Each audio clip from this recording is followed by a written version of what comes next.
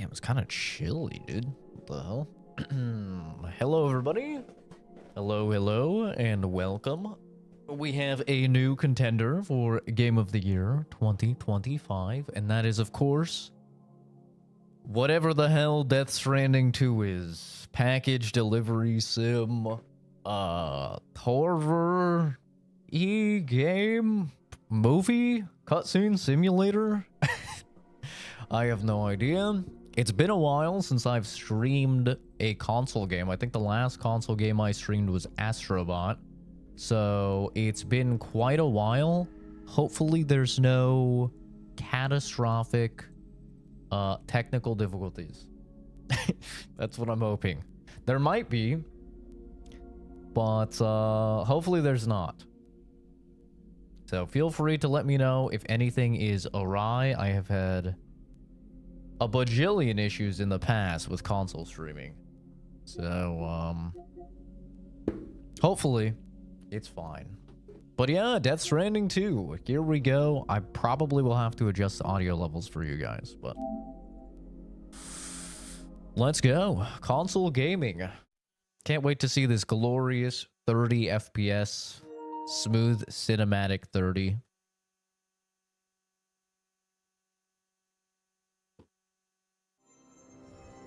Oh, baby. What is happening here? This took me hours to set up this morning. Nothing was working. So, I'm really hoping things are gonna work. Screen brightness. This looks fine. Death Stranding recap. Do we watch the recap? I watched a video that kind of went over everything. Do we have graphic settings? Choose the controls for soothing Lou. Left stick or motion sensor? Oh man, what the... Strong aim assist. There we go. That's what I need. 100% that's what I need. If you've seen me aim on a controller, you know I need the help, bro. I am not that guy. Subtitles on. Okay. Prioritize quality or performance? Performance. Fuck the quality. Controller dialogue. No, don't do that. Don't do any of that.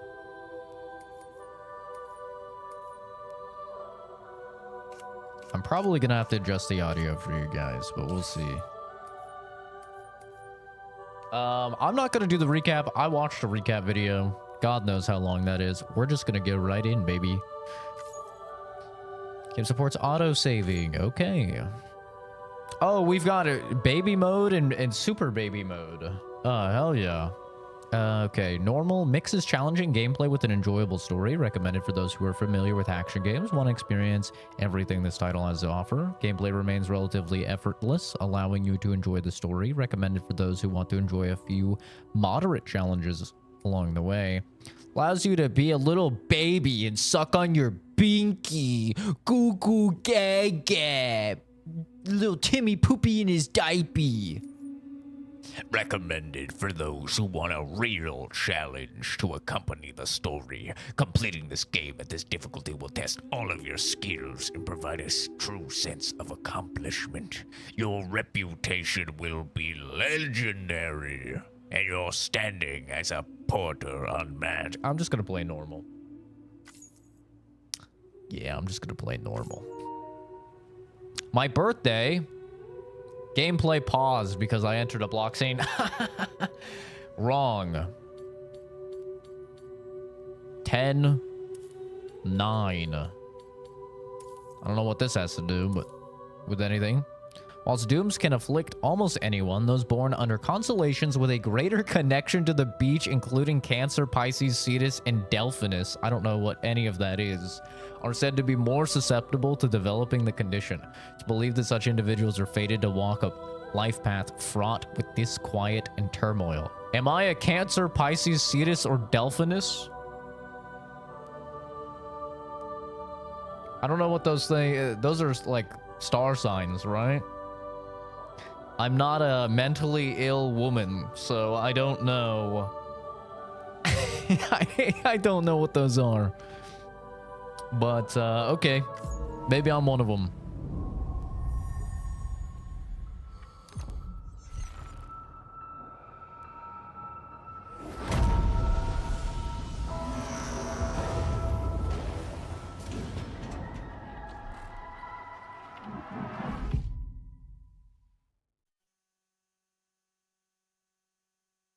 Okay. Once there was an explosion.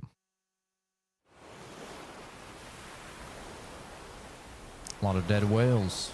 A bang that echoed around the world, a phenomenon known as the Death Stranding. Roll credits. Beach things, BTs, lost spirits of the dead, found their way into our midst. When they came into contact with the living, the result was instant annihilation. A void out. Since most could neither see nor sense BTs, people lived in fear of them, withdrawing from the outside world. Cities became isolated, and humanity crept towards extinction. To unite what was left of America, a porter named Sam forged a bond with a bridge baby, BB called Lou, who possessed a special connection to the other side. Together, they journeyed west across the continent, reconnecting the people through the chiral network. I know, I played the game. I said I didn't need the recap. But on the day that the United Cities of America celebrated the nation's rebirth, Sam and Lou vanished without a trace. Though UCA officials attempted to track them down, the pair's whereabouts remain unknown.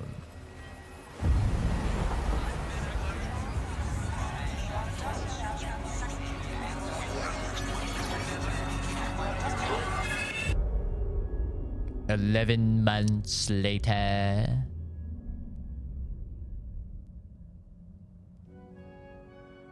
Me? I've always loved porters. Through freezing rain and biting wind, across rivers, mountains, and endless deserts, they come to deliver something priceless. A glimpse of a life I've never known. They're my window. My sole connection to the outside world.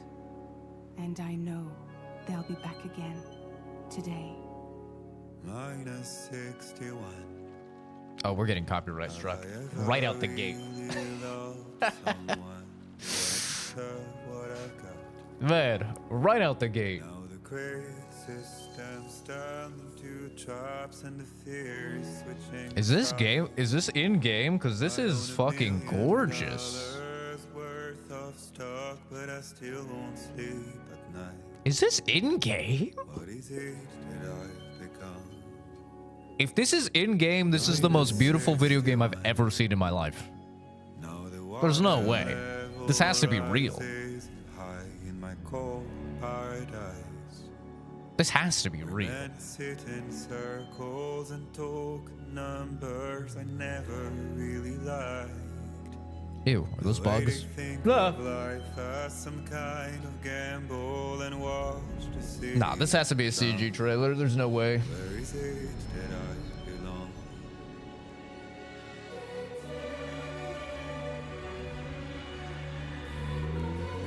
Is that a big jellyfish? Oh, the ladders.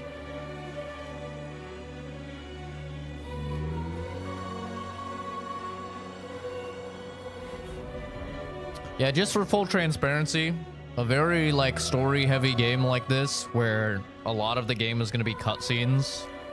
I'm not going to be able to interact with chat as much as I normally do. Especially a game with a narrative as fucking confusing as this. So we're all kind of just along for the ride.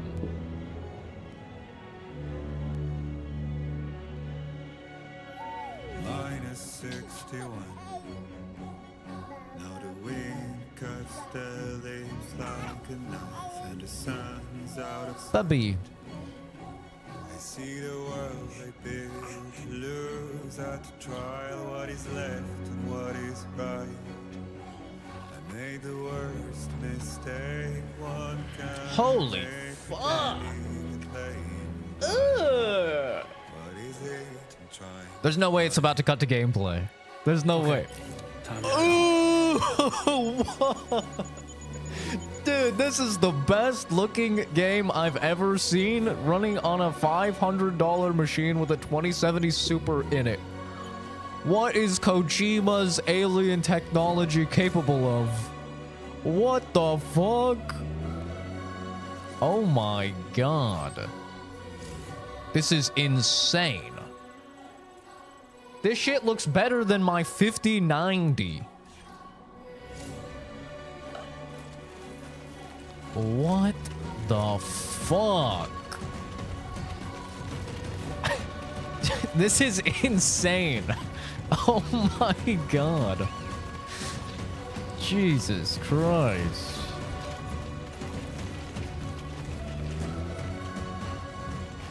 And so it begins.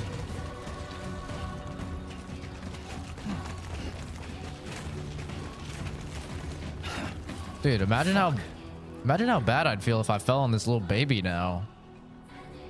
Look at her. Look at her. She's just out bobbing around.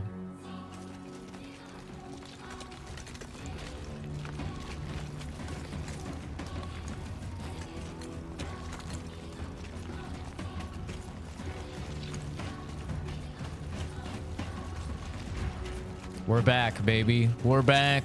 Delivering packages.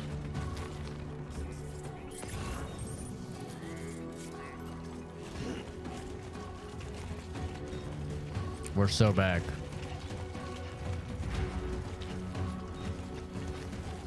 Blood bag. Carry on left hand, carry on back. Aerial camera. What the fuck's this? Oh, it's like Red Dead cinematic camera? Okay, that's sick. Wait, that's actually sick. It's way harder to play the game that way, though.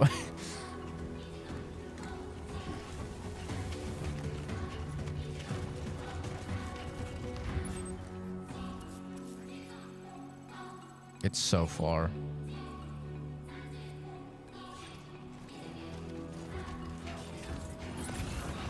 Here we go, baby. This is the game.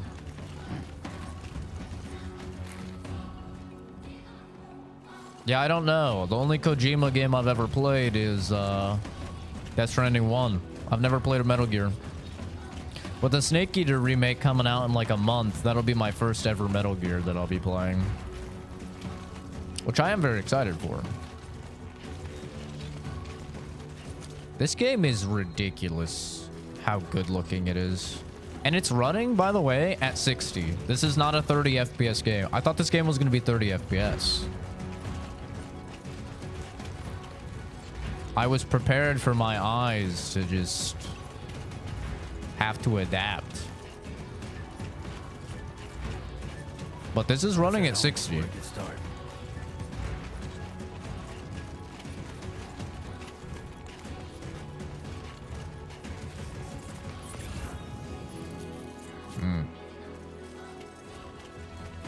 You know what's cool about this as well is since I live in Arizona and I go hiking so much, this is what a lot of our... Uh-oh.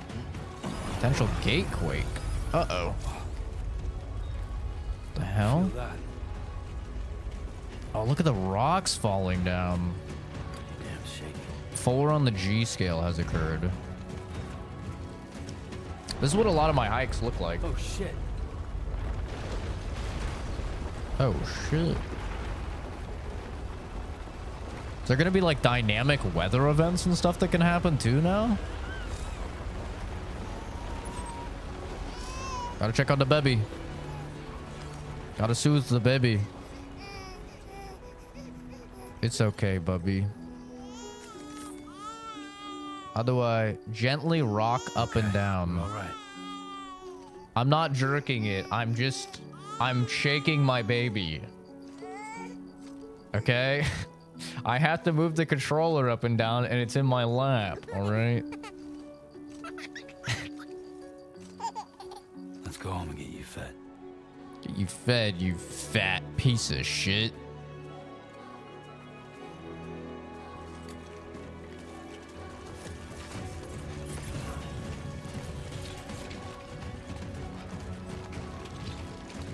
That's how I'd talk to my child if I had one. That's why it's a good thing I'm not a dad. Like, alright. Come on, you fat fuck.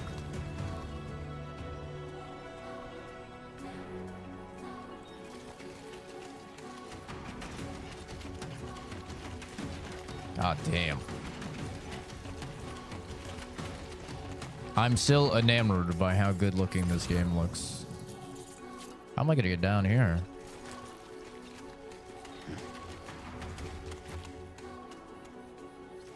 Gotta make my way down.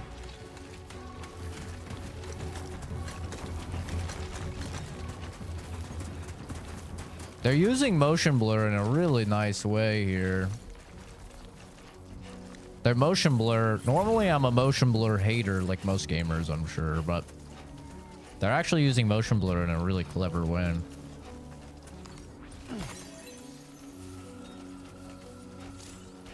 Chiral crystals are made of a mysterious substance that becomes buoyant when assembled in bulk. Every 1,000 of Chiral Sam carries will reduce his load by 1 kilogram. Oh, interesting. The 5090 making this look peak? No. This is a PS5 exclusive. This is a PS5 exclusive that looks better than anything I can play on my 5090. This is on PS5. This is a PS5 exclusive. Not PS5 Pro even. This is a PS5 game. Yeah, this is PS5 exclusive. That's why I'm so enamored by this, is that it looks better than anything I've played on my PS5 or on my 5090.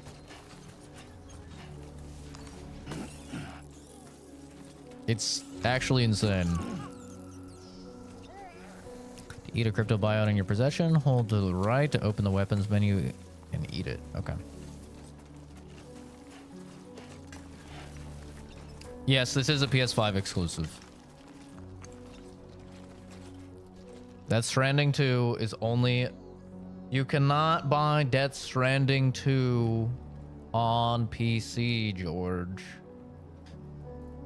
Why do people so confidently talk about things that they don't understand? It's actually crazy to me. It's crazy to me how people can be so confidently wrong when they're usually typing on a device that has access to almost all information that human beings possess. Yes, I know. I said Death Stranding 2 is a PS5 exclusive. Right. Gotta move.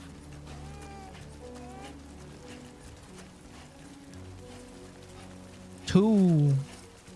Will it eventually come to PC? Probably. Does every single PS5 exclusive eventually come to PC nowadays?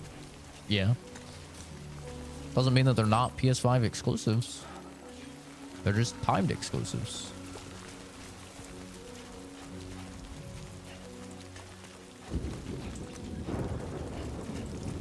Yeah, what about the baby? Oh, okay. Baby's strapped up.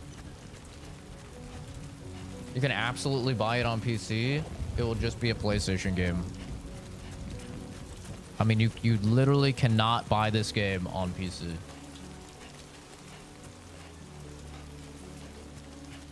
I don't know why you guys are being so confidently wrong, but I'm not going to engage with idiocy any longer. Death Stranding 1, you can play on PC. I think you can even play it on Xbox now. But Death Stranding 2 just came out yesterday, and it is only on PS5. Pretty fucking home.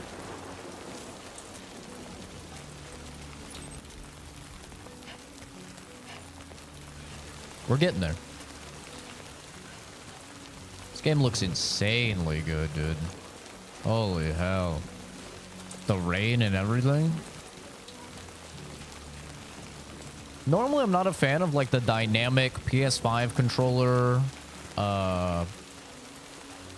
vibration and stuff, but you can actually like feel all of the raindrops hitting you, which is pretty neat.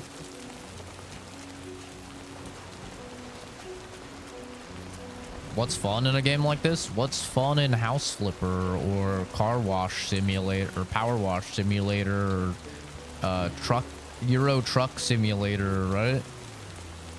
Different people have different things that they find fun. I really enjoy the world that Kojima has crafted. I really like the story of the first game. I really like the characters that he's made. It has some of the most interesting boss fights and online integration I've played in a video game before. It's definitely not a game that's everybody's cup of tea, but I really, really enjoyed the first game.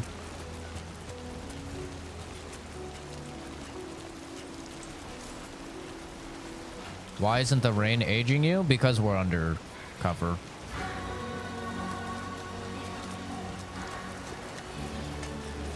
The first ladder. The first of many ladders.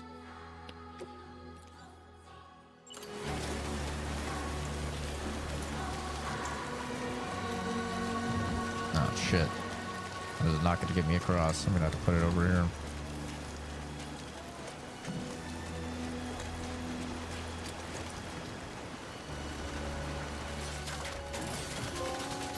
My first ladder, baby.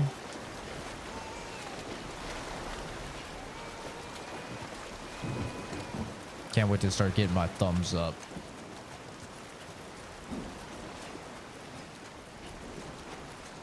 Yeah, video games are an art form, guys. Like all art forms, they are entirely subjective.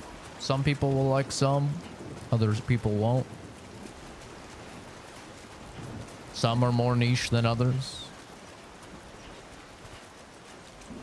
I really thoroughly enjoyed my time with the first game. I work in a very stressful field. I'm a biochemist, and I work with animals who are sick, many of which unfortunately have to be put down and stuff like that. So a game like this where I can just chill and walk is very nice. I like to chill. I don't need to be going crazy in every game I play.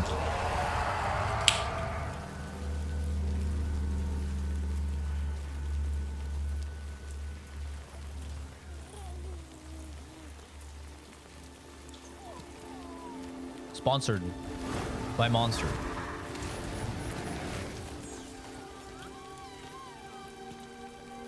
I don't know if this one is sponsored by Monster. The first one was.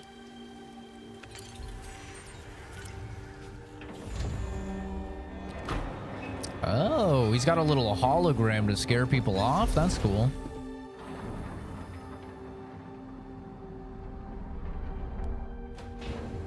You can't grab your ladder.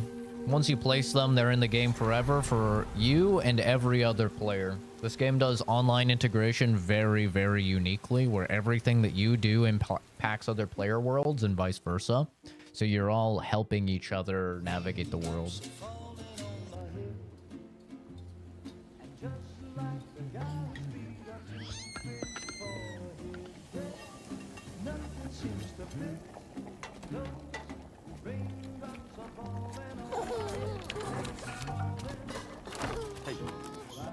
Not bad, little porter.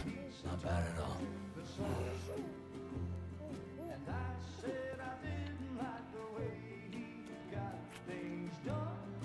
Okay, Lou. Time for some nom-noms. He still calls her Lou. I thought he changed her name to Luis. I guess he still just calls her Lou for short. Come on, open up. Baby's getting sleepy. Yeah.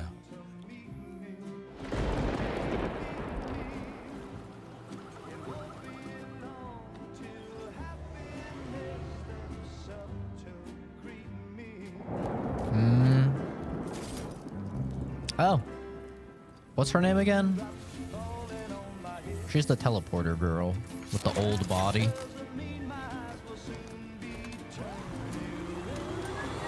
I don't remember her name.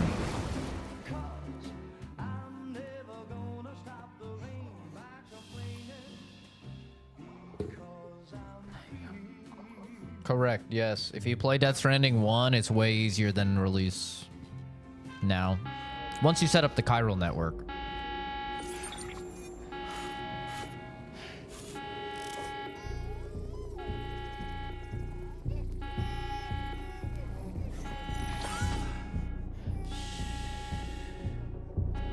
That shit does not work with babies.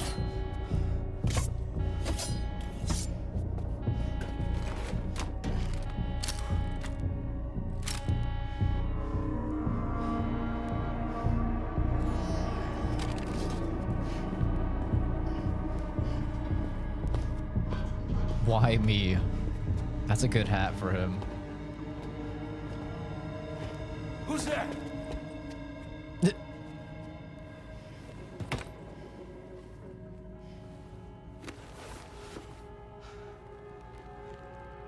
She's got shorter hair. Who are you?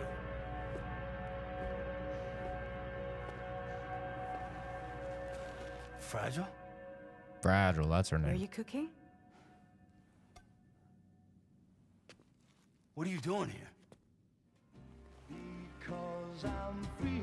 Okay. I've been looking for you. Is this the new gimmick of Death Stranding 2? We got weird little hands around our neck. Yeah, her name's Fragile, that's right.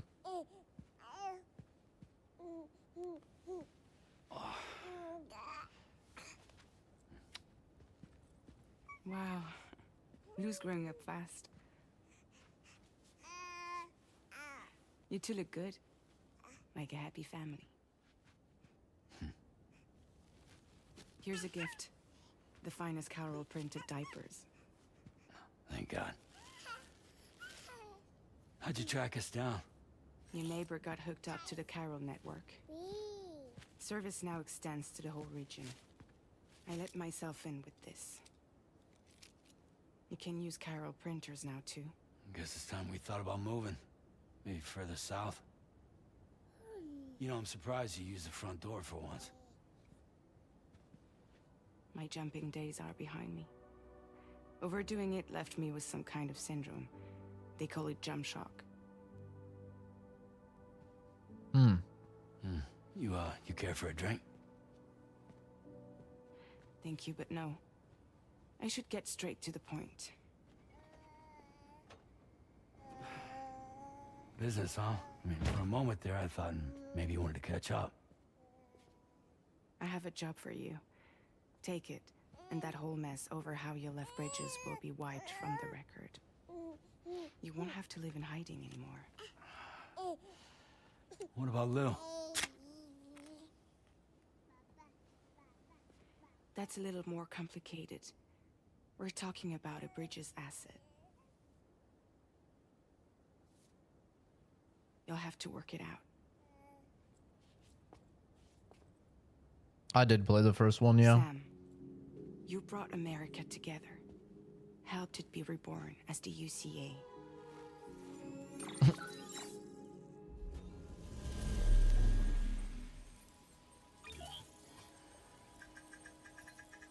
But I'm afraid that Death Stranding is far from over. Humanity is still in danger. Still on the brink of extinction. Don't act like you don't see it. That's adorable. Changed after you went off on your own, especially within the UCA. Bridges no longer oversees the distribution network. They withdrew once things were up and running. So your friends and co-workers all went their separate ways. Can I pause? Oh, I can pause. Okay, let me try and apply a little bit of compression on the audio for you guys. So that it'll bring it up a little bit more, because the dialogue is quiet, but everything else is fine in the game.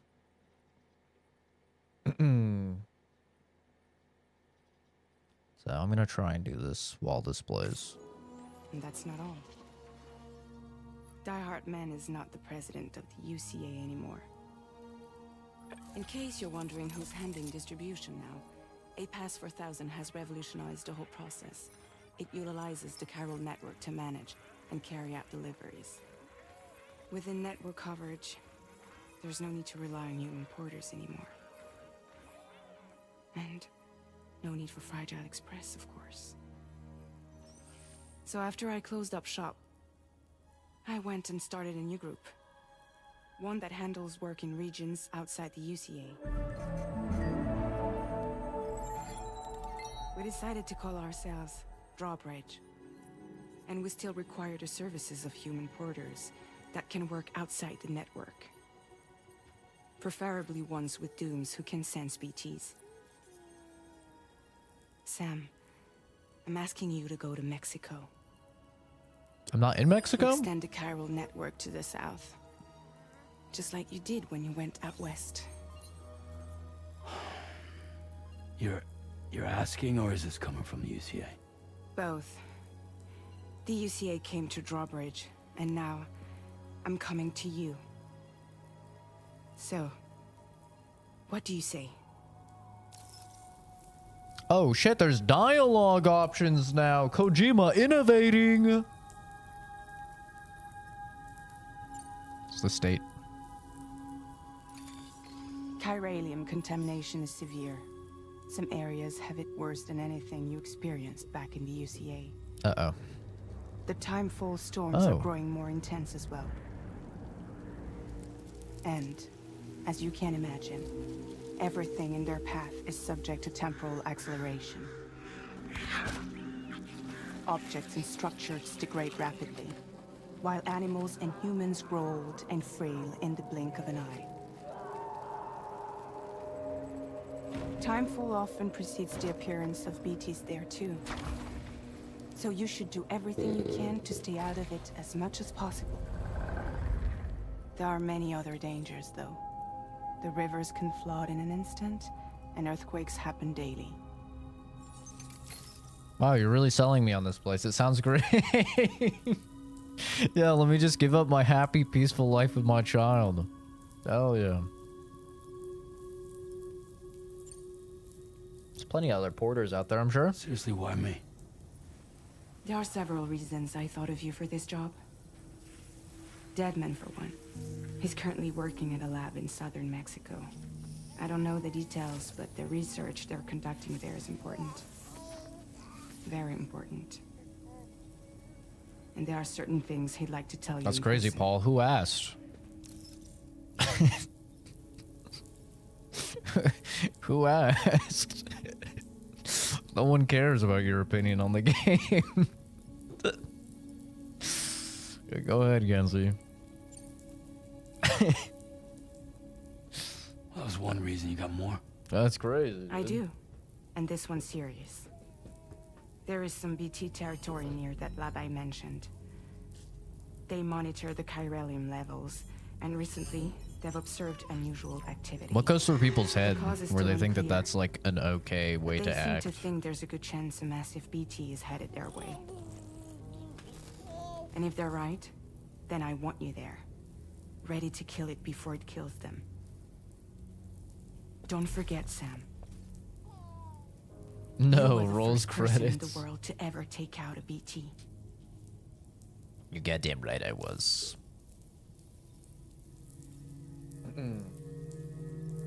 Yeah, like literally what that guy just did, and it's not just him, a lot of people do this. They like come in and they're like, I hate this game. It's literally like you're watching a movie, right? And some dude just walks up to you and he's like, hey, I fucking hated the last movie. You're like, huh? Who are you? Wait, huh? Yeah, this movie's gonna suck too. Like, who the fuck are you? Nobody asked. Nobody cares. Like, nobody does that, man. It's such a weird thing to do. Show the meme? I literally just took the meme off, sadly. But yes, I do have a meme for it that's like, I don't like this. And it's like, okay, cool. And it's like, stop having fun. It's like, bro, just scroll on. It's literally this easy. There you go. You're on to the next thing. You don't have to like share an opinion. You don't have to. It's not like an obligation. Comments are entirely optional. Guess that makes sense. Yeah, he killed many Something's still BTs. bugging me. What? All this talk about extending the network into Mexico.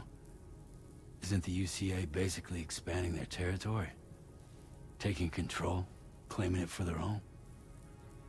Sam, it's not like that. They're not trying to take over the world. They just want to link up new areas with the Chiral network. Like the internet before the Death Stranding. Public infrastructure. Hey, that's how to I always connect explain the people. Chiral network to people. Which is why, instead of turning to an established government agency like Bridges, the UCA contracted a private organization, like ours, who then decided to employ the services of a freelancer like yourself. So please, Sam, won't you help us out?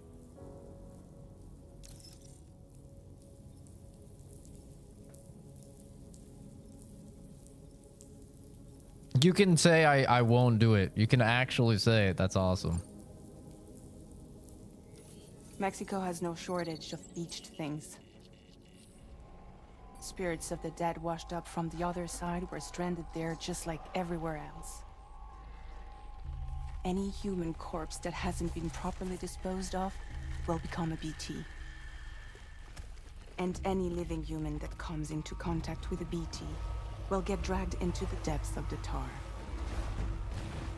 Giant BTs can and will emerge from the tar as well. Yes, I remember all of this.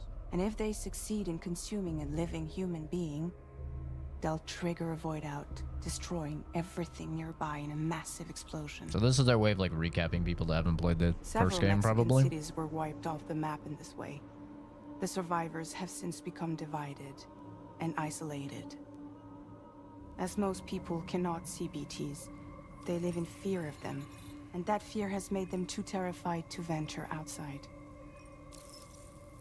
Forgot about explosive bodies. Yeah, so if a BT consumes a living person, then that triggers a void out. Which is just like a massive explosion. Also, whenever Sam dies, same thing, it triggers a void out, but because he is, he has dooms, he just goes to the beach, which is essentially purgatory. He can find his body and he can come back. So he like, Sam's is essentially immortal for all intensive purposes.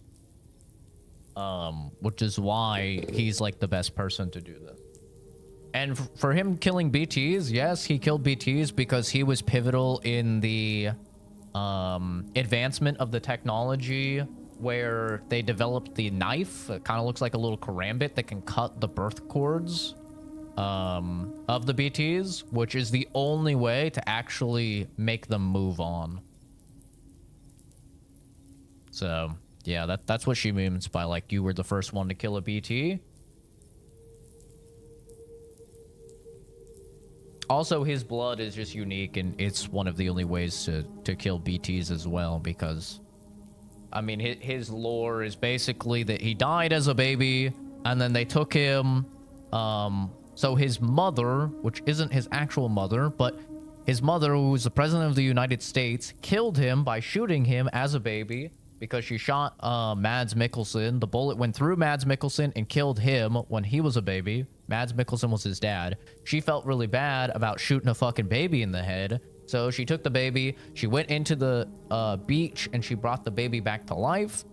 As a result, when she came back to the normal world, to essentially like revive the baby, which is Sam, it is actually what caused the Death Stranding in the first place, because it essentially like opened a rift between the land of the living and the land of the dead.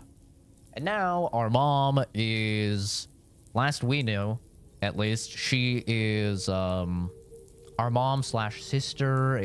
It's kind of complicated, but she's on the beach just waiting because she's what's called an extinction event, and she is what is going to cause all of humanity to be wiped out.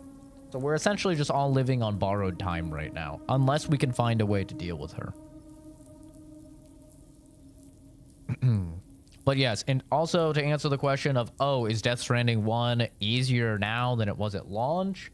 Yes. Because once you set up the chiral network, so the whole first game was about uniting the entirety of America with the chiral network. Once you set up the chiral network, it opens up that area for you to use all of the stuff that other players have placed. Before, so the first time you went into a state, it was like very difficult because you didn't have any assistance. But then once you turn on the chiral network, it becomes infinitely easier because now you have access to everybody's stuff, and then you can pitch into things with other players. So if you were to play Death Stranding 1 right now, once you set up the chiral network, you would have roads built by the players. You would have ladders and ropes everywhere to traverse multiple like ravines and cliffs. And it's one of the most interesting things, and my favorite thing about Death Stranding 1 is how it seamlessly integrates the online functionality with all of the other players playing the game, which makes it seem as if you're all contributing to like a wider goal, which I really, really like. I love how they did it. Of course, I'm gonna do it. I'm him.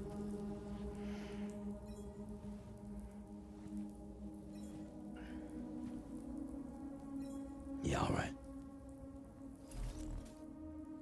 So you'll do it? Uh-huh. Am I bringing my baby? What about Lou, though? It's not like I can take my kid with me. If I do this, can you hold the fort for me while I'm gone? Play babysitter? We're inside the network. There's a child care app I can use. Child care app?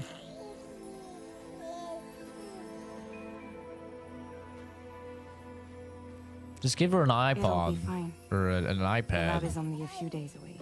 That's how most kids are raised I these days, promise right? he'll be back before you know it. Thank you for the explanation. Of course. Link up the region as you head south, and come home safe. We'll be waiting.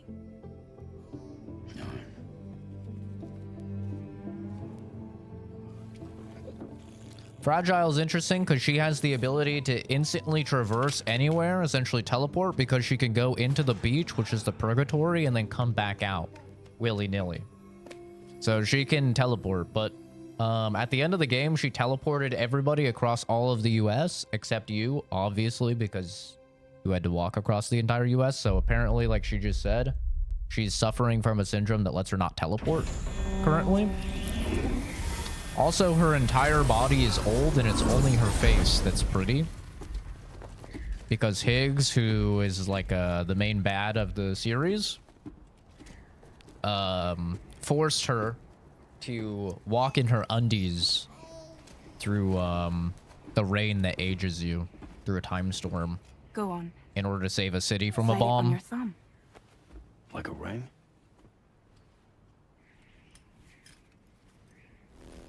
A thumb ring? Try sticking your thumb out, like you're giving me a like. Activate ring terminal. Access your ring terminal to view the map. From here you can check order details, as well as the cargo for delivery. Now then, let's review the mission that you'll be undertaking on behalf of Drawbridge.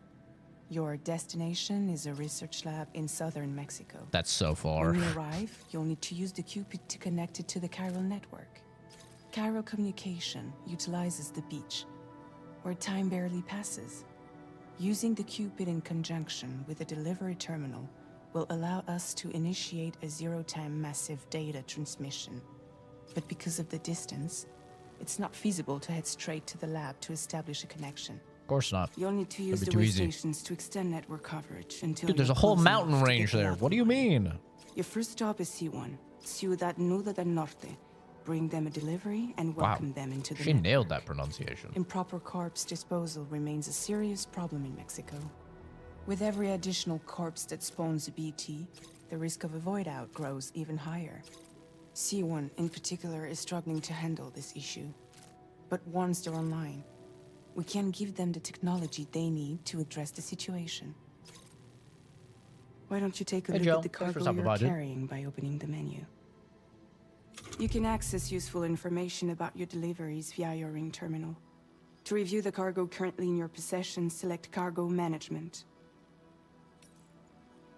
This is the cargo you'll need to deliver. Be sure to get it to its destination in one 35 piece. kilos? It's an excellent idea to place the most important cargo in your backpack.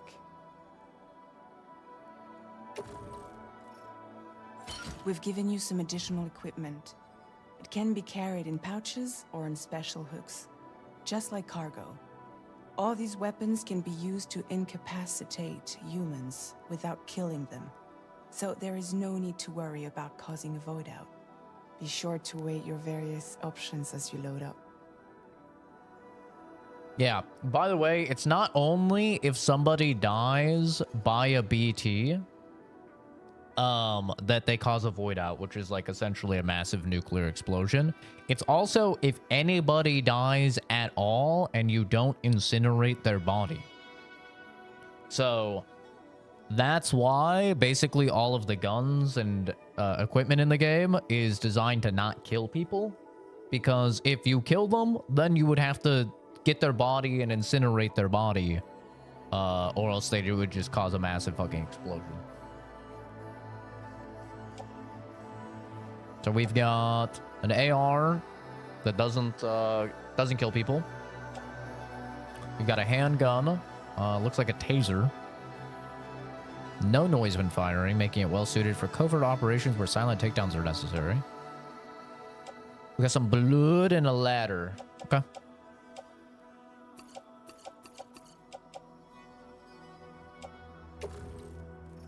Return to the menu when everything looks good to go. Finally, before heading out, make sure to plot your delivery Carry a route. flamethrower. Return to the They have special incinerators that you have to use. I know, that's what I always thought. I was like, just stack all the bodies up like plague times and, you know, light them up. Nah, they have special incinerators that you have to use. Which is probably Return to why the she map said when ready, Mexico Sam. is struggling to deal with it because they probably just don't have the equipment. See your destination? There's a river you'll need to cross to get there. Ladders, baby. There are bandits in the area too. Armed groups that have attacked borders in the past. Think about what route you might take from your current location. We'll just start drawing a route. Try drawing a route all the way.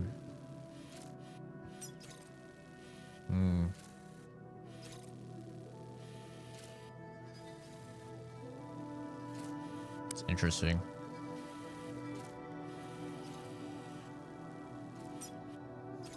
Commencing route creation.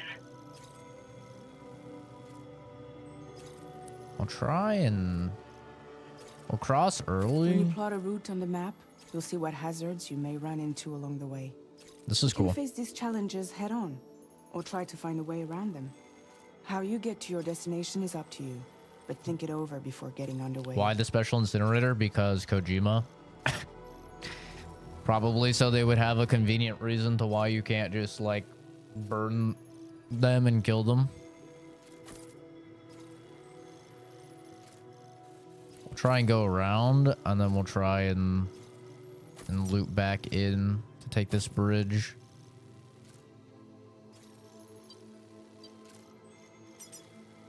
Delivery route finalized.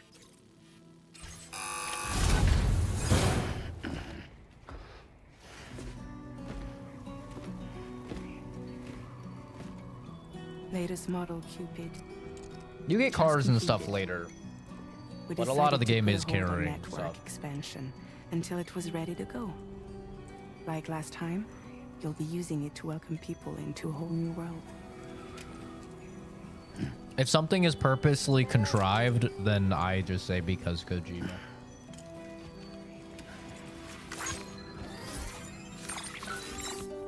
It won't be any harder than before either. The Chiral network terminals are ready and waiting. Bridges saw to that. Emily's expedition split into two groups midway. The first continued west, while the second cut south into Mexico. But again, they were only able to lay the groundwork. Until you bring those terminals online with the Cupid, the network. Is she gonna eat it? grow. She's gonna eat it. Hungry? No. Oh. Isn't that really bad for a baby to eat? Those things help stave off the aging effect, by the way. Any trouble? I'm gone.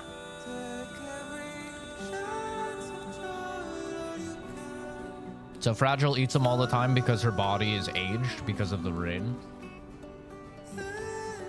Don't you break my kid. That's why I don't know what happens if a baby eats it, because it helps stave off aging.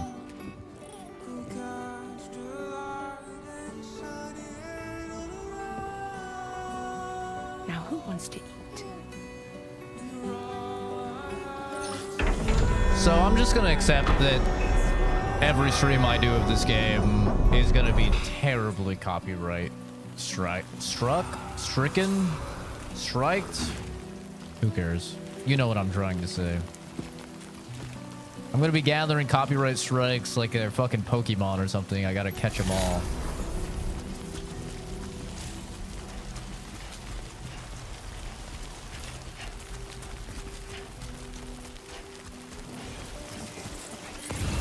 All right, let's get this done. There's a gun down there. I feel like a grub would be kind of good, honestly.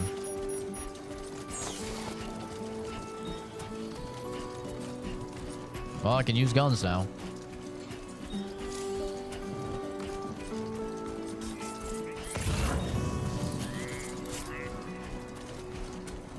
Where's marker A2?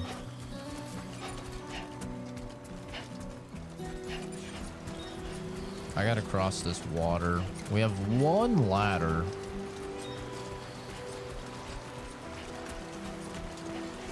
That doesn't look that deep, right? I don't need to use my one ladder here, do I? We could cross this. We'll be fine. Yep. I pinged a good place to cross there. Can you explain the chiral network? I know it helps communication, but what is it? It's essentially utilizing technology that taps into the beach to give near...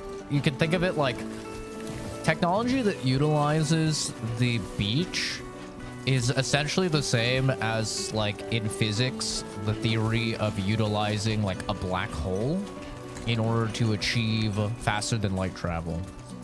So the chiral network is just like a almost like an internet that utilizes the beach for faster than light travel communication. So they can just instantly convey information to one another. Come on, Sammy boy. Long life meals. Going to Ciudad. Shit. Gonna give me 116 thumbs up, man. If I go deliver those meals.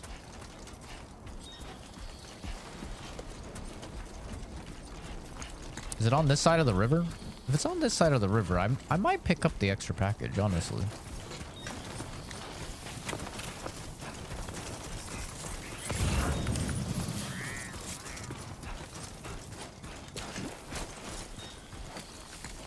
I think it is on this side of the river. Keep it up. Let's grab these meals. Add another package to be delivered.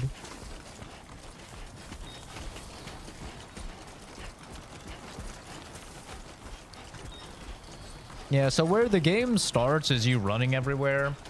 Eventually, once you start connecting chiral networks, you'll be able to build with other players. You'll all be able to like pitch in.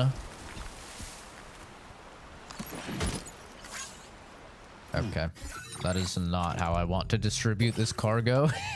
That is okay. Let's yeah, that's good. That's fine. That's much better.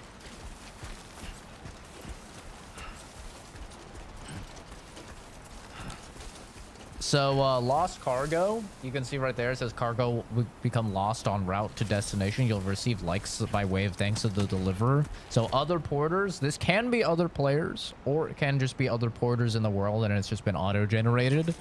If they lose their packages, like maybe they accidentally like fall into a fucking riverbed or something, right? And the river washes away their package. Other players can grab those packages and then they can deliver those packages for you. Like I just grabbed this guy's package. I'm going to deliver the package for him.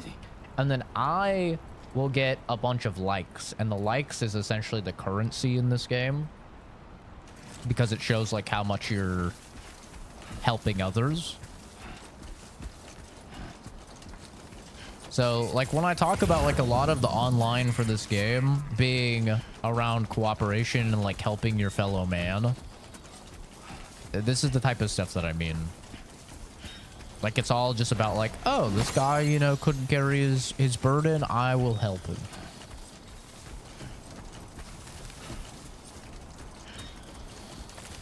Yep, it has cargo management to where you need to stack stuff to be the most efficient.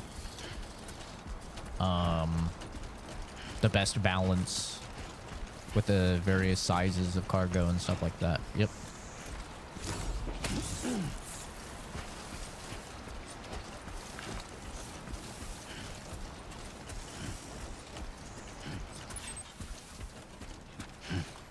A4. I put A3 way over here. It's okay. We just want to avoid the bandit outpost, so we want to go around the right side here.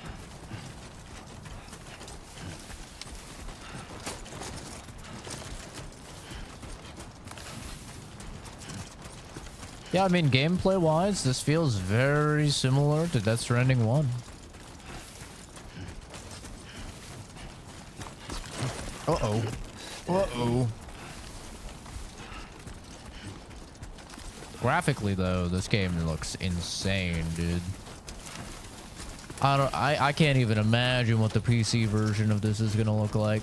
Holy.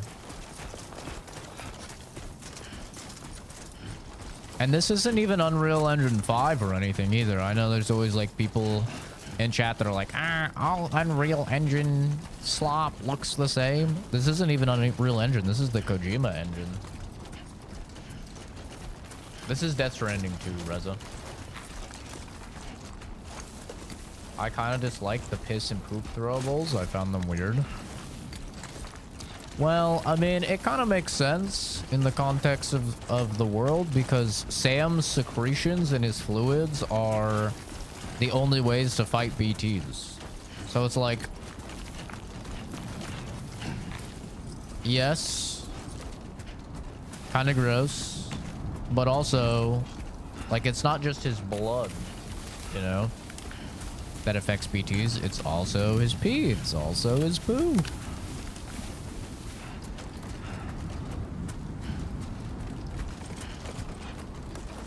Uh-oh. There's some loose rocks here. Take this slow.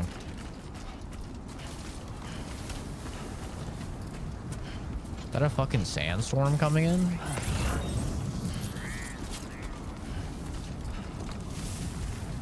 Oh, shit.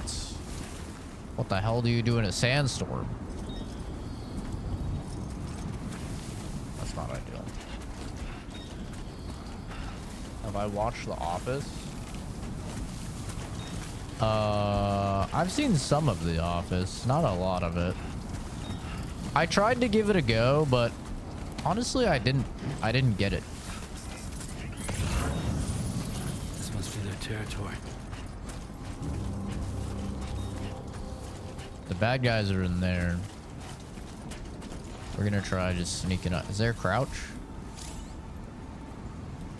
Oh, that's a punch. That's a jump. Is there no crouch?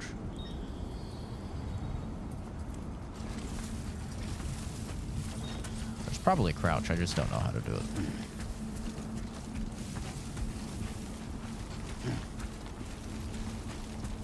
There's a guy right there. I see him. Enemy spotted me. If enemies stick out of place, they may come. Okay, let's go. Let's just fucking book it.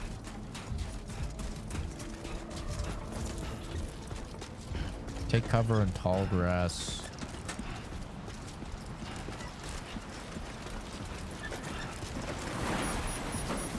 Uh-oh.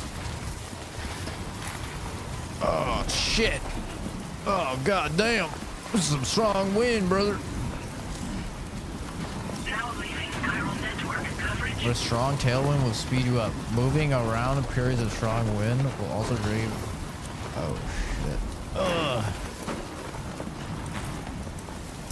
Oh, fuck. Oh, god damn.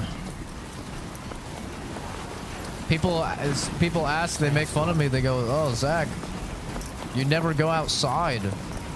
Yeah, this is what it's like going outside in Arizona. Now imagine it being 114 degrees. Oh shit, there's lightning. Uh-oh, I have a whole lot of metal. Ooh, am I about to get lightning struck? Was struck by lightning? Oh god. Not like this.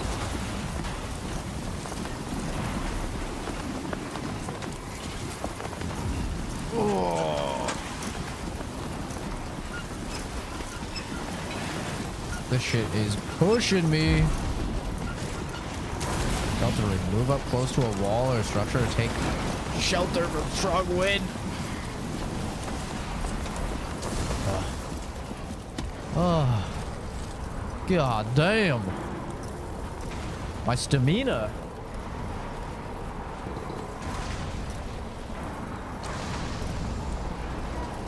Andrew Tate is essentially Dwight Schrute. He says weird shit that sounds as if Dwight said it. I keep a machete in every room of my house to defend myself. I forgot Andrew Tate even existed, I'm not gonna lie.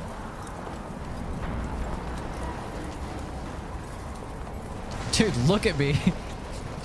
I'm doing whiteface out here. How long is this storm gonna last?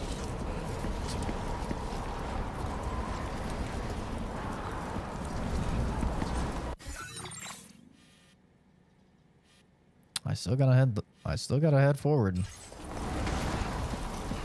Back out into it, I guess. Where's it blowing? I think it's blowing me from the right. Maybe I go with it. It'll speed me up if I go this way, right? Nah, it's still kind of right to left. Oh my god, dude, I'm getting brutalized here. Maybe I should stay in the city just so I have... Oh my god.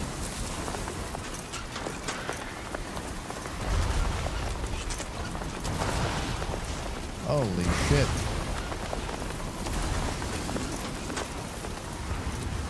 If I get on the other side of this building, since it's right to left, it should shelter me. Check the map. Hi, animal. I am indeed doing well. Oh.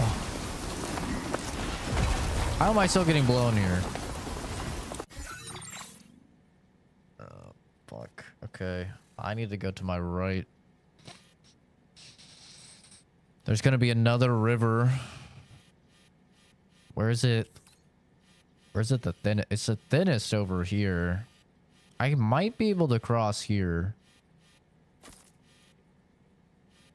I might be able to cross there.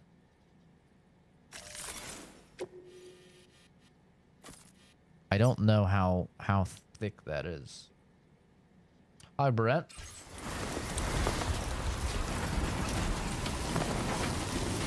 Love to see it. Thank God Lou isn't with us. Could you imagine Lou was out here?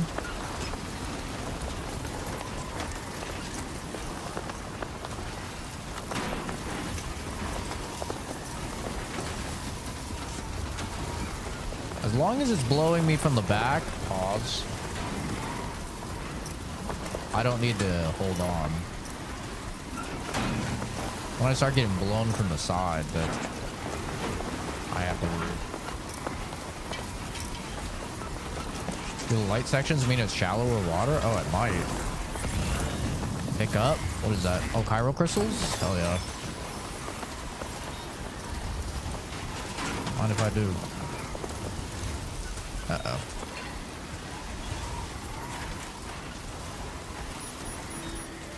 Oh, thank God.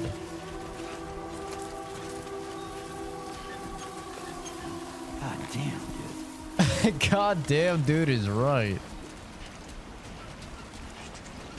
This is pretty deep. Yeah, this is... My ladder might extend that far. There's a chance. There is a chance. I think it might. Oh shit. It does not go that far. Oh, it's so close. It's so close, but it doesn't quite go far enough.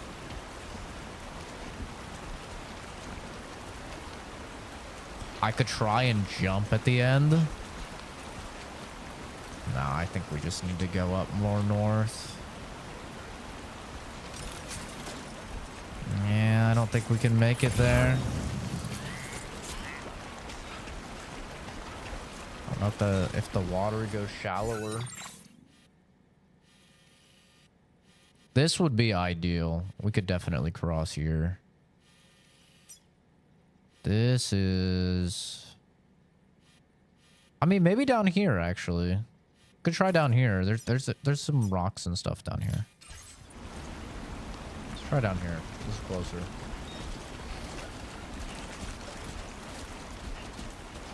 You ever a day so bad you want to stick a toothpick under your big toe and kick a wall and make the pain go away? No. No, I haven't, actually. It sounds terrible. Some Cenobite type shit.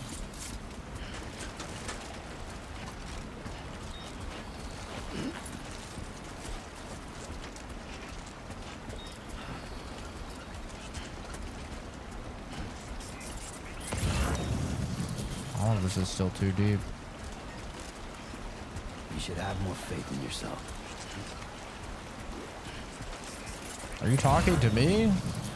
Are you telling me that we can cross this? Because I don't think that we can, Daryl. I'm going to be on... Oh! Jesus. To be honest, Daryl, I don't think we can cross this.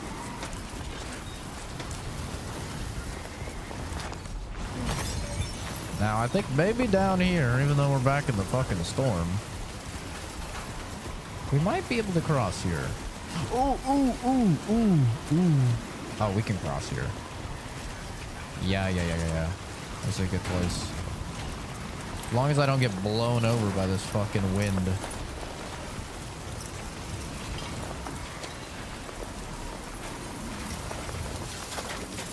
I think that'll be good.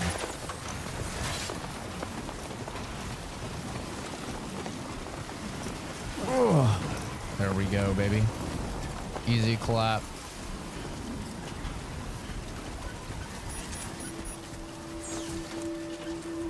It's that easy.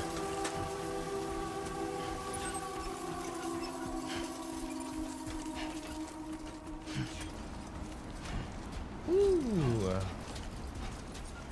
All right, we're in the clear, baby. We did it. I'm a little dusty. Come on, let's get this done. I'm working on it, man. Jesus.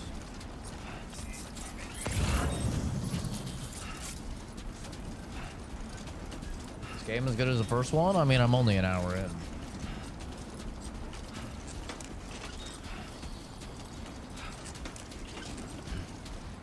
Graphically, this game is insane. It is insane how good looking this game looks.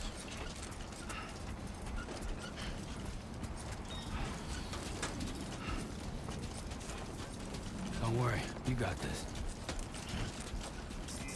I like his words of affirmation, you know? It makes me feel less crazy when I give myself words of affirmation. Which I do on the regular. I just talk to myself a lot, honestly. In varying capacities. There's a road here. Interesting. Maybe it could get the vehicle. I was thinking about raiding that bandit compound and fighting those guys and like seeing if they had a vehicle, but then I was like, I don't think I'll be able to cross the bridge with a vehicle. And I don't think we would have been able to. Oh, look at all these chiral crystals. Say less.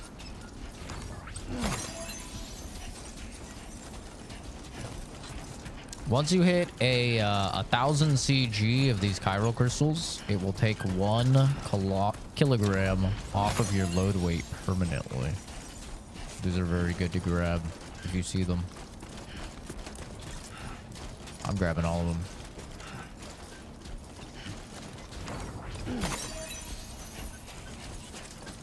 That gave me 1. Now you're just cucking me, video game. Okay, that one gave me 66. That's what we like to see.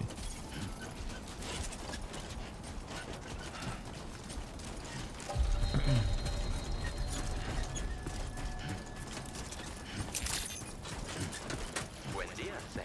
123,000? Security measures lifted. Weapons detected. Be advised that usage is restricted inside facility grounds. Access the delivery terminal to process your orders and requests. Don't worry, Sam. First glimpse of the SSS. The Social Strand Service. Using the SSS. I don't know how I feel about that acronym. You can view messages sent by people from all over the world. Look back on the likes you've given to and received from porters in other worlds. And enjoy the screenshots you've captured in photo mode. How does it feel to be back out there, Sam? I'll try to use the SSS to keep you up to date with everything over here. Lou was having fun playing around just a while ago, and now is fast asleep in dreamland. I'll send you another message soon, which you can check out on your ring terminal. Don't worry, I'll take care of Lou. Hell yeah, we'd be liking things.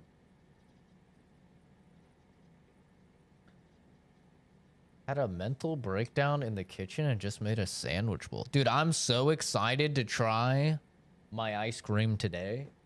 My ice cream today is going to be so good. It's chocolate. Oh, I'm so ready. Oh, I'm so ready. Chocolate ice cream, baby. The ice cream yesterday, it wasn't bad, but it was definitely too much protein. I don't know how people put a scoop and a half of protein. I put 1 scoop of protein powder in that ice cream. And, that shit was, that was a lot. It's very protein powder forward.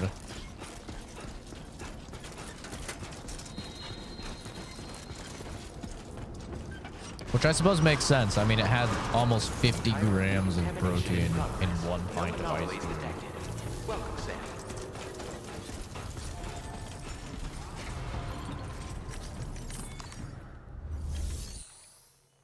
Deliver and report. Deliver. Return. About to deliver the file. Allowing. Yep. Deliver the meals I got for this guy. Help him out. Get his package delivered.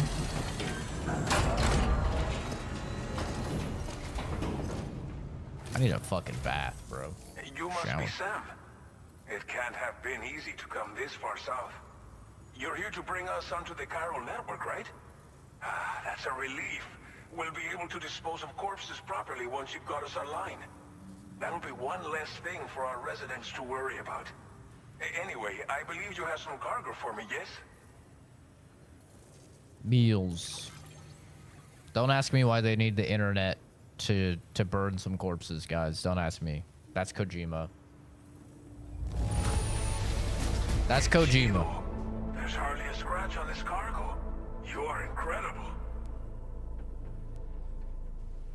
What can I say? What can I say? I know. I'm good. 352 likes. Oh, hell yeah. We wrote this stuff off as lost. Thanks for bringing it in. Ooh, 462. Maybe people are using my ladders. It's just like everyone says. You're a man that people can rely on. Okay, use your Cupid to bring us online. The Cairo gateway you brought us should allow us to establish a connection between Mexico and the UCA. And with state-of-the-art tech at our disposal, we can finally solve a lot of our problems.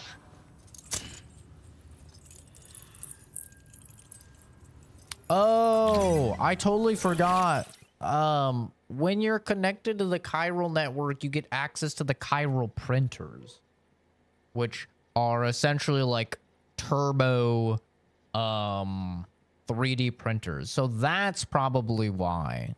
That's why. Yeah, it's not just the internet. They also do get access to like the Chiral technology and stuff and the Chiral printers. So the Chiral printer is probably what they need in order to print out the proper incinerators for their corpses. Does the Chiral network stop time falling?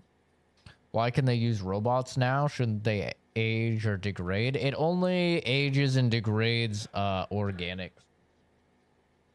It doesn't affect things that are inorganic. So that's kind of how they get away with it. But most of them live underground.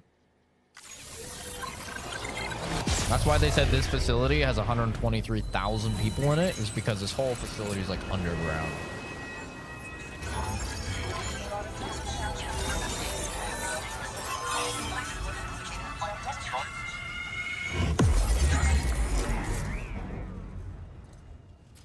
They're hooked up to the Chiral network. Yippee! New Strand. Now we should actually be able to see what the guy looks like, too. Network coverage successfully expanded. Commencing data collection. Yeah, all of Kojima's stuff is very unique. Now For sure. displaying your current porter grade. Oh, instant level 3. Oh, level 4 stealth? Oh, yeah. I'm the silent handler. Silent. Porter grade increased. Congratulations. I saw that, or somebody told me that I think Chris was telling me that, yeah, he was worried the game was too good, so he, like, in a day one update made it worse, which is so funny. Your porter grade. Every evaluation you receive as a porter will contribute to your overall porter grade calculated by APAS. This provides a screenshot of your experiences as a porter as well as your delivery style. It's calculated from the number of likes Sam receives during the course of an order. Hold it to open the corpus or detailed description.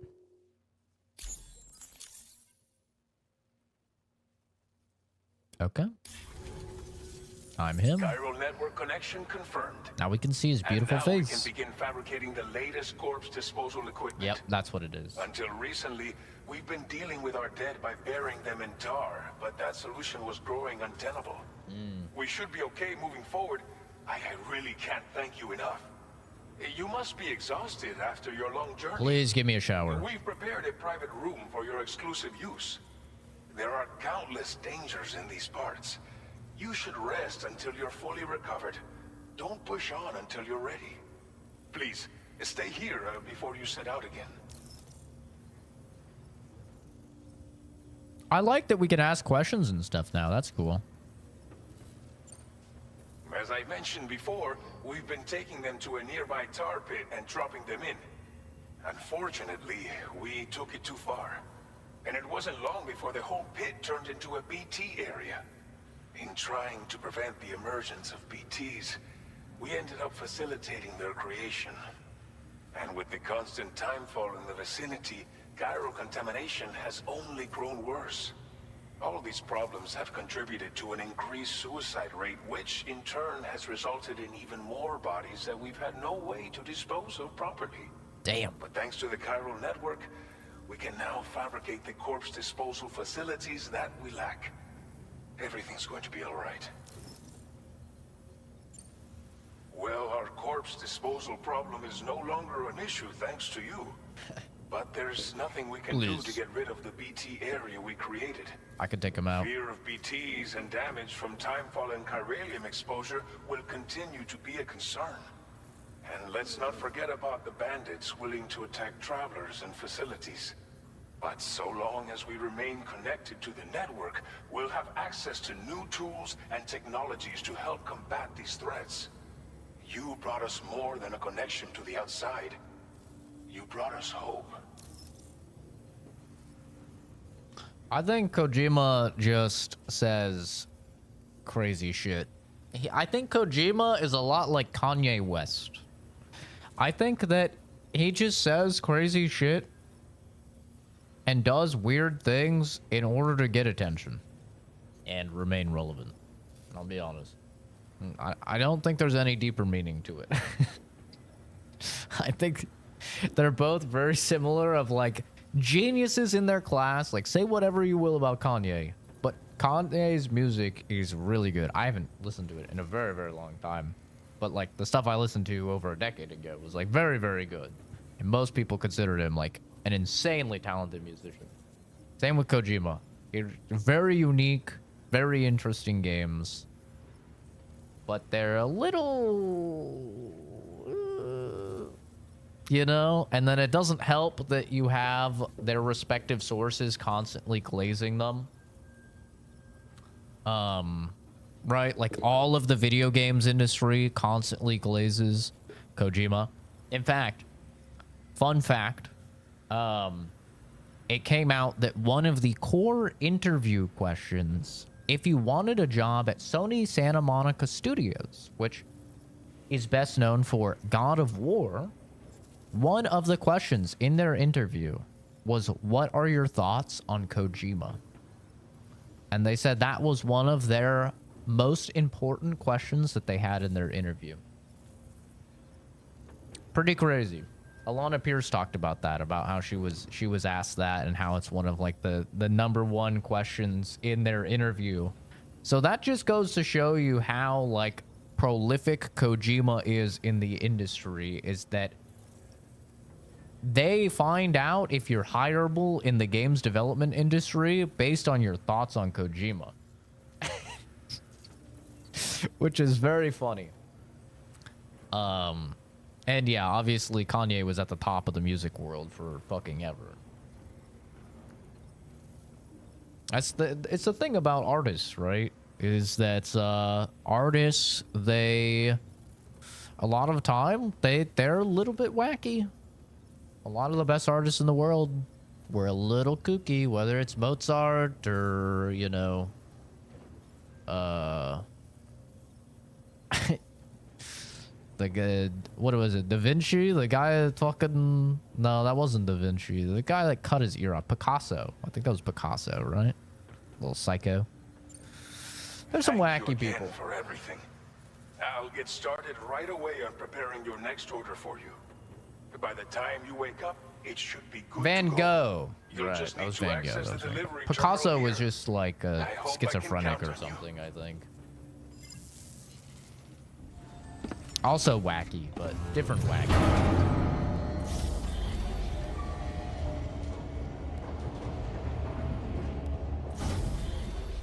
Yeah, a lot of very talented artists are not necessarily all there.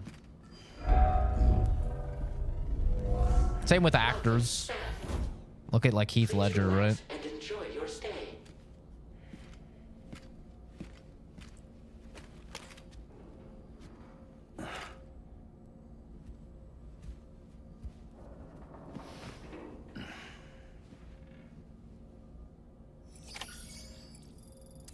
I mean, look at Hitler. What is some pretty good paintings? No, I'm kidding. So pretty.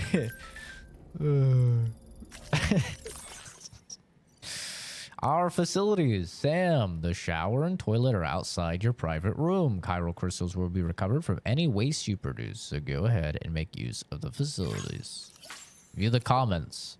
There's also a sink in your room where you can freshen up and check your look in the mirror. It's a good place to try out new hats or sunglasses. You've also got access to an armory where you can check out various weapons and learn how to use them in VR training. Go ahead and give it a try. It's definitely worth checking out everything your room's got to offer once you've rested up, of course. Are there any comments on this? I know it's a locked post.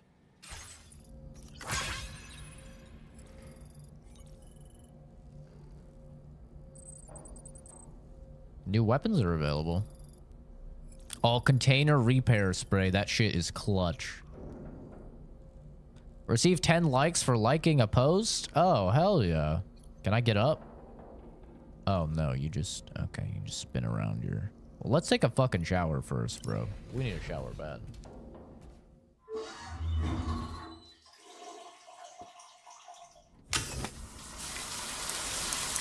Yeah, it is, Soul.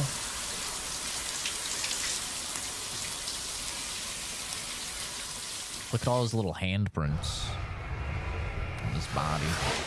All the BTs.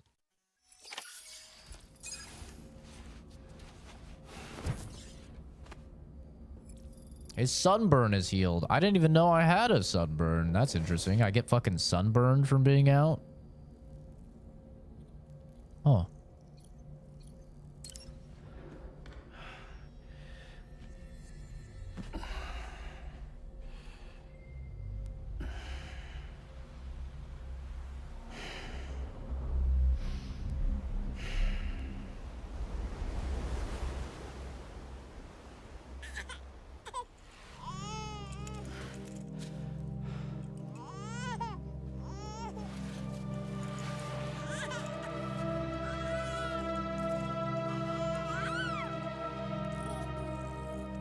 Time for more naked Norman Reedus. Prepare to see man ass.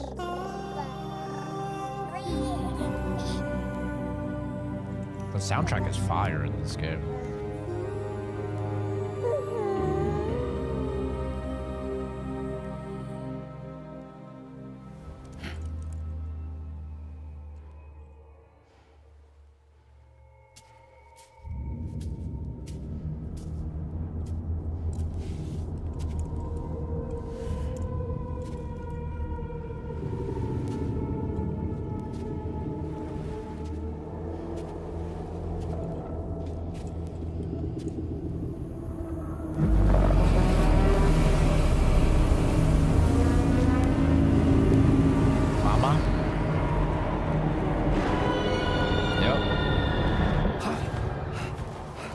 Fuck you, Amelie.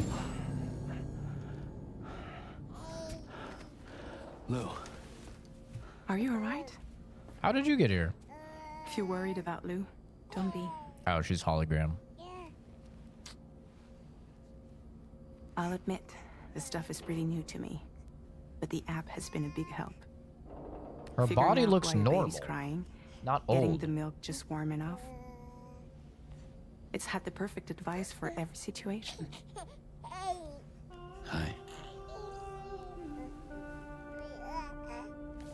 Little So- hologram baby. How does it feel to be back in the saddle? Work's same as it ever was. It's the first time I've been away from Lou. We're fine. Trust me. Until Higgs shows up. Just focus on the And will. he will show up. Yeah. And he will be an asshole. You can guarantee Higgs is gonna show up and be a little asshole. Didn't learn enough from his beating. Isn't it so wholesome though that like I don't know. I find it really wholesome and like very relatable. Of like, so for those that don't know, Sam has touch aversion. You can tell from the handprints and stuff is that BTs and have been able to touch him, and it leaves essentially a permanent mark on him, and so as a result, he hates being touched. He despises being touched. But the one person he doesn't mind touching him is his little baby. I think that's adorable.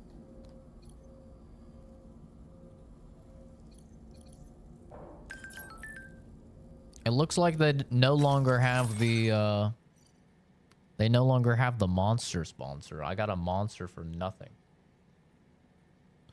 What the fuck? We're finally connected to the Chiral network. It's been 4 long years since the first expedition set up the terminal, and we've been waiting patiently to get hooked up ever since, to know we're not alone out there. That's all humanity wants, right? Not only are we connected to other locations, we can also fabricate new equipment using chiral printers. Living the dream.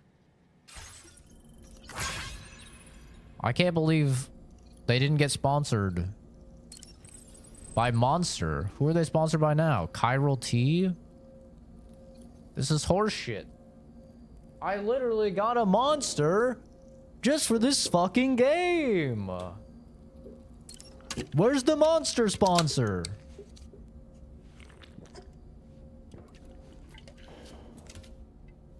This is bullshit. Now I feel like such a fool. That barely increased my stamina. I need more. I need chiral tea.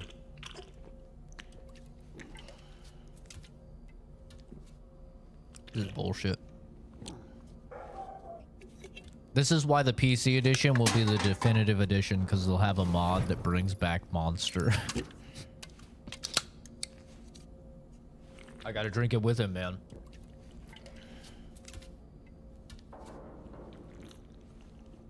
Yeah. I don't like the taste of Monster. I think it's gross. I got it just for the bit.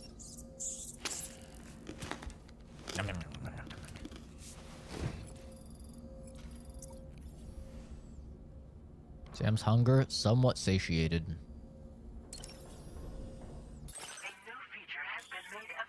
Customize your backpack. Oh, look at that. I can add some drippy. Yummy crypto biote. It's cute.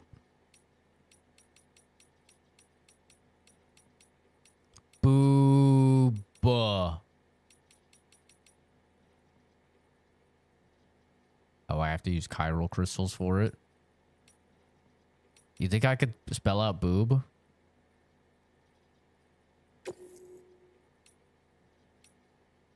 I have to do it. Oh, I could totally spell out boob.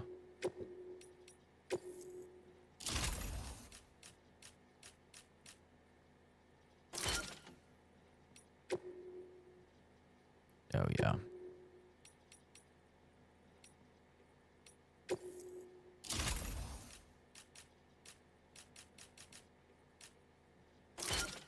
No, I didn't want it there. Yeah, there we go. Boob. Hell yeah. Now this is a video game, am I right? Hell yeah. Sadly, that's the only thing this game is known for to everyone around me. Really? I know a lot of people that know Death Stranding.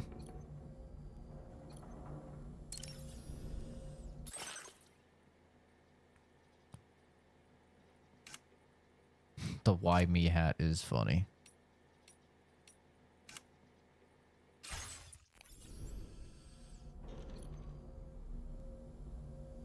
Very topical.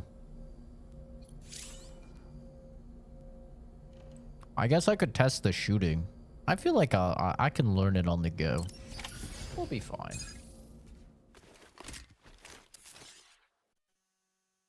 Ideally, I'm just gonna avoid combat unless I'm fighting BTs. I have heard there's way more combat in this game though. Please review and confirm. Good morning, Sam. Did you have a good rest? We're already making progress in addressing the corpse disposal situation here. Once again, I've got to thank you for that. If you access the delivery terminal, you'll find that you can fabricate equipment for Did the game yourself actually now, too. fail financially? We have some materials on hand here that you that can use to confirmed? make supplies for your journey. Take as much as you need. Now, we don't have all the same schematics in I feel like that's Mexico not that you have confirmed, access right? to in the UCA. But as you link up more facilities to increase chiral network bandwidth and improve your connection level with the locals, We should be able to share all kinds of new data with you, expanding your fabrication options further. I heard that you're planning to extend chiral network coverage to the south, down as far as that research facility. So go ahead and pick up the order I posted for you. I'll explain the finer details of the mission while you look at the map provided by ABAS. Is that the Rick and Morty game? That's crazy. Let me Google it. How well did Death Stranding sell? As of July 2021, the game has sold 5 million copies worldwide for the PS4 and PC platform. 5 million is pretty good.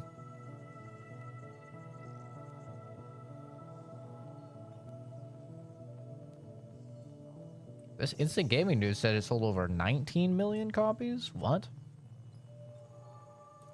Not going around Death Stranding at the moment. Remember, the first opus arrived on the series, and the Kojima Productions has bought rights to the license. Sold over 19 million copies. Where's their source for that? Through a video, creator Kojima has clarified that Death Stranding has sold over 19 million copies worldwide since its release on PS4 in 2019. There's a link to a Kojima thing. こんにちは、小島秀夫です。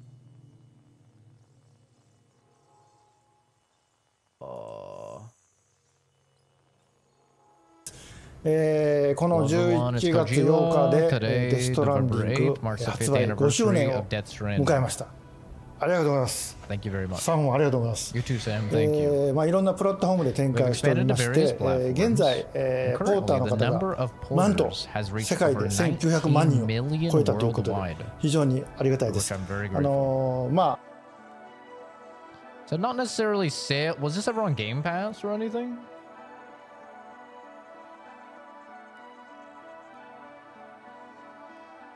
Death Stranding 2 scope was supposed to be smaller. Oh, it was on Game Pass?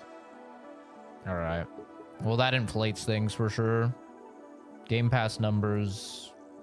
Because he says 19 million porters, which just means 19 million players. But even then, 5 million sales? Like, looks like there's 5 million confirmed sales. 5 million sales is pretty good. That's not bad at all. When you add in the fact that they probably are getting paid a shit ton of money by Sony for the limited time console exclusivity, they're probably getting paid a few, like, I don't know. I've never actually seen what Sony pays. I've seen what Microsoft pays, and Microsoft will pay a few mil just for day one Game Pass.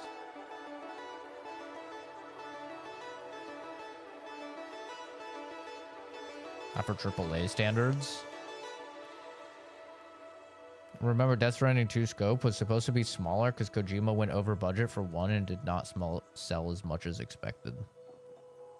I don't know, it seems like it sold pretty well. 5 mil is not bad at all for a game like this. This is a very niche game.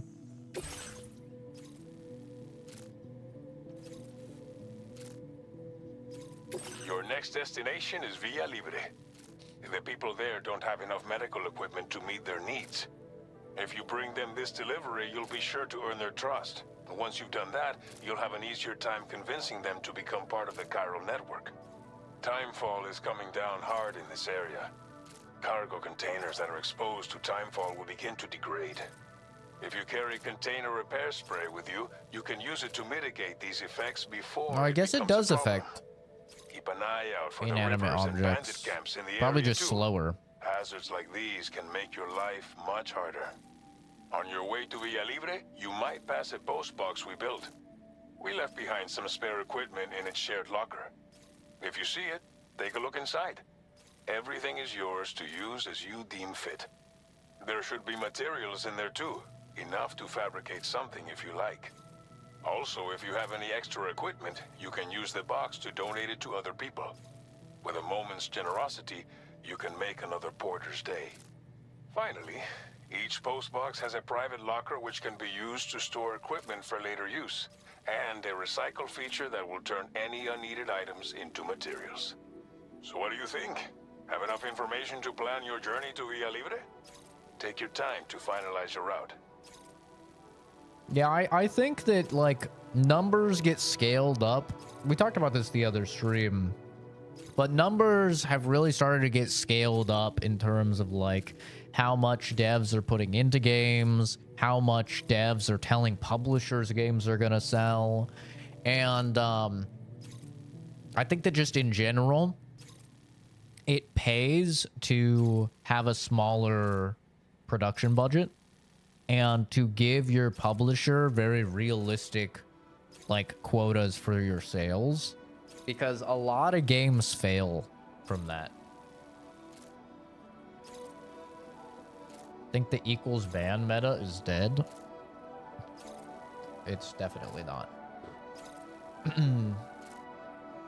But yeah, I think it's definitely one of those situations where, like, the best example is probably Dead Space Remake, which sold like 3 million units, but I guess they had thought that it would be like 5 million units or something like that.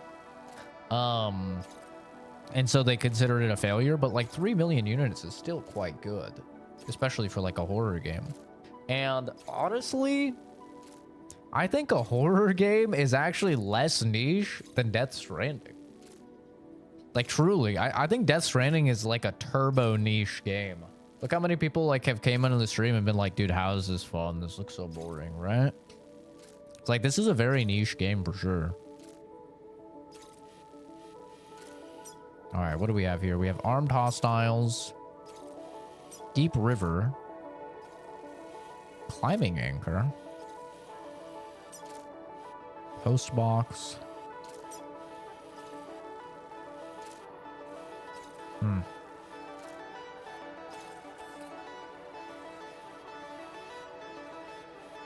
Wonder if we can move along the water here.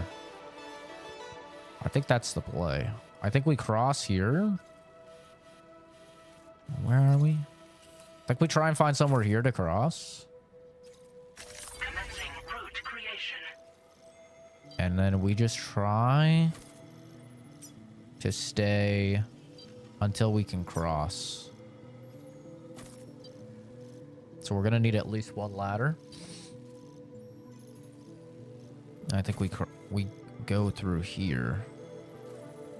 This looks like a little like valley. We make our way through here. We'll hit the post box, get any stuff that's needed. And then Chiral network is down here. So then we're just gonna long haul it, I think. Let's end the route here. Delivery route finalized.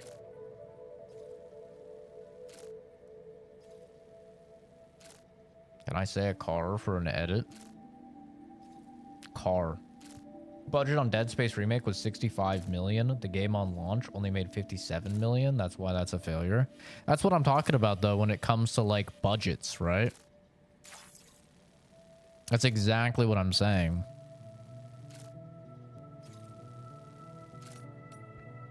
This order calls for some pretty hefty cargo, to be sure. But don't forget to take into account It's like the overbloatedness of the budget of the game. Dead Space Remake does not need to be that expensive. Also adds to your overall weight. You don't need 65 mil for a Dead Space Remake, you know? Try to pick critical items that won't weigh you down and wear you out when combined with your cargo. Run out of stamina halfway through a delivery, and you're in for a world of hurt.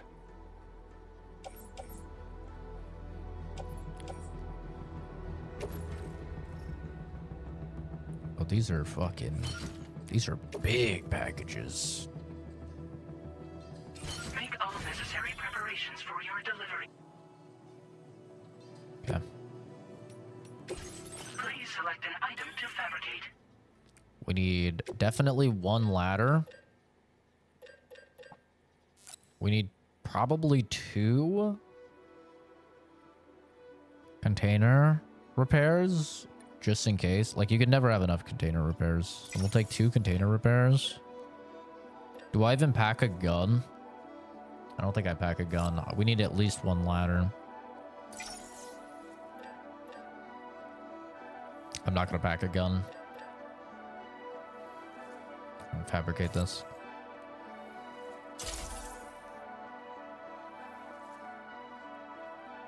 They wanted 85 mil.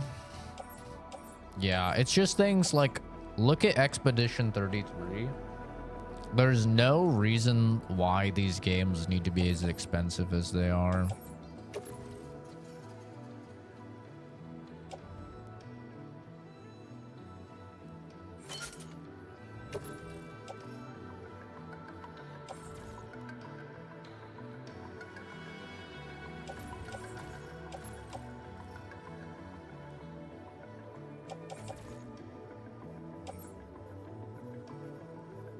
Honestly, I think I only hold one and then I'll have another in the private locker.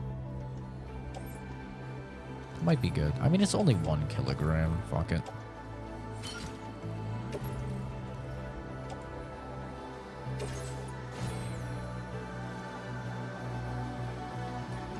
There we go. Boob. Huge.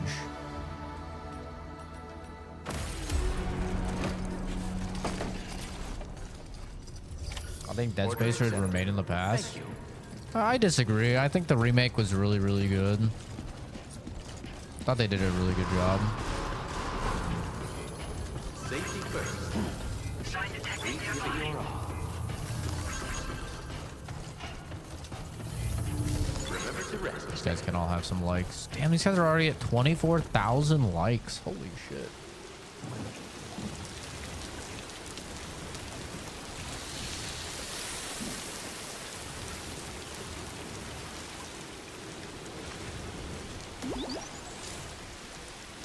Exposure timefall damages containers, reducing their capacity to absorb impacts. Use container repair to straight to restore.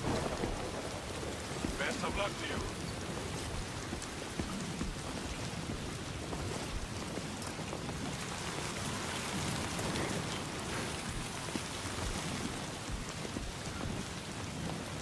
I mean, I definitely agree Dead Space 3 isn't great, but I also don't think Dead Space 3 is as bad as people say. I would not call Dead Space 3 awful. And actually, Dead Space 3 does some very interesting things that we haven't really seen in video games since, with the co-op.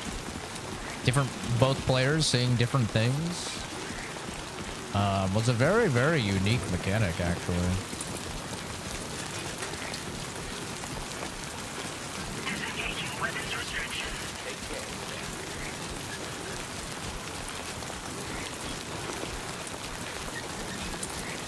I thought that was a super cool, like, feature.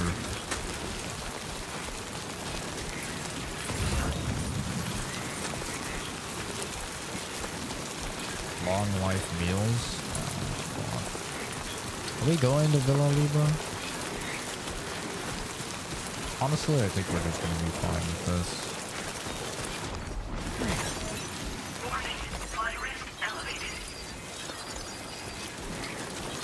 Water level rising at the nearby river. Fuck, we need to cross now. Hi, Morningstar. I could cross right here. Nice, we didn't even have to use the ladder. That's big. Water level rises, there'll be fewer places to safely cross. Don't hesitate to rethink your route. I'm not rethinking. We're good. We're fine. I'm confident with my decisions. Children's picture book.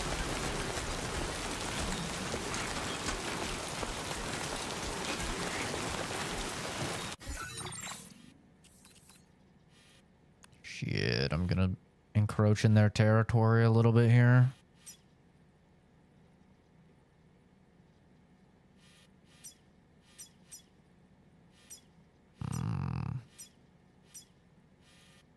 I don't have a gun. I did not bring a gun.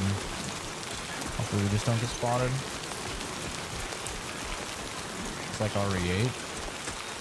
Yeah, and I still really like RE8. I mean, I love RE5. You know? I don't think that a horror series doing an action game makes it bad.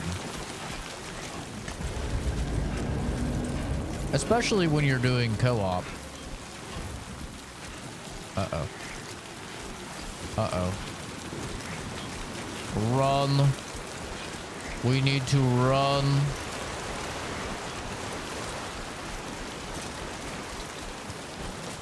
Oh, this guy's in hot pursuit, bro. He's in fucking hot pursuit right now. Oh, shit. The water level do be rising. Is he actually chasing me right now? He's crossing the water. Oh, I hope I just see this guy fucking get washed away. That would be so peak. Yeah, the thing is, Dead Space 3 is basically like the problems I had with Dead Space 3 were, one, the narrative just wasn't very good. But also, I think the main problem with Dead Space 3 was, and probably a lot of people have forgotten about this, but it was one of the first ever AAA games with microtransactions. I thought that was the biggest issue. For me, if you make your survival horror game into an action game, that's not necessarily a really, what the fuck are these? What are these? What in the fuck are these? Oh shit, what the fuck are these?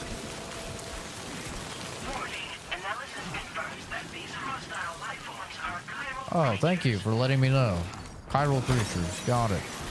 Yeah, maybe tell me ahead of time, huh?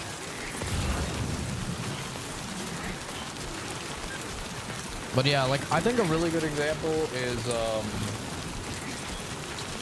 I don't think it alienates the audience. Maybe it alienates the audience that, like, doesn't have friends, but, I mean, like, Resident Evil 5 is tons of fun with friends. And, I thought the same thing with Dead Space 3. It's like, it is very, very fun when you play that game with friends. Fuck. Alright, we need to find somewhere to cross here.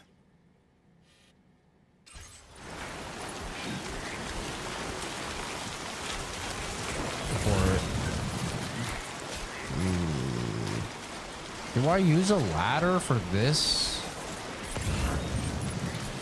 I actually might have to use a ladder for this.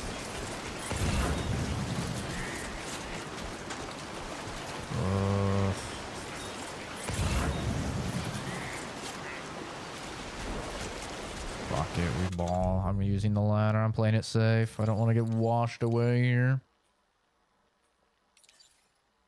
If the servers work. I mean, you have things like Hamachi. Where's my damn ladder, bro? Ah, there we go. Yeah, I mean, there's always stuff like Hamachi, you know, where you can do land. Even when you're not land. Or split screen. That's mostly how I played RE5, is split screen.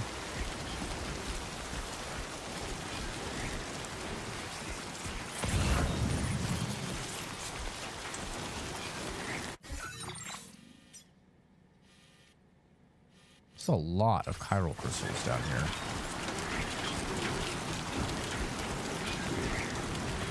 There's a gap here. I can make this, right? Yeah, we're fine.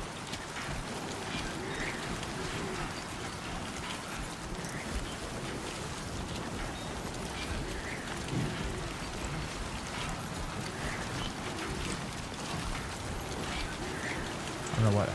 Hopefully nothing bad happens if I walk over here. I'm kind of scared.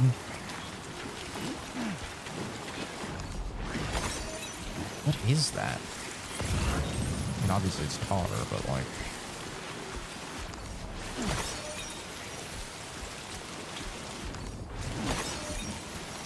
Nothing personal, I just need these. Oh! Clear our co-op playthrough, he kept disconnecting. I just played it like probably like 4 years ago. I didn't have any issues. Played it through with a friend that never played it at the time.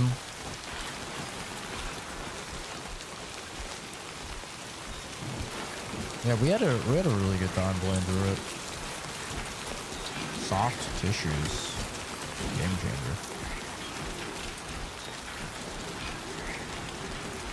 Goddamn game changer right there.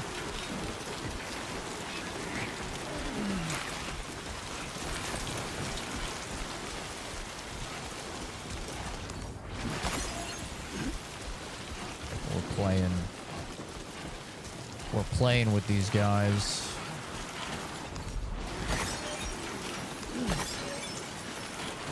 I'm not gonna even try and get those ones in the middle. That is too dangerous. Just gotta avoid these little babies. They don't seem aggressive until you step on one, so gotta not step on the babies and we're good.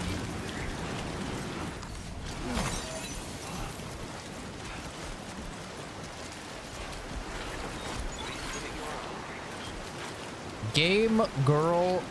Oh shit, game girl. Yeah, you get a like. Gamer girl? Say less, bro. Well, that's what I need to get to. I wish someone would have put a ladder down here. I don't have to get to it, but probably has yummies for me.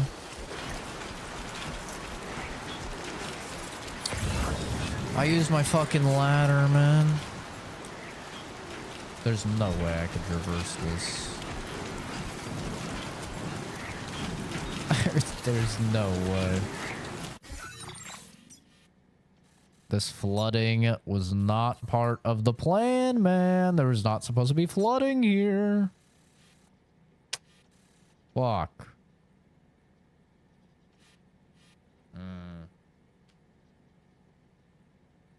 BT equals souls of the dead. Repatriate equals people who come back from death. Void out equals bomb when eaten by BT. What's the tar?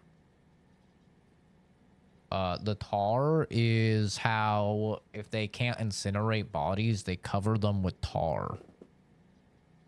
And then when the dead like start to come back to life, they're all tarry.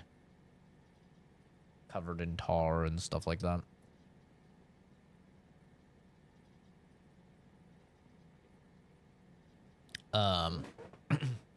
Essentially. They're all little tar boys. Oh, there was a car here. I don't know how I'm gonna traverse this. Wait, it says the post box is here.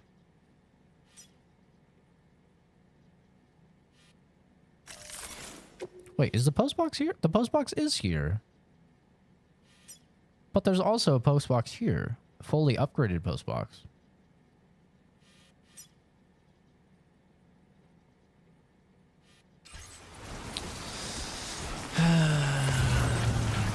Do I just risk it for the fucking biscuit, bro? I'm gonna do it. This could be literally the worst idea I've ever had. Oh, come on now. Come on now. We've got the stamina. Try standing still for a moment. Your endurance gauge will start to refill. Oh, we're good. We're fine. We're fine. We're fine. We're fine. Oh my god. The cars, if you could see the BTs, since the revived dead bodies covered by them, slow down the zombies. No, normal people can't see BTs. That's the whole purpose of like carrying a baby. Hide in post box. Oh, that's interesting. That's new.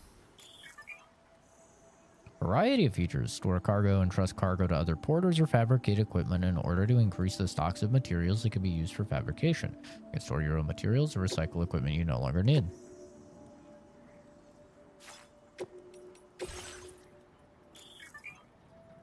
Materials stored at this facility can be withdrawn as cargo, allowing you to transport them to another location.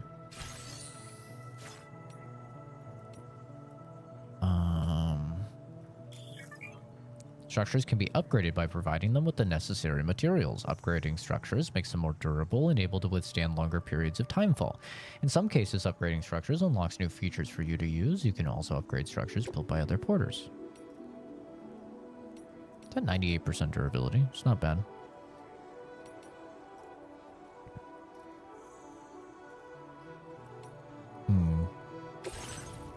What do they have in here? Store excess cargo here. Oh, I do have an AR still. Oh. Lol, I didn't even know I still had the AR.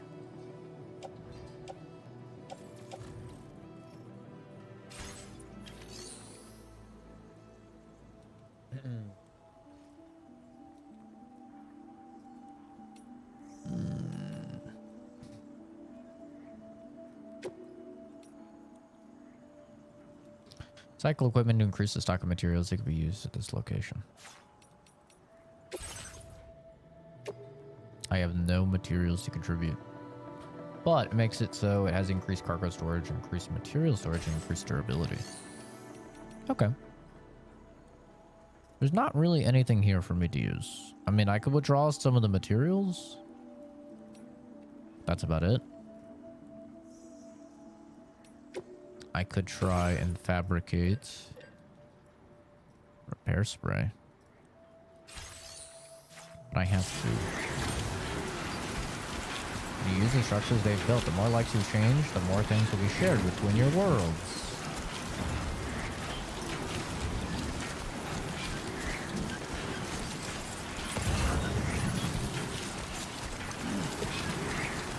Where are we heading? Oh god, it's so far. When do you have to use the repair spray? I mean, you can use it whenever. I should probably check how the status of my package is actually now.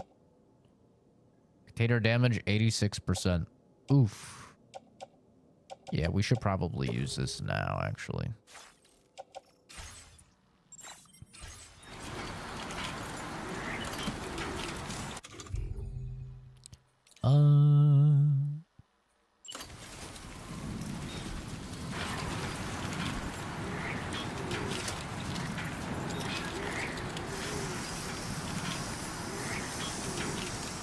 Probably gonna use the whole fucking thing, honestly.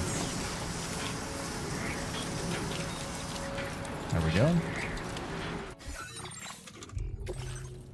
What are we at now? 100%. Our handgun is still a little fucked. Our boots are fucked, but that's... you can't repair those. Yeah, so basically, you get a bonus. Now we have heavy winds. You get a bonus on your delivery based on how hurt the packages are. You could always repair them, but if they take damage from impacts, you cannot repair that damage. So you can repair the timefall damage, but the timefall damage kind of just works as a multiplier to impact damage. So the more eroded your packages get, the more damage they're going to get by impacts, and then you can't repair that damage. So you kind of want to keep them topped off if you can. Oh my god. Does somebody have a ladder here? Please tell me somebody has a ladder here. I could probably cross that, but if there's a ladder... there's a ladder, but oh my god, it's in a terrible spot. Why would you put the ladder there? 2 wheels up. Brother, Daft Punk, why'd you put the ladder there? There's no way up right there. I'm gonna take my chances, man. I'm gonna take my chances with the water up here. I don't know why he put it so low. He should have put it right here. This would be a really good spot for it.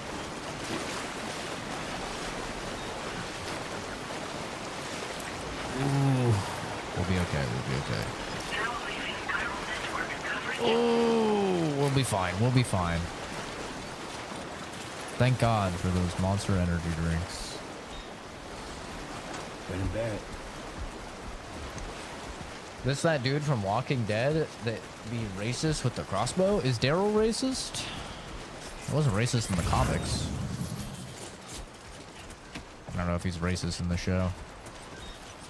Handmade necklace. Well, this is close to where we need to go, so honestly, I'll probably pick this up. This is where we're going, right? Villa Libé. We'll grab this. We're pretty close.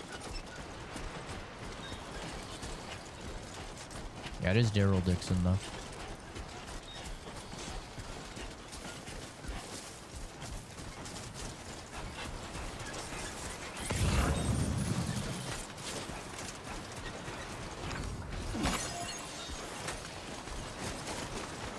Oh shit, it's washing down the water. Oh, somebody dropped it in the water. You're welcome, sir. I saved your package. I will deliver it for you. Because that's what homies do. I got you.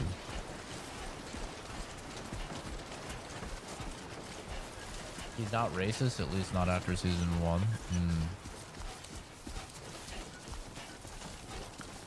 I know his brother is racist.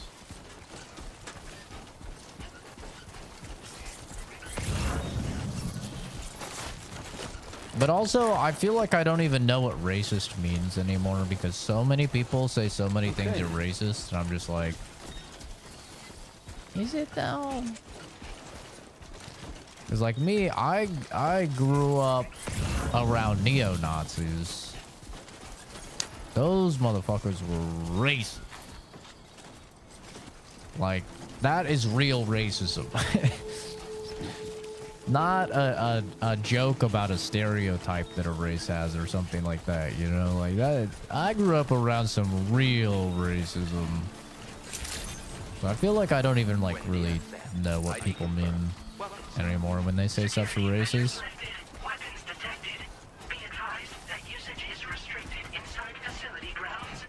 This one better than the first one?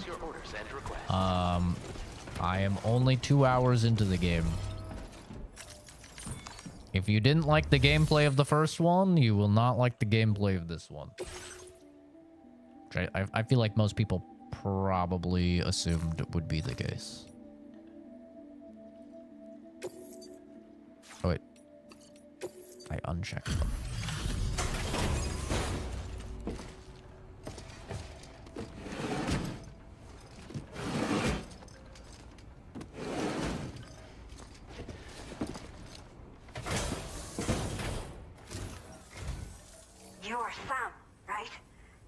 Timefall give you a lot of trouble? Nah. Thanks for making the trip. Allow me to assess the condition of your cargo.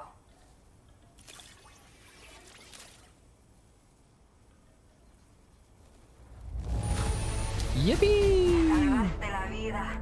Thank you. Did not think we would ever get this back, but seems I was wrong. Total likes from La Madre. This was well worth the wait. I had a feeling you wouldn't let me down. Time to connect the Cupid. Once we're part of the Chiral network, we'll be able to use these remote medical units you brought. Yippee. I can get myself checked out as well. We've all been looking forward to this. I'm looking forward to checking you out too.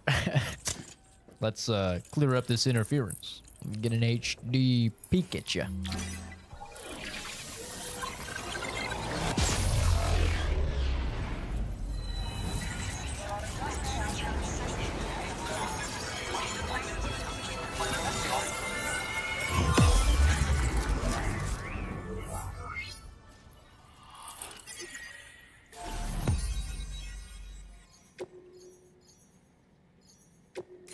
We're doing it.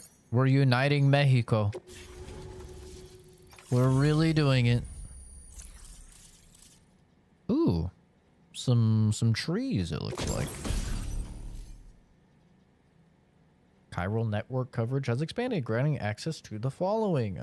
PCC, a device that allows you to build basic structures within the chiral network. Building structures consumes chiral bandwidth, so keep an eye on how much you have left. This device can be used to build watchtowers and post boxes. Now displaying your current porter grade. Oh yeah, we're doing it. We're doing it. We've been playing for 2 hours and 4 minutes. Chiral communications have been established. Yes, Timefall is the rain. One of these medical units to assess the condition of the child. Well, it's the special rain that like Pray they're ages. strong and healthy. The elderly residents here will also be happy to receive proper medical care. Oh, seems like you should be capable of fabricating PCCs now as well. Probably thanks to the chiral network expansion and the resulting increase in total bandwidth. Of course, every additional structure will eat into that bandwidth, but there should be more than enough to support anything you build. Within reason, that is. There's one other problem we've been dealing with lately, though. It's not a critical issue, so I posted an aid request with further details. If you're interested, you can check it out via your Ring terminal. I'm not sure. I should have given birth to my child ages ago. Uh-oh. But for some reason, Another mama? the fetus seems to have stopped growing at 7 months. If something's wrong with my body, I can't tell what it is. And not knowing is driving me insane. But with one of our new medical units, I might finally be able to get answers. I want to believe I can still bring this child into the world someday.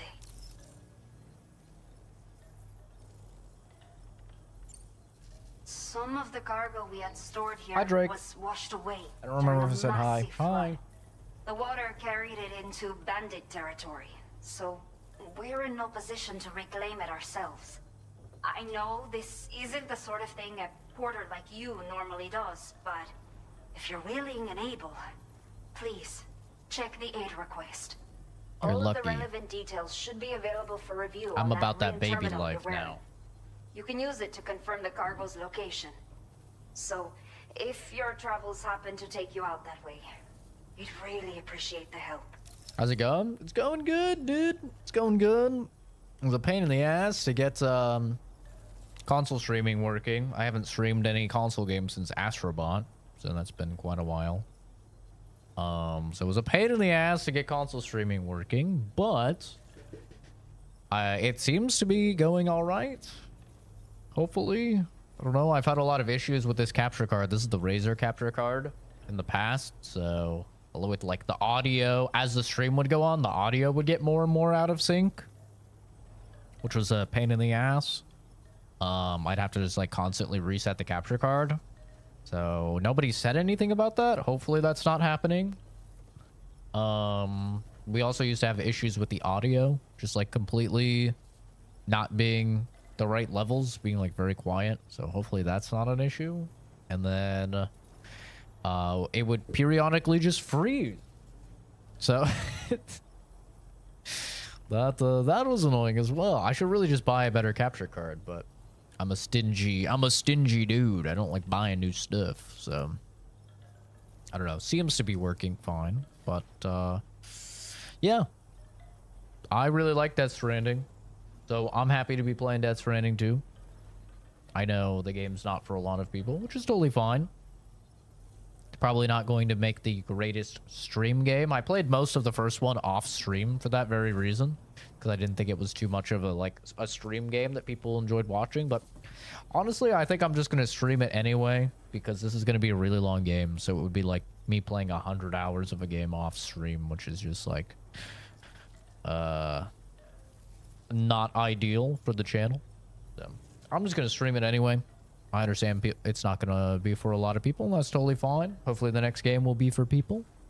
But yeah, I'm really liking the game so far. The only people that still live here other than myself are elderly. The last of the younger residents decided to risk it all and leave for Ciudad Nudo del Norte a while back. Too many bandits in these parts. Like the one I used to be. We took what we wanted and didn't care about anyone but ourselves. Base. But I mean, after I got that's terrible. pregnant, I realized I could not keep living like that. Had to clean up my act. Start living for someone else. My friends didn't understand at all. So they ditched me. Left me to wander on my own. Until the people here agreed to take me in. Even though the poor souls are struggling with all kinds of health issues. That's why we put in the order for these remote medical units. I hid chat just to watch. Yeah, I think it's definitely one of those games. It's like, it's nice to stream because there's a lot of downtime where I can just shoot the shit with you guys. But it's not nice to stream just on the fact of like, it's not the most interesting game to watch. I don't think, you know, if you're a viewer. A new order has just come through for you. Looks like the residents of the C1 South Distribution Center need you to recover some cargo from a bandit encampment. Oh no. Bring it to them. You can review the specifics of the order when you get around to accepting it. Oh no, we have to do combat. Once you're good to go, access the delivery terminal here to get underway. I'll share additional info with you as soon as you do so. Not combat, bro. They're making me do combat. No. They haven't seen my terrible controller aiming. There's a reason I've been avoiding combat this whole time. Oh no. I hope this is some good aim assist, brother. Because I'm about to hit a whole lot of nothing. Recover all Cairo density gauges stolen by the bandits. Build a watchtower in the specified area. Oh, God. Okay, Sam. Are you ready? Then I'll bring you up to speed with what I know. Yeah, it'll be nice when it comes to PC. Probably still like 2 years away, though. That have been stolen by bandits and taken back to their base. The base is located in some overgrown ruins, so you'll have a hard time getting a clear view of it. You might want to construct a watchtower nearby before you charge in. With it, you can get a better handle on the situation and improve your odds of getting the job done quietly. But that's not all, of course. Other porters are also able to make use of your structures. This way, you can help out the people who follow in your footsteps through this area. Think about what I told you and finalize your route. Best of luck to you out there. Yeah, I'll be excited. I'll be honest, I'm surprised that this game was a PS5 exclusive again. Just because, like, we just saw this with Square Enix and Spider Hill.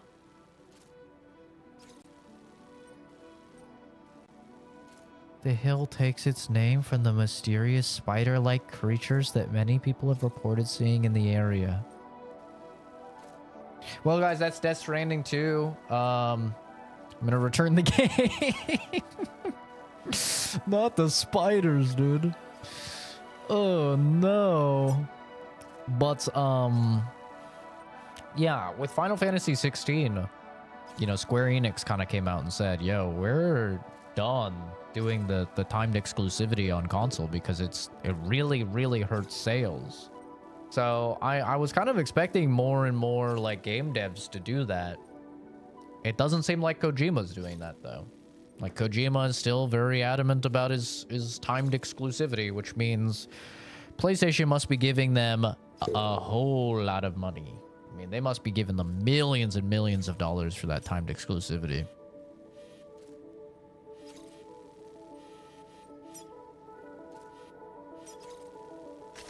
Stop by here. Disgusting. We have to go through the spider area. There's not really any other choice. I mean, we have to go through spider area. Unless I go all the way around.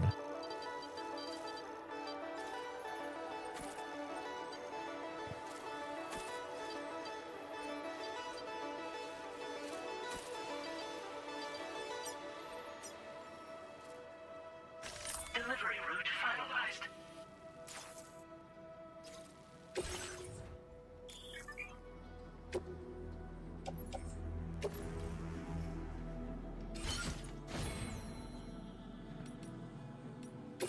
I have my gun still? Okay, I mean, I have a gun. I have 2 guns. What are my boots looking like? Minus 28%. Could be worse. I think we're fine. Fabricate equipment. It's gonna be PCC, right? Climbing anchor might be good to have. We're gonna build a climbing anchor. And we'll bring a ladder. Better safe than sorry, man. You always need a damn ladder.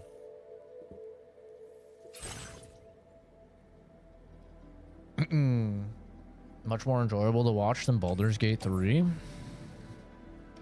Yeah, I mean, I really have enjoyed the Baldur's Gate 3 playthrough. I've had a great time playing it. But it definitely is a bit of a bummer that, like, so many people didn't enjoy watching it. Especially after being asked literally over 100 times if I could stream the game. Like, from various people. It's kind of a funny thing. Can you stream this game? Can you stream this game? Well, then I finally streamed the game and they're just like, oh, well, you know. Actually, it's just kind of ass. What about the other... I guess that was the only thing, huh? Okay. I thought she said she had another thing, but I guess not.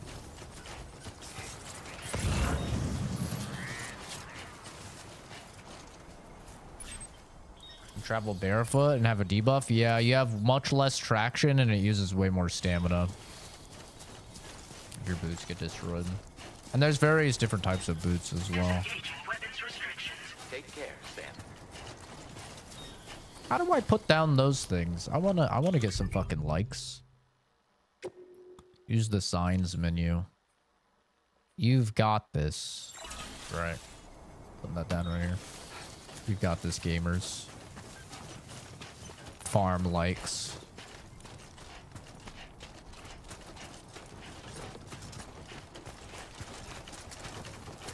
We've got green. Death Stranding, it took about 8 months for the last game to come to PC, so I'm hoping the same timeline for Death Stranding 2. Was it really only 8 months? Oh. I thought it was way, way longer, but I guess that's probably just because it took me years to play the first one. Thank you, Sam. I should have rested, actually. Actually, I don't think I could rest there. I don't think that was an option. Anything interesting here? Doesn't look like it. Okay, time to find out what these fucking spider-like creatures are. Oh boy, I can't wait. Take care, fishing. Thanks for stopping by, dude. Thanks for hanging out a bit.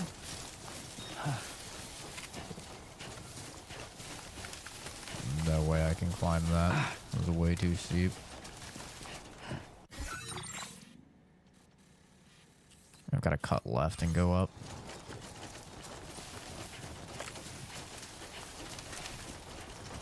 It's actually insane how good looking this game is and how well this game runs on a base PS5. Like, what the fuck is the point of a PS5 Pro, dude? If the base PS5 is... Oh, God. Hopefully, as long as I don't step on them, they're cool. Oh, I stepped on it. I stepped on it. Oh, no. Oh, no. Oh, no. Not like this. I stepped on him, bro. He was hiding. He was hiding. It's not my fault. He was hiding. Another ladder. Don't mind if I do. Are they still chasing me? There we go. Okay, I think we're fine. I hate that. Why did they add that? That's awful. It's terrible. Special alloys. Anesthetic agent. That's to the place we're coming from. I could get it on the way back.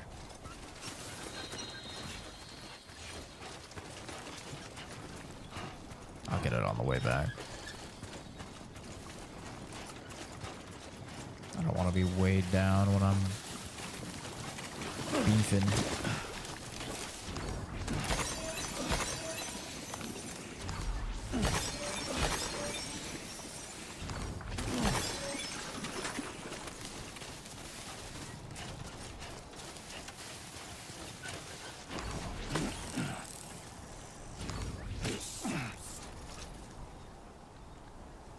Can I eat them?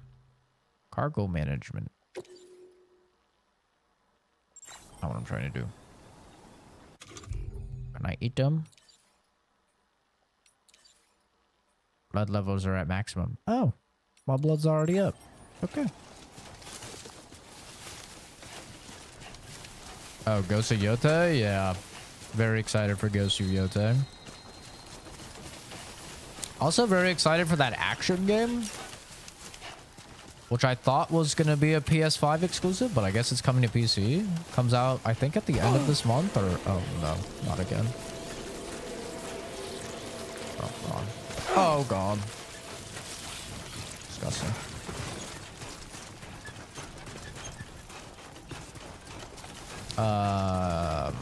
It's like Lost Soul Aside or something like that. Bro, there's so many of these fucking spiders. Ooh.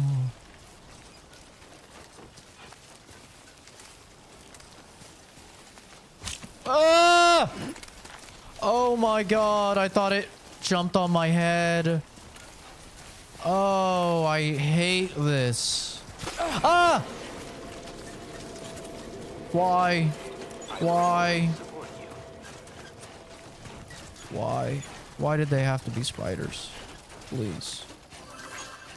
Why? Is there more action in this one than the first one? I don't know. I haven't done any action as of yet. You haven't heard of it? I'd recommend looking it up. It's called Lost Soul Aside, I think. It looks really, really good. It's not so bad. It is like a, almost like a Devil May Cry style, crazy over-the-top Asian action game. Maybe it might have some Souls-like elements, I'm not sure. But also, just this month, we have Wu Chang, which is another, like, Asian, Souls-like action game.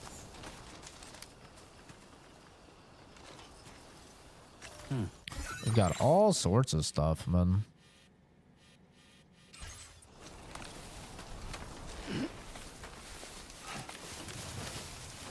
Alright, we're gonna go nice and slow down here.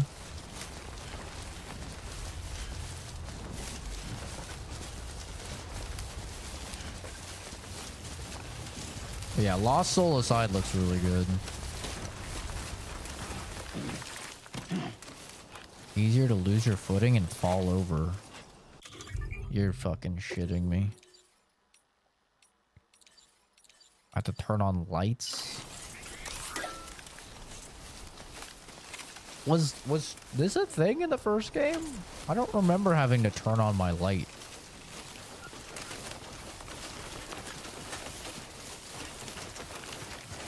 Or I would trip more. I don't remember that. But I've heard that there's more action in this game. I just haven't done any action in the game. I've avoided all the bandit encampments and stuff like that. My aim is very, very bad on console, so...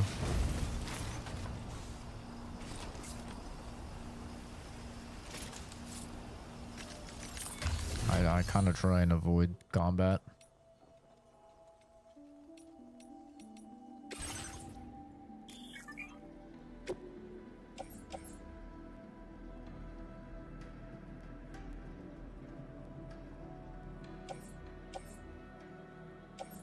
What in the anime horse shit? That P5? Is that Anne?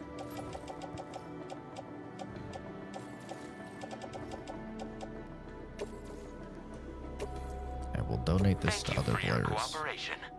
All contributions are welcome.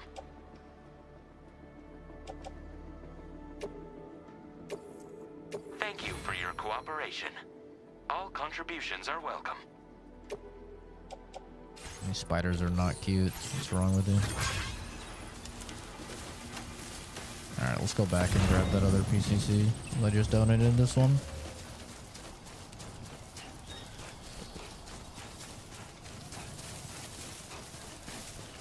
But yeah, we're getting a lot. Like ever since Wukong, I feel like we're getting a lot more of these very cinematic, over the top Asian action adventure games with some Souls-like elements, which I'm totally down for because I fucking love those games.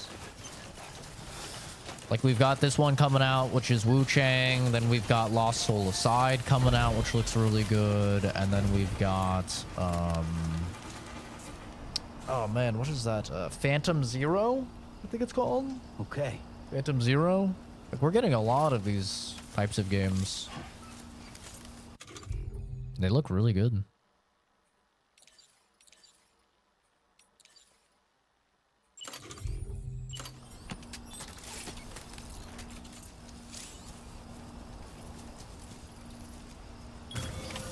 Nice. Yeah, we be building, baby.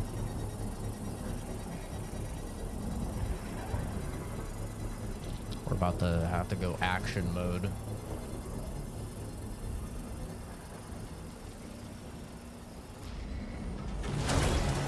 Construction process now complete.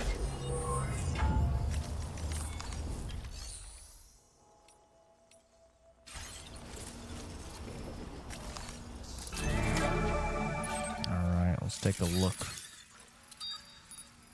Detecting enemies. Will disappear if you move too far from it. What's the... Oh, raise lower camera. Zoom in. Get it done. Okay, we got a ladder there. We got a bad guy with a rod.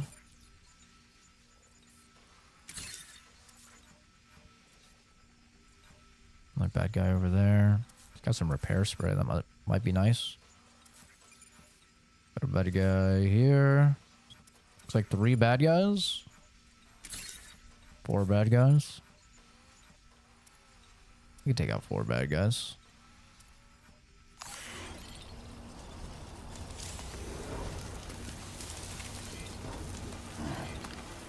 I'm going to store some of the stuff I'm not going to need for this combat. I'm going to store the ladder. Wait, how do I store this? Offload, there we go.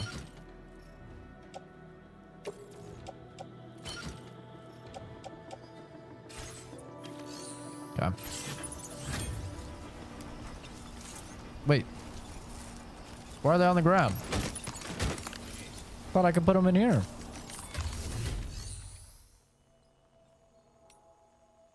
Store and retrieve cargo.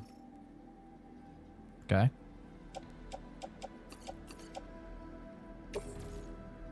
Place in private locker. There we go. Alright. Let's fuck them up, boys. First taste of combat. Excited about the new Ghost Recon. They said they're taking inspiration from Ready or Not. It's going to be first person, so hopefully we get an open world Ready or Not. You had me until you said open world.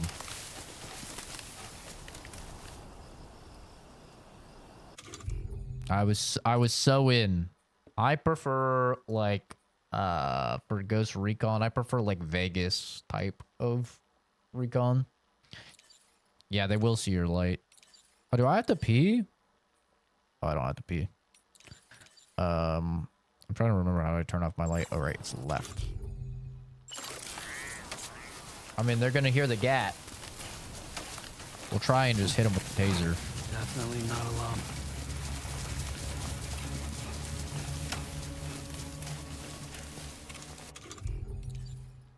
Taser pistol.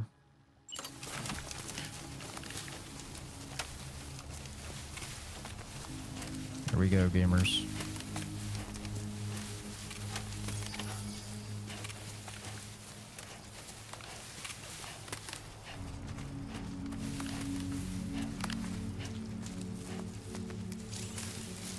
R1 crouches. Try and take this guy out quietly. Bind him with the strand. Hog time up. I dated a girl that liked to be hog tied up like that. R1 to hold your breath to render his footsteps completely silent. What the fuck? I can go ninja mode, stop my heart rate. What?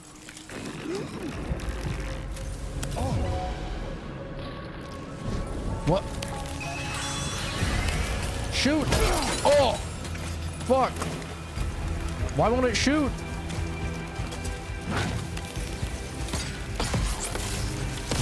There we go.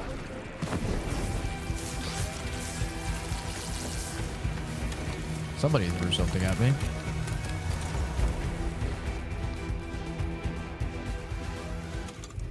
Well, that's how it usually goes for me when I try and go silent.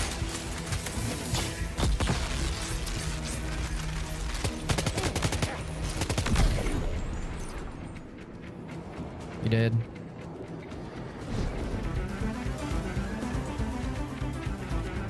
Not dead, just knocked out.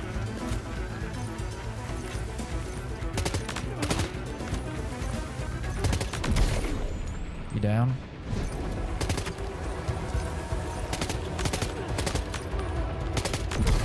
Excuse my terrible fucking console aim.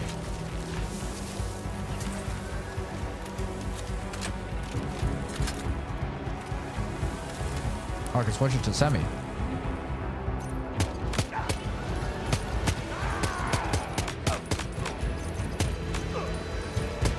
You're tanky boy. There we go.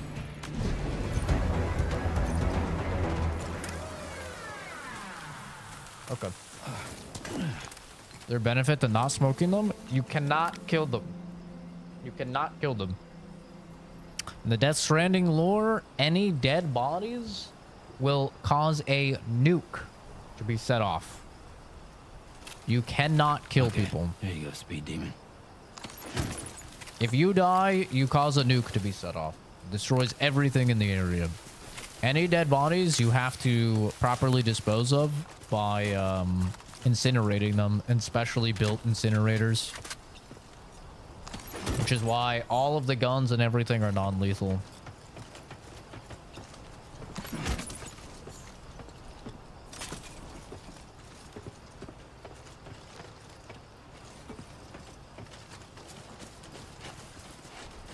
But like a reason to not get into combat is so that you don't get fucked up and your packages don't get destroyed.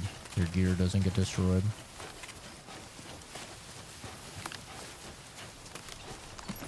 I'm about to rob these boys blind.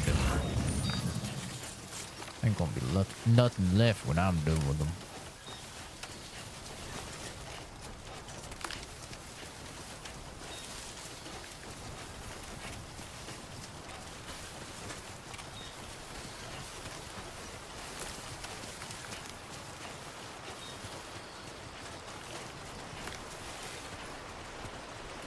I knocked one of these guys out in the water. I don't know where he went. Oh, he floated way down there. He didn't drown though, guys. It's fine.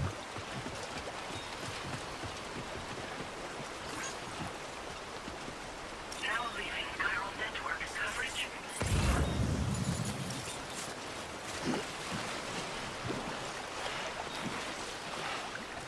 I wonder when the blonde from the trailer will appear. The one people made Tarantino and Miyazaki jokes about because Kojima made her barefoot. What, Fragile? Fragile's already shown up in the game. Unless there's another blonde chick.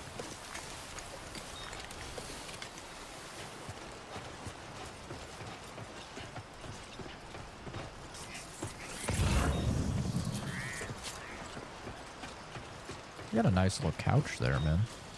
I would chill on that couch. Looks like a nice couch.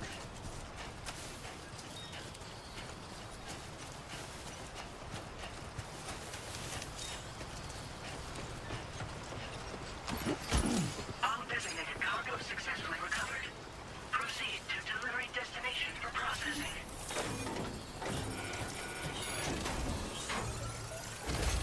Take a look at what they got in here.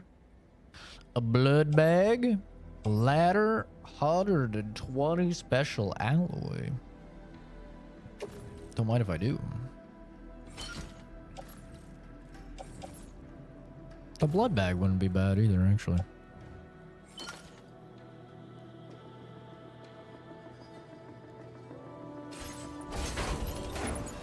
I don't know if I need a ladder.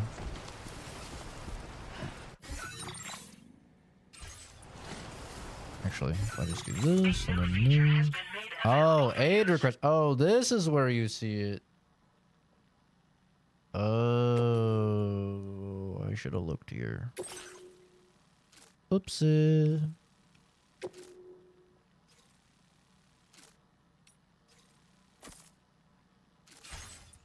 Well, we'll have to get that on the way back.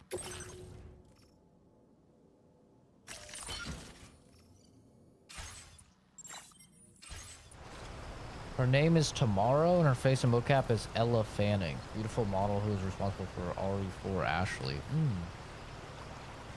Like an insta nuke or something? Yes, it's basically an instant nuke will go off if somebody dies and you don't properly dispatch of their body. Since we have a bunch of ladders, I'm just gonna put one down here. Because it might help somebody else down the line.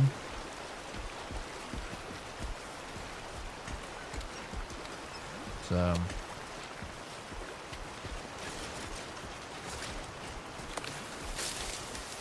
maybe if I put it down.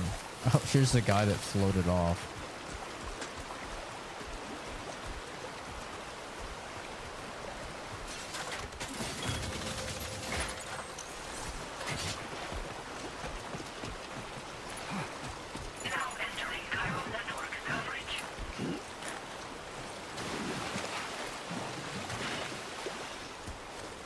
I'm gonna put 2 ladders down for people. Ah, shit. I didn't grab the other ladder.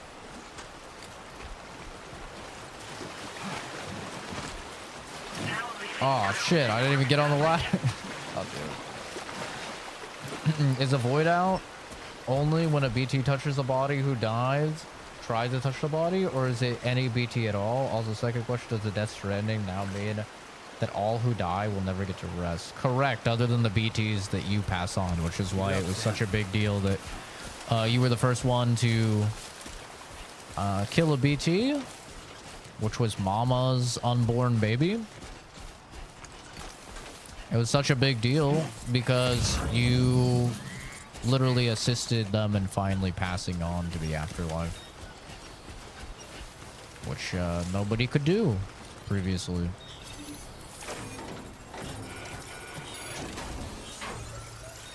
But it is if a BT kills a person, but it's also just if a person's body has been left alone.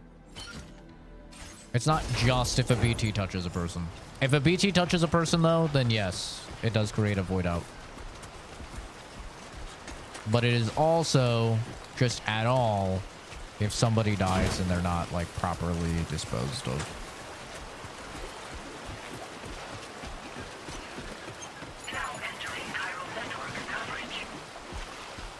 Setting up a ladder for the homies. For the homies down the line. Come on.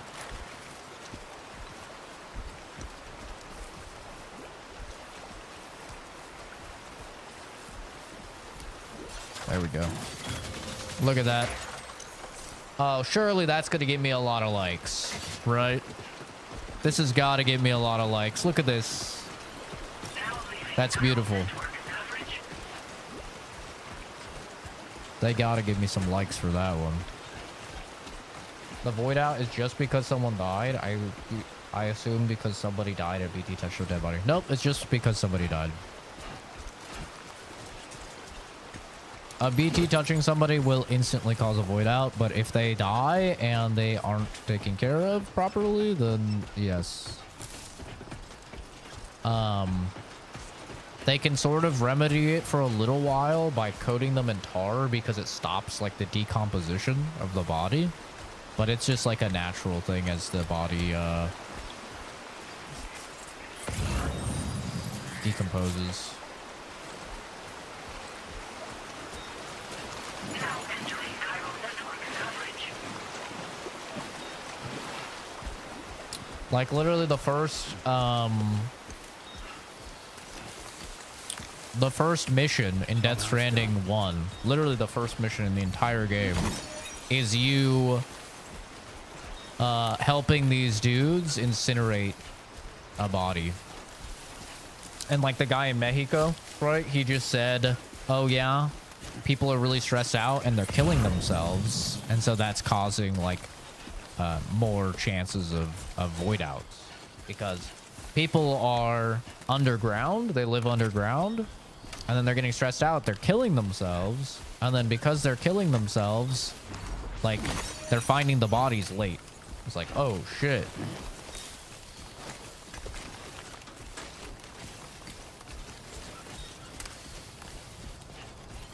And if even a single one of those bodies isn't found and taken care of, then yeah, it'll cause the whole place to go kablooey.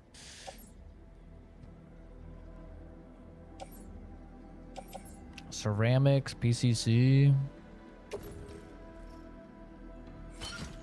I mean, we'll take all this stuff and then we'll just donate it.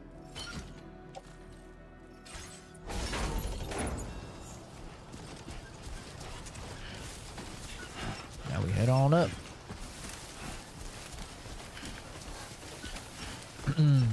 So that means most isolated areas, minor island villages, etc. should be giant craters by now, since void outs would happen because people didn't know. Also, most mega cities. Yeah, they don't exist in the Death Stranding universe. None of the cities exist or anything anymore.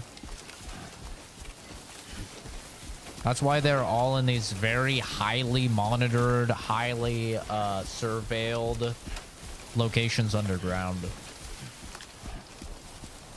Or it's just people living on their own.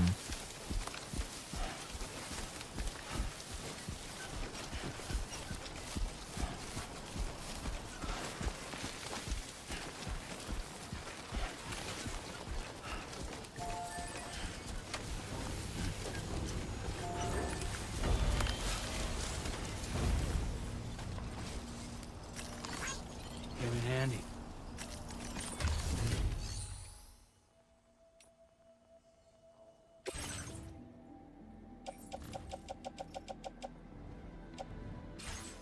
Is this where I donate? Chicago. Cargo.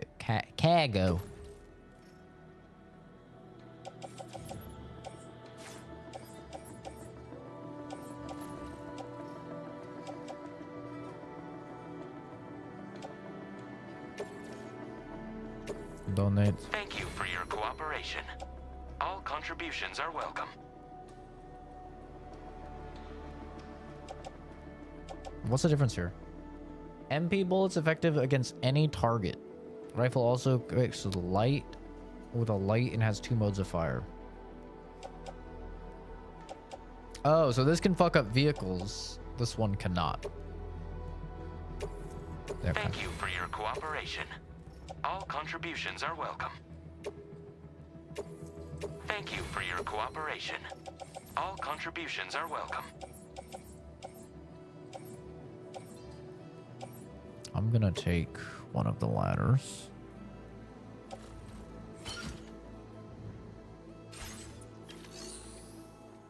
And we should be good.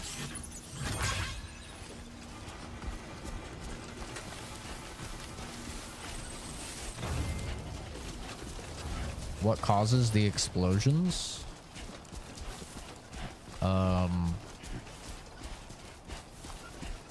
Yes.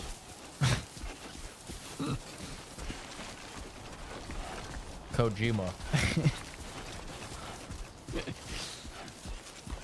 I live to die. Not much is up to. Just playing the new Death Stranding 2.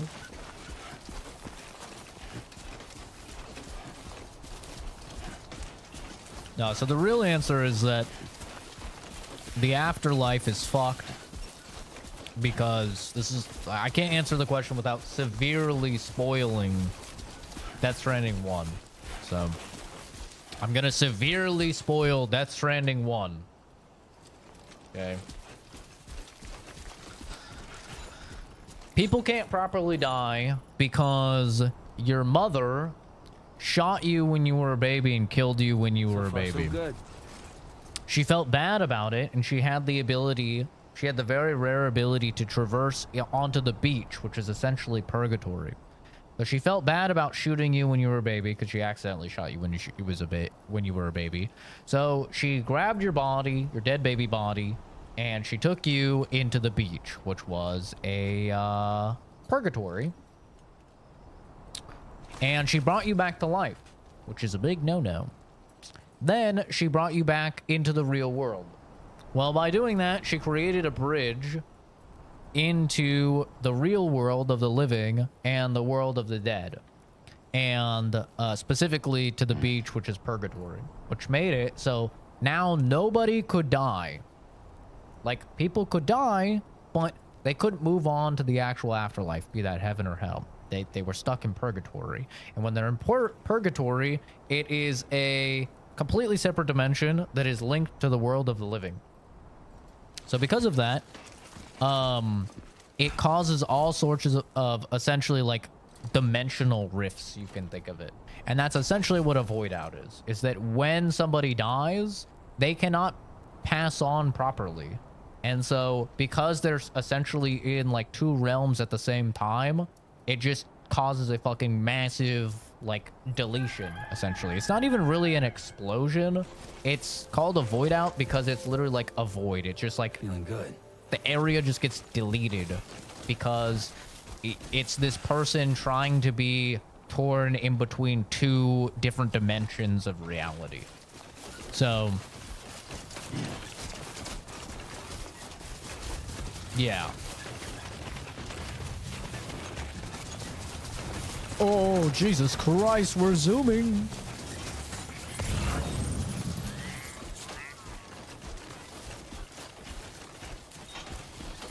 Yeah, there's not really any easy way to answer most Death Stranding questions because the world is so fucking convoluted and over the top and complicated that, like, there's a million things you have to explain ahead of time.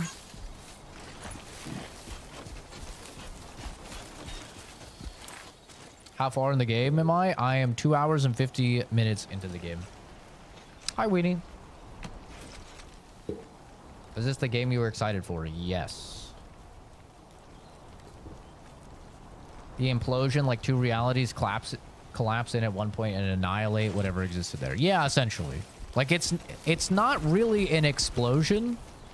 It's like just a deletion of everything. Like there's a reason it's called a void out and nothing else, you know? It's not called like an explosion or something. God, this is so fucking gross. Fine, they're not spiders. They're not spiders. They're actually just little goopy boys. That's all. Just little goopy boys. They are not spiders. They're little goopy boys. Little goopy boys. Little goopy boys! Little goopy boys. God. Fucking damn it. If they would just stay still. A worn path is definitely the way to... They're not spiders. They're not spiders. They're not spiders. They're little goopy boys. They're not spiders. No, they're not spiders. No, they're not spiders. They're little goopy boys. Little goopy boys. Oh, little goopy boys. Little goopy boys. Oh, little goopy boys. Oh, they're not spiders. They're little goopy boys. They're not spiders. No, they're little goopy boys. Little goopy boys, little goopy boys, little goopy boys, little goopy boys.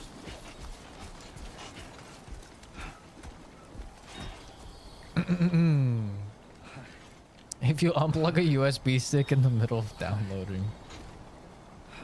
Typically spiders have only 6 or 8 limbs, and those are like weird crab things.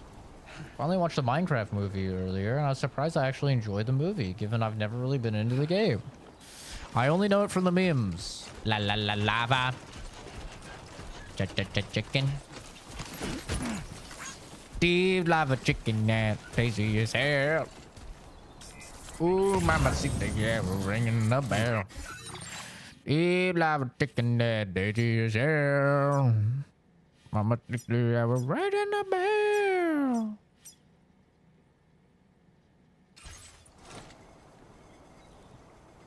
Walking simulator, but deeper and more complex.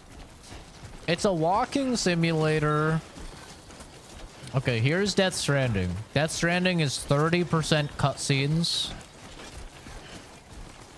50% walking, and 20% actual combat and really fucking cool boss fights.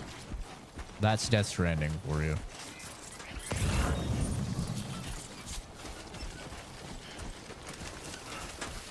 So if you don't like movie games, right? Like one of the mods on the channel, Ambiguous, he really likes gameplay in his video games. He does not like movie games. You're not gonna like this. Like all Kojima games, to my understanding, it's very cutscene heavy. But the walking itself, I mean, there are a lot of mechanics around the walking. It's not like that right there, right? You have to shift and balance your weight, both in stacking your packages, but also in terms of like walking on uneven ground. When you do the scan, it'll tell you how easily you can traverse the various different things in the environment. You can damage your package if you fuck up, which can, you know, harm your delivery or even make you have to restart a delivery. Like, there are actually a lot of mechanics in the game.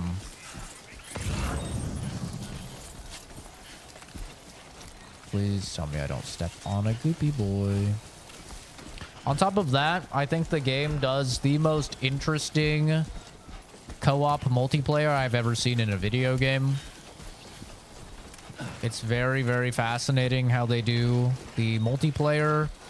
How they have essentially like this social media system that runs on likes as your currency and your ability to evolve the world, and how you're really trying to set up the chiral network, which allows you to communicate with other players more efficiently and like utilize other things that other players have built.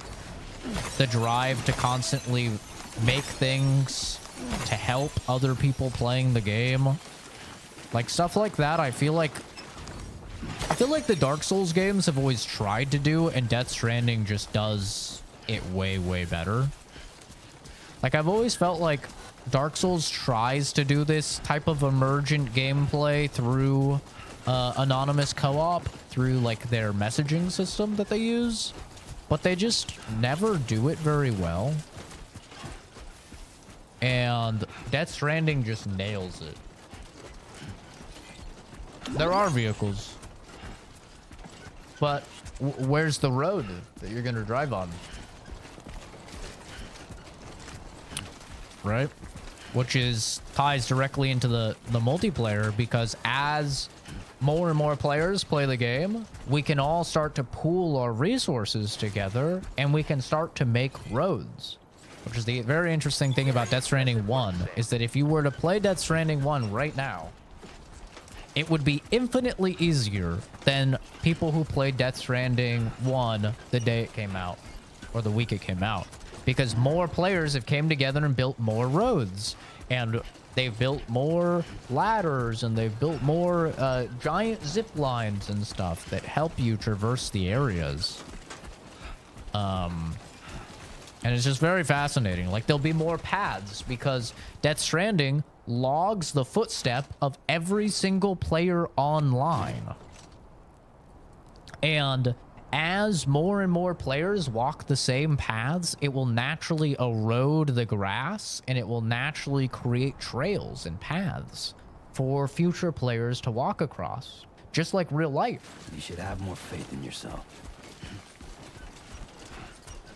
So it's very interesting, like how the more you play the game,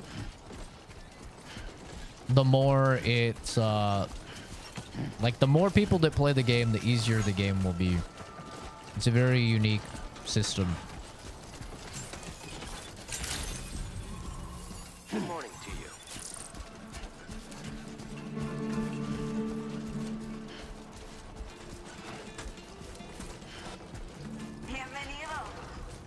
I got packages, lady.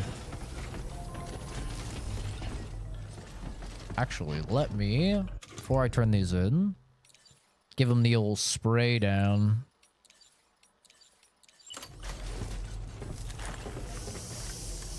Make sure everything's good. It's all beautiful. I'm just gonna use the whole thing up. There we go. No, I don't have any tattoos.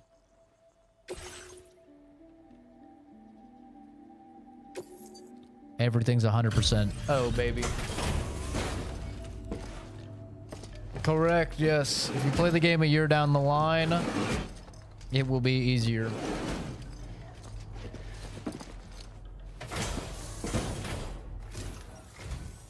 Hello there.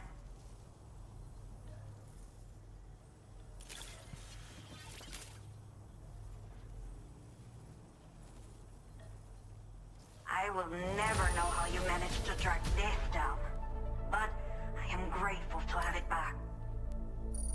Hell yeah. Almost 2-star gamer.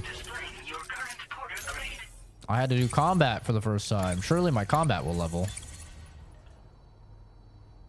Or not. Take care. Order completed.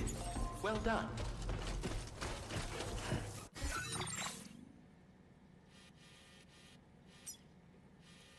Where was the aid request? I gotta go get some walking sticks for her.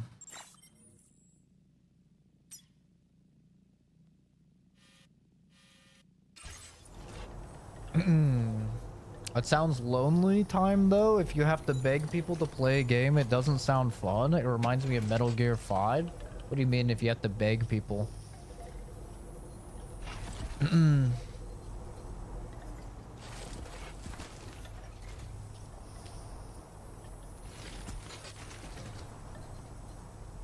Walking Simulator was free on Steam. You'd stack crates on your backpack and walk from A to B and could lose your load. A pretty empty environment. I don't understand. What does sounds lonely time though? If I have to beg people to play a game, it doesn't sound fun. I don't know what you mean by that. I mean, the game, you only need 100 people playing the game to get the same effect, right? You don't need 1 million people playing the game. And it's like Journey. Like, for those of you that played Journey, there's co-op in Journey, but it's not where you and your friend are linking up with each other in the same lobby. It's just that you find people as you play the game. Right? It's very, like, naturally integrated into the gameplay flow. It's not something where you're, like, it's a single-player game. There's no, like, playing with your friends or anything like that. Like, it is a single-player game, but your world is directly impacted by what other players are doing around the globe. And what you're doing is directly impacting what other players are doing around the globe.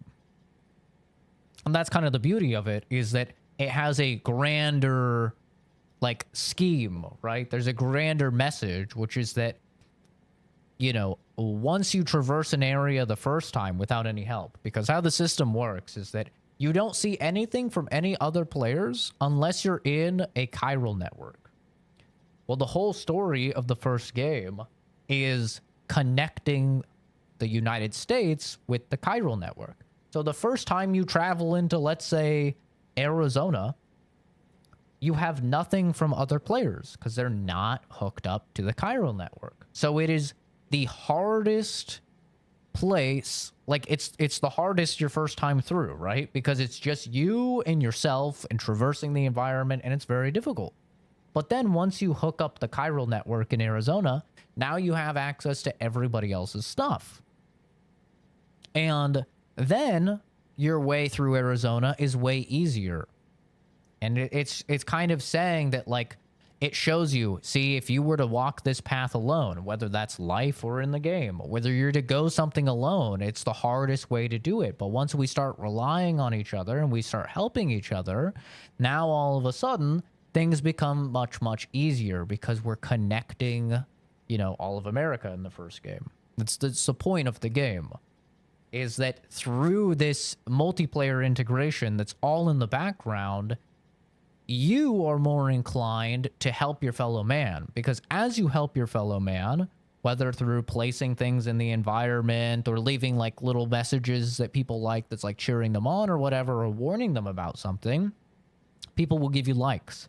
And the more likes that you have, the more technology you have access to. And the more likes that you have, the more you'll see other people's stuff. So it's not like the moment you turn on the chiral network, all of a sudden now there's a million highways and you can drive on it. You have to hit a certain level of likes to essentially like level yourself up.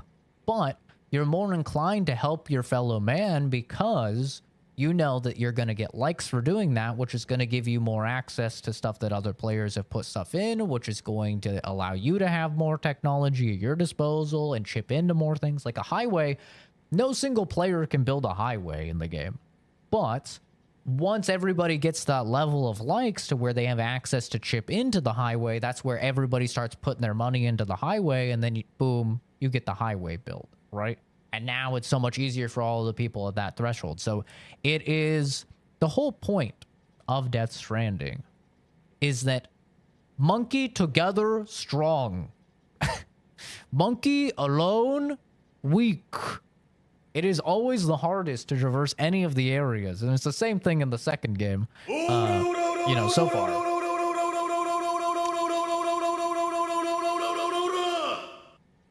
Behind you.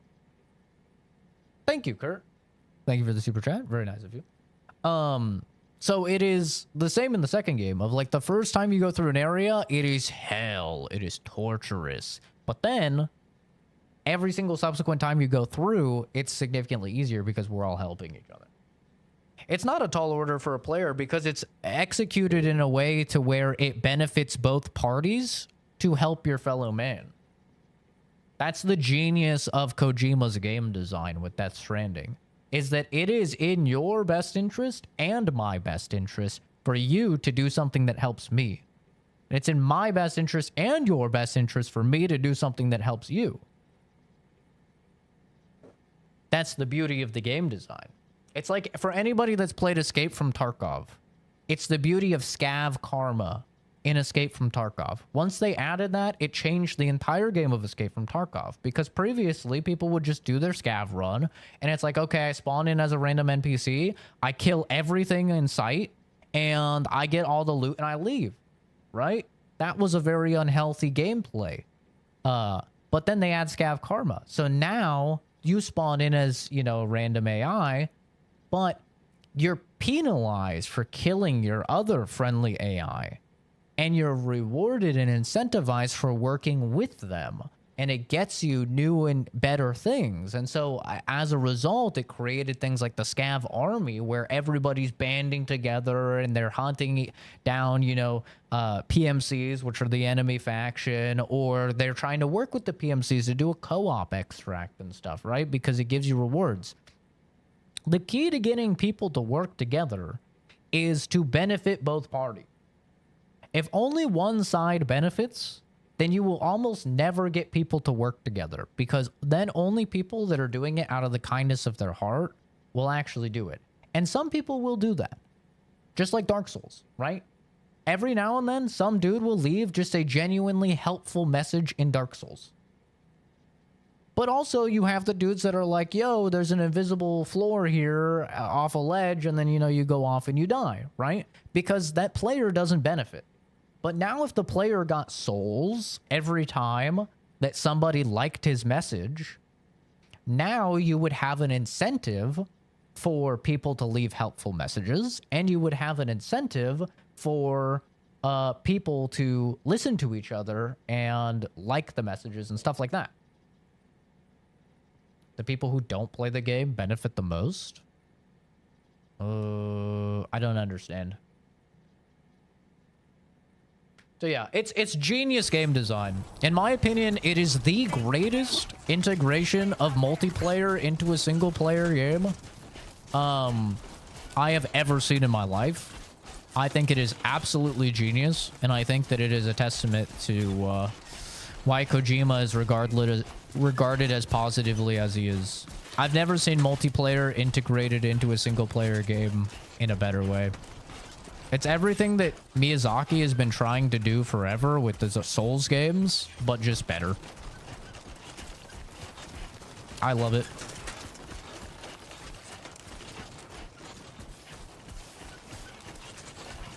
There's like just no better feeling than shipping in your, you know, your pieces of the resources for to build a road or something, and then you log in the next day and 100 other people chipped in the resources, and now there's a fucking road, and you're like, oh my god, we did it, bro. We all came together, we did it. Or like, dude, there's this section in Death Stranding 1 where you have to go through these snowy mountains, and they have BTs everywhere, and it takes so long. And the first time through it, before you've set up the chiral network, it is pain. It is so fucking difficult. And because all of us endured that pain, we said, I don't want the next guy to have to go through that pain. And so all of us just came together and we made giant zip lines, just completely going from mountaintop to mountaintop to mountaintop and stuff like that. So you don't at all have to deal with like any of the BTs or anything. It's so nice, like once you have to go back through that area. It incentivizes community improvements as through a reward system rather than general self-growth and morality. It does both. Not bad. Right? It does both. It feels good to help your fellow man. That feels good. If you don't think it feels good to help your fellow man, I think you probably have an issue mentally. Because it feels good to help people. It's the whole reason why I'm in the line of work that I'm in, where I literally save lives, is because it feels good. I could make 10 times more money if I worked for Big Pharma, R&D, and I help them create the next drug that they're going to sell for profit to people that absolutely need it to save their life. But I don't do that. Why do I not do that? Because it feels good to help your fellow man. The same thing is true on here. It still feels good to help people. It feels good to be like, oh man, I had to go through that entire mountain, but I'm going to go ahead and grind, and I'm going to get the resources to build a giant zip line over that whole area, so now the next guy won't have to go through that. But also, there is a practical video game reason for it, because, oh, now the player will get likes for doing that, and the likes will allow the player to access different technologies and stuff. So there's a practical and like a moral reason to do it, which is why it's an ingenious system. Aid requests are issued by the inhabitants of facilities who will reward you likes upon their completion. Completing someone's aid request will also increase your connection level with the residents of their facility. Aid requests do not need to be accepted like orders. The request will be deemed complete once you've done what's required. Time to shine, Sam. Oh. Okay. Are these all the walking sticks?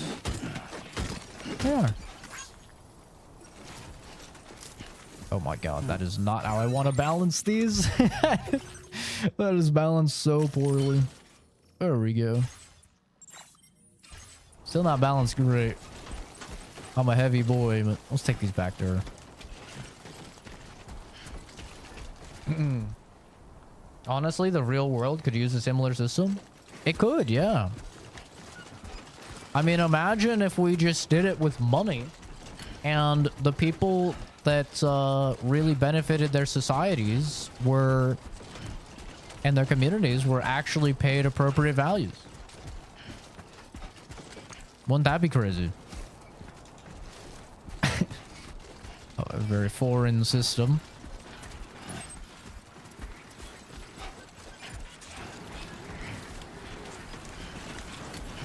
Wouldn't it be insane if, like, the people that dedicate a decade of their life to becoming teachers weren't paid fucking 40 grand a year to teach? You'd probably have a much higher quality of teaching as well. Instead, some dude that sits and plays video games and does absolutely nothing to improve his, you know, community other than maybe tossing some of his millions of dollars over to charity or something. That guy gets to make millions of dollars. No, I haven't seen the pirate software situation. I don't pay attention to internet drama.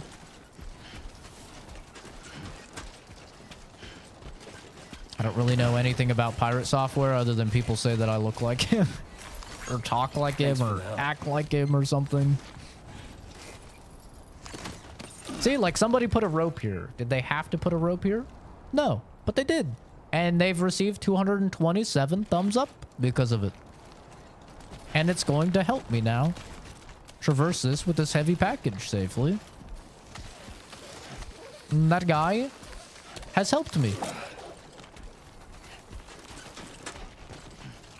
And what does it make me want to do? It makes me want to make something that, you know, could possibly help that guy in the future.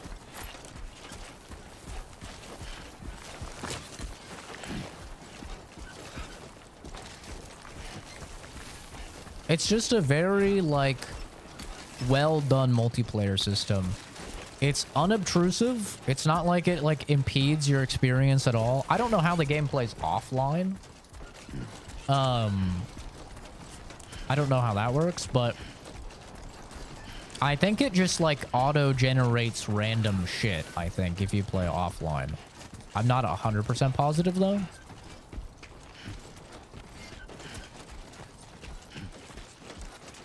But yeah, it's such a, like, unobtrusive genius system. You have to manually like that, or does it automatically if you use it? If you use something, if it's something that you use, it will automatically like it. So if it's a rope like that, it'll automatically like it. So it's kind of an indication of how many people you've helped with it. If it is just like a little message that you've left, then it will you'll have to manually like it. Just carrying endless trash. It's not trash, this is cadence for the elderly.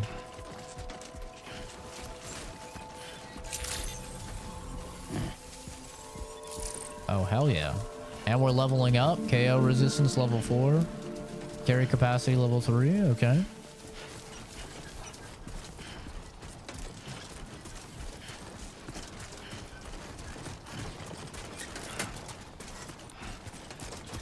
Gotta get these canes for the elderly, man. Gotta help them out.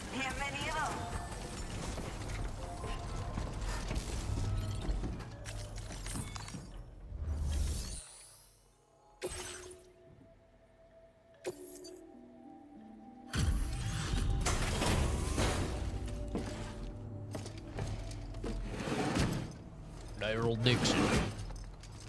There are vehicles.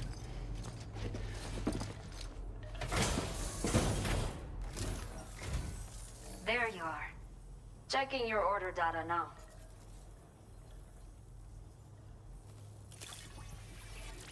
Most of us playing the game just haven't gotten to the point where we can build roads yet.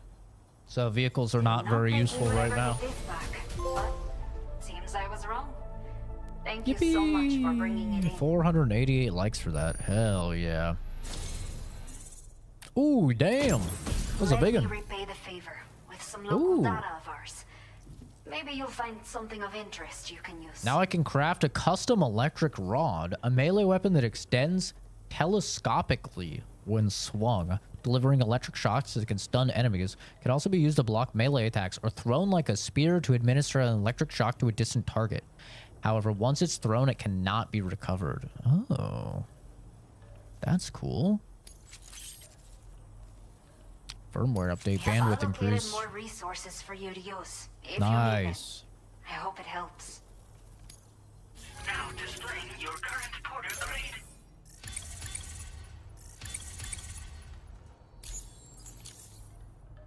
The data I've shared with you is the schematic for my custom electric rod. While this design is tailored for use with our fabricators, it's functionally no different from the ones bandits use. The rod extends with a quick shake and can be used see a lot of people jumping into the game right now. Area. I mean, some of these guys already have like 400,000 likes. You won't be able to retrieve the rod after doing so. A thrown rod Which means there's a lot of people playing. A burst of electricity when it strikes the ground. And no bandit can shrug off a direct hit from this bad boy. Test it out, and you'll see. Yeah, I've already seen some players with 400,000 likes. Well done. So there's definitely a lot of people playing the game. Yeah, this is the second one. Some of it's lightweight. It tells you its weight right here. So this is 7.5 kilograms, 7.5 kilograms. 12, which I should put this in actually. Should deposit this. Oh.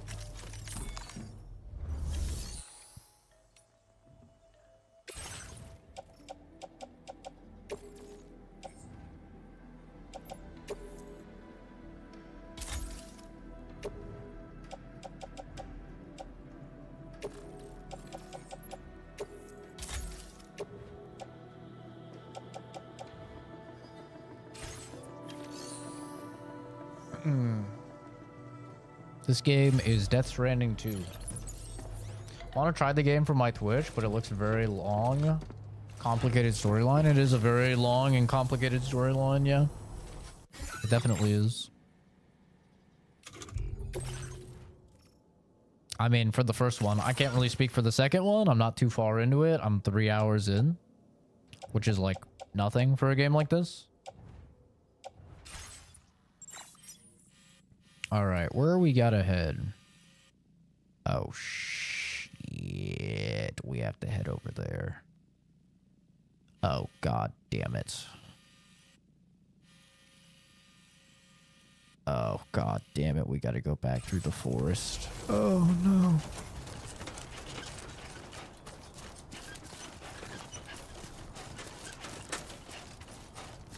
Castillo? Do you mean Callisto Protocol? No, there's no fast travel in this game. The whole game is about traveling. Don't hesitate to rethink your route. Looks like the Timefall has been pretty relentless. You okay, Sam? Heavy rain sometimes causes the rivers over there to rise. Don't force yourself to cross them if they're too deep. Instead, take a look around your map. Conditions change quickly out there, but it's important to be able to adapt on the fly by adjusting your route. True. Folks here should be able to walk around a little more easily now, inside the facility at least.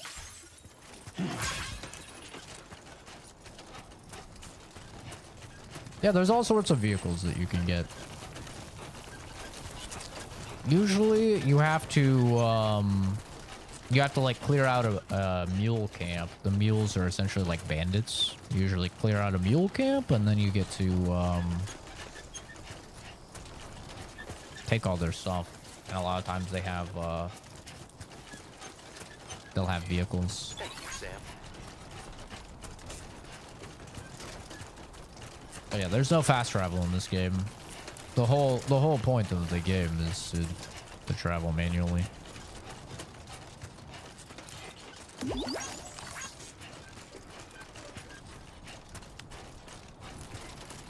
Will the bandits be back? I guess we'll see. We will see. I'm gonna go back through Spider Town.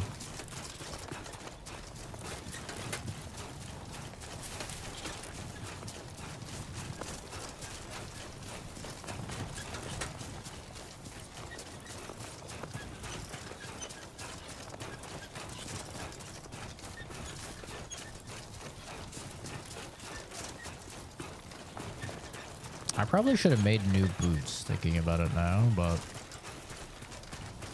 You know, it is what it is. Special alloys there I could donate.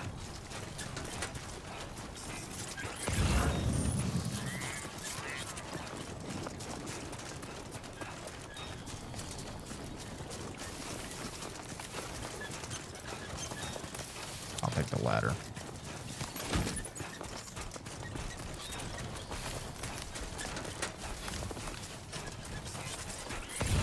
Chemicals. Ew, they're literally carrying the chemicals.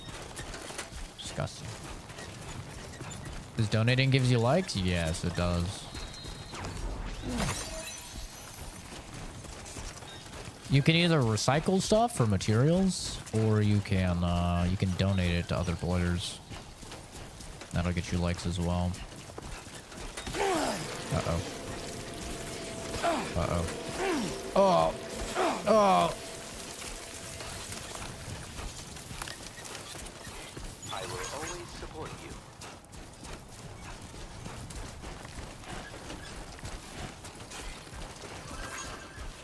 That bastard. How are you meant to fight or kill enemies at this game? There's guns, there's melee combat, there's all sorts of different ways. What do the crystals do? The chiral crystals, they make it so every 1,000 that you get, it will permanently give you 1 more kilogram of carry capacity. They are also used for crafting. For fabricating things. Okay, we're not gonna run. We're not going to run down here.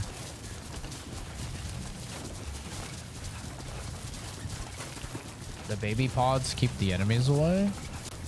The baby pods are because babies, when they're kept in like the amniotic fluid, are both in the land of the dead and the land of the living, so they are the only ones that can sense the BTs, which are the monsters.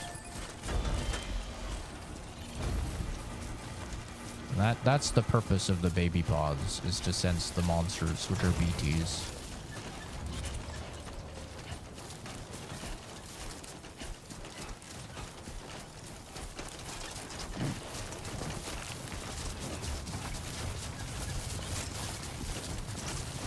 Megan Fox with a D or Hulk Hogan with a Gucci? Brother, do you realize you're asking a bisexual guy that question? Either one's a win for me. Yeah, boy. I play both sides so that I never lose. I guess they're still sleepy. They are still out cold. My water level has not risen, which is nice. Oh, I can take my little bridge back.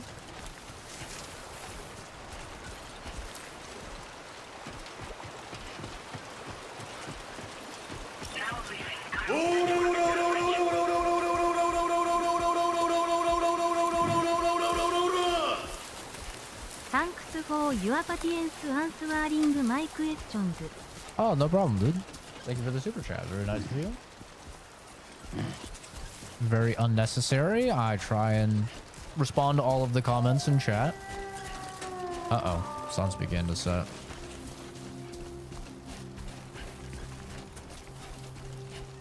Yeah, I try and reply to everybody.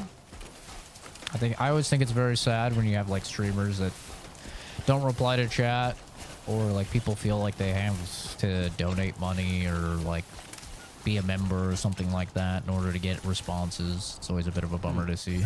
So I try and interact with chat as much as possible. Obviously, like during cutscenes and stuff, I'm not gonna be... I try and cut down the yapping. But that's the nice thing about streaming a game like Death Stranding, is there's a lot of downtime where I can just shoot the shit with you guys.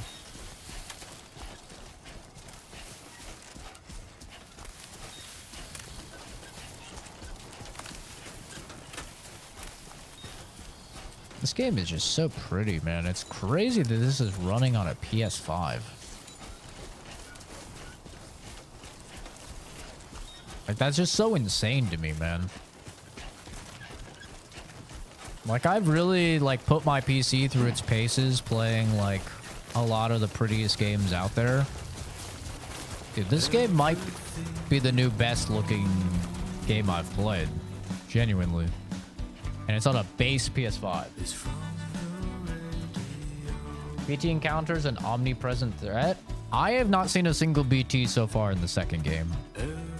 But that ties into the ending of the first game pretty tightly.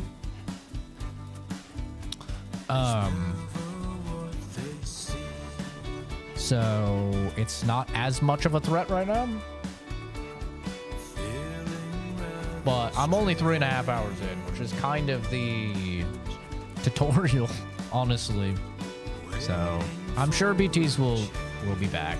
It'll be a big deal. But in the first game, BTs are all over the damn place. I'm on the game too, from France. Hope we connect. Yeah, dude. Hell yeah. I'll put down some ladders for you.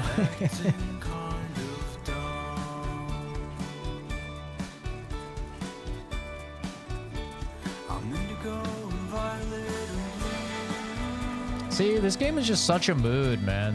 Like when the music kicks in and you're just traversing this beautiful fucking world. I don't know, man. It's just nice. It's a nice change of pace. I felt the same way in the first game. It's just nice. Just like Red Dead Redemption 2, you know? The song kicks in and you're just riding your horse. Or you put the right radio station on in Cyberpunk or GTA 5 and you're just driving around, man. Like, the vibes. The vibes are immaculate. Like, I get it, it's not the most flashy game ever, so people will bounce off of it, but it offers something very unique that I really enjoy.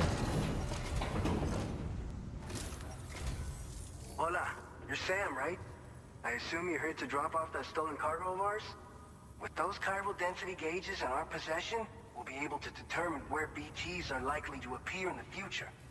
So, let's get a look at those containers and see if we're good to go.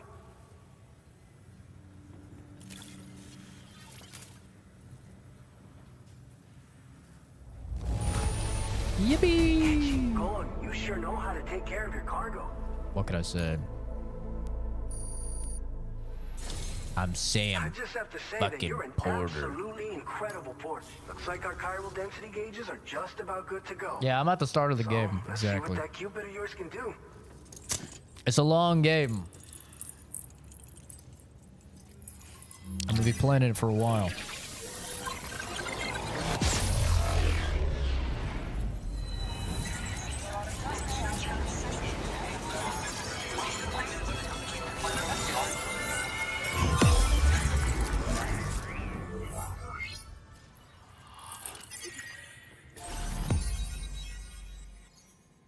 Yippee!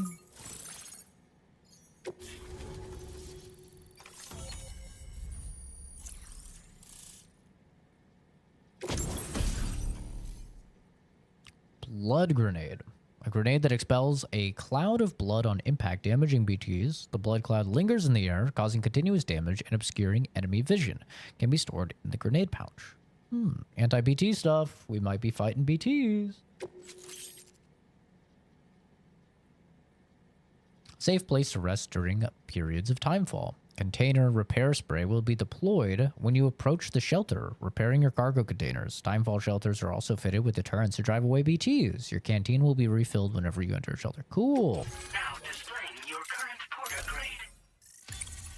Very cool. That's why my combat didn't level up before, because I didn't turn in the right quest. There we go. It's high time we got on the chiral network. Our BT research should go a hell of a lot faster now.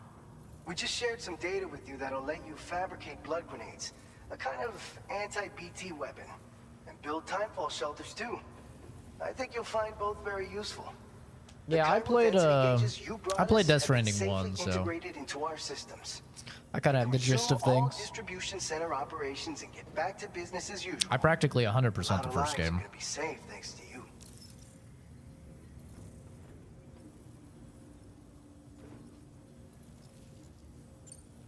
So, you probably think Timefall shelters are only good for getting out of the rain, right? Wrong. Our Timefall shelters are different, you see.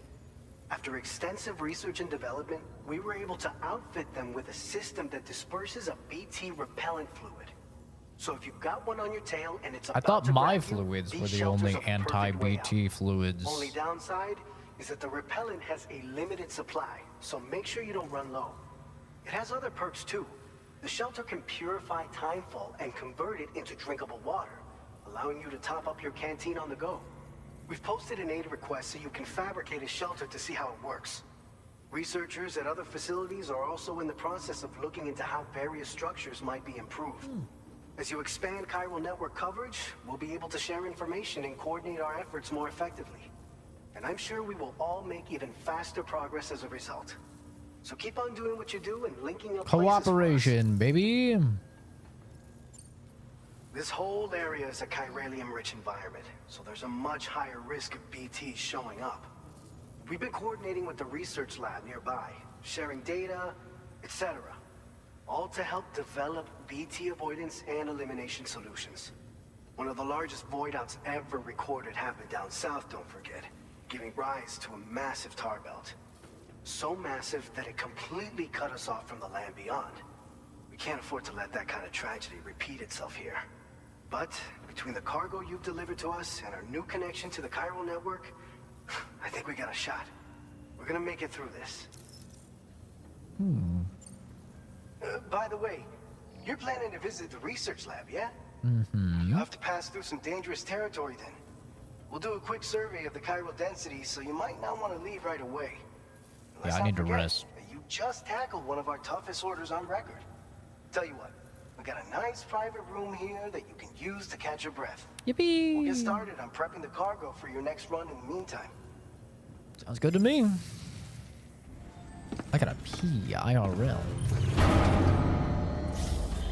So I'm probably gonna pee IRL, and while I'm having a dream, I'm gonna have a dream. Sam's always having dreams.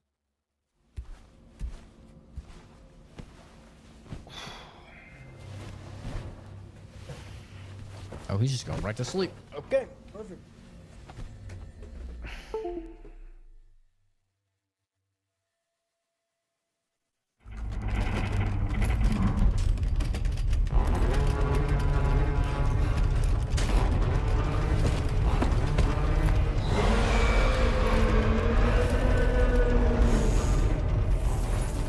Gate quake detected. Please seek shelter immediately.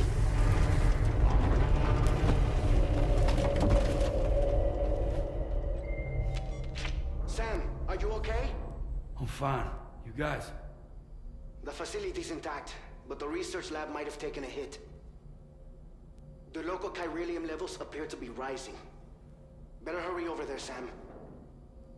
Head to the delivery terminal upstairs and check their order.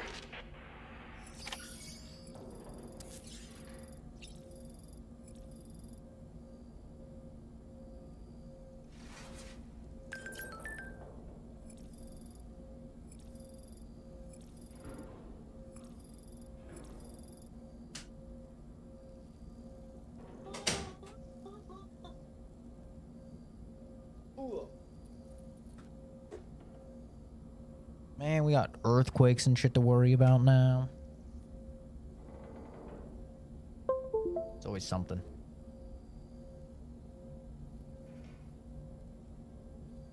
I'm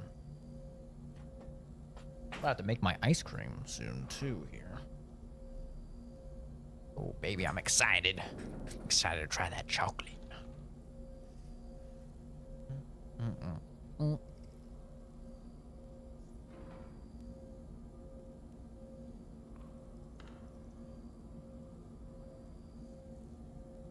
It's kind of like a broadcasted internet, but you could think of it as utilizing like faster than light speeds because it goes to the beach.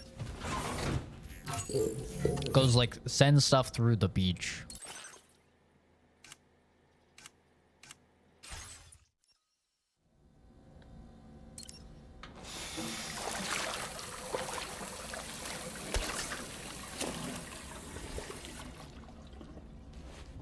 God, I wish hair IRL would act like it does in video games, you know? Where, like, my hair would just stay there. Like, you gotta wash your face with long hair like that. And it's like, man, you're getting... Your hair's all watery. It's just not a good time, man. It's really not. We drink. You drink my not monster. Hi, Spencer. Can't believe it's not Monster, man. I got these monsters just for this game. I don't even like Monster. Normal Monster, I should say. I like Monster Juice. But I was expecting to be drinking some monsters, just like the first game.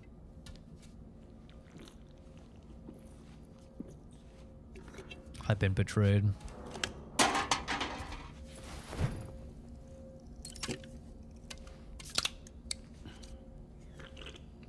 I wish there's a faster way to drink these. Let me slowly but surely drink all of these. Dude, I must have to piss like crazy.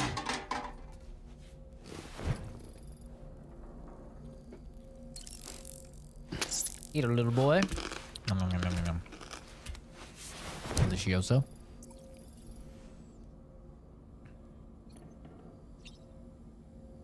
I think we're good.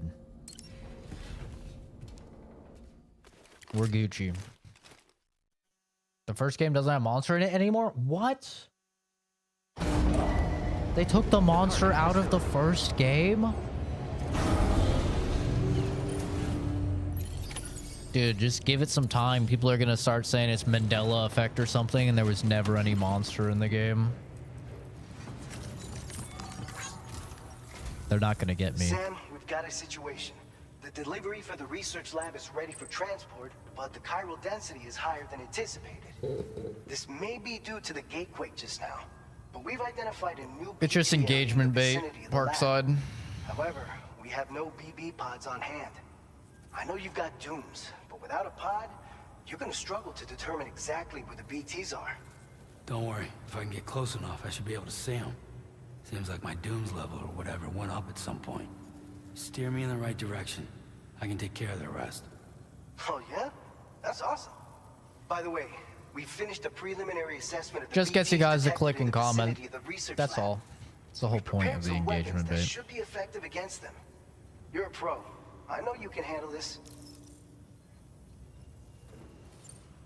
According to our initial survey, you can expect to encounter gazers in the field. If you make contact with a gazer, then another type of BT, a hunter will emerge from the tar and try to capture you. If they succeed in this, you'll come face to face with a massive Thanks, BT Flop. known as Have a good one, dude. catcher. Appreciate you stopping by. Now, you don't Enjoy your wanna weekend. ever let a catcher consume you. It'll trigger a void out, obliterating the surrounding area and everyone in it. And when the dust settles, there'll only be a giant crater. So make sure to escape the catcher before that happens, or use the weapons at your disposal to eliminate it. Mm-hmm. We've issued you a number of blood grenades.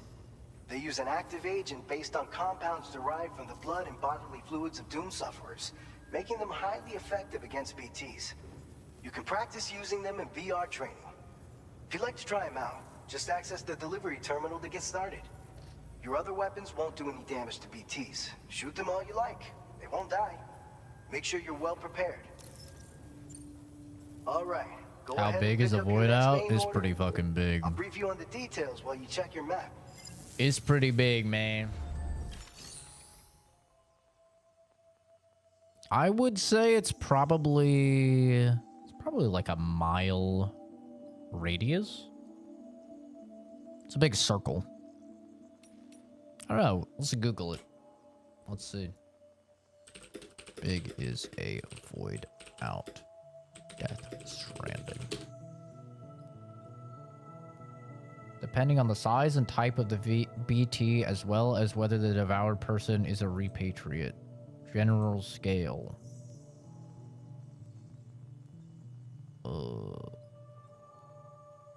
Void out crater in Middle Knot Ruins was measured 191 meters across, while the one in South Knot was 126 meters. Oh, maybe it's not as big. 191 meters to miles. Oh, that's not that big at all. Only 0.11 miles? Really?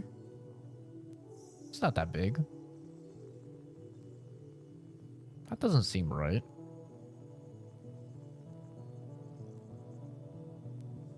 Void out.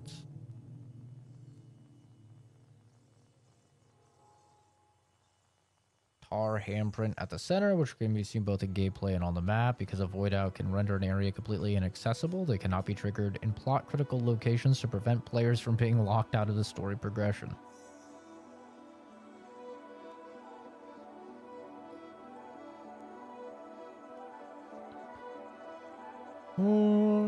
First recorded void out as a model, the American government began experimenting with bridge babies. Unfortunately, one of these experiments caused another void out. I don't see anything in the official wiki.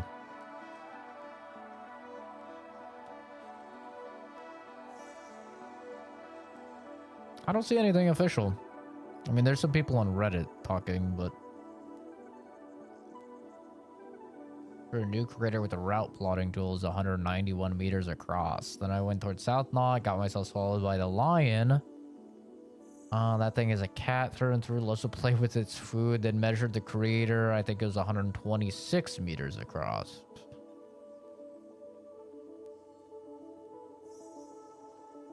So not that big. It's like 700 feet. 191 meters, 2 feet. Yeah, 626 feet. I mean, it's not small, but it's not as big as I thought it was.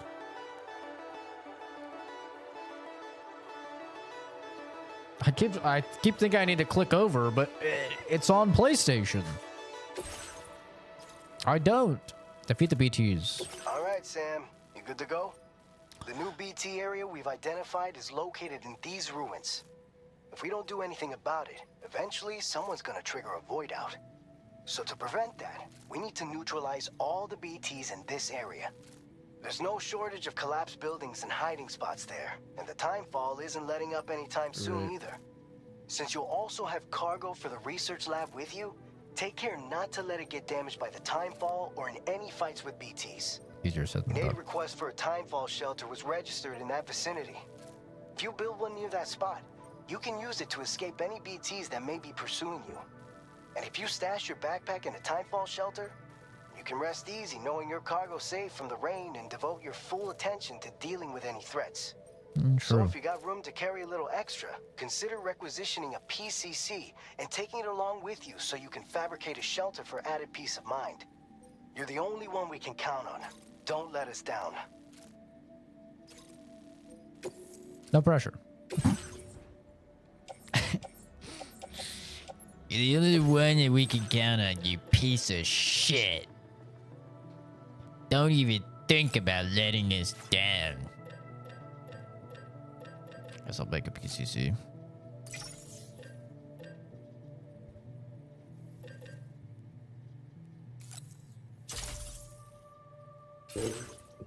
Okay.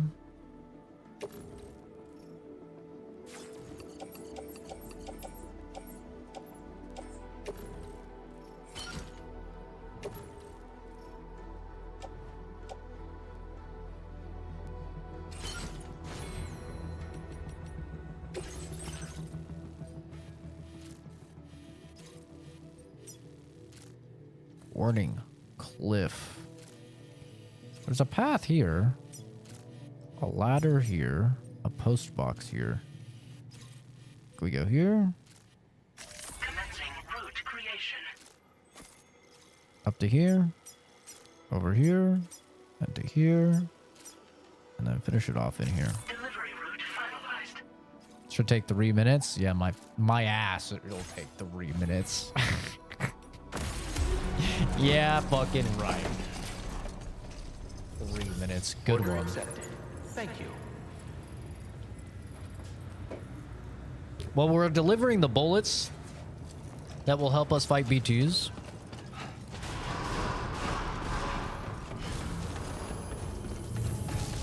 So, hopefully we'll get the guns to fight them. Take a break. Safe travels. Please give it your all. I will always support you. This is the game. This is Death Stranding 2.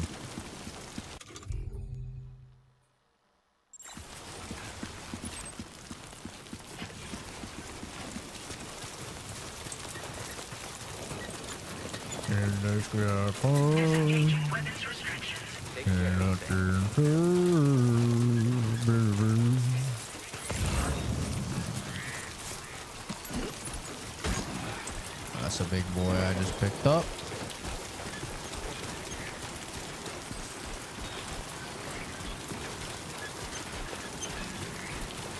It is Daryl Dixon.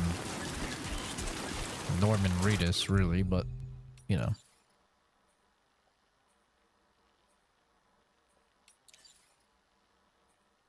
Restore their stamina as they walk past. Hell yeah. I'll give somebody one of those.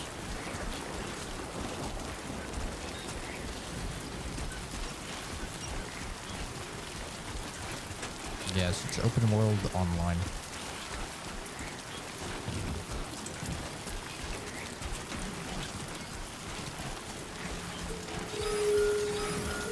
Uh-oh. Not the fucking earthquake. Oh! Oh, Jesus. Oh, no. Oh, shit! Oh, shit! Earthquake detected. Intensity. G-scale. Oh, shit! That's a 6 on the scale. God damn. It's still going. The rocks are still coming. Are we good?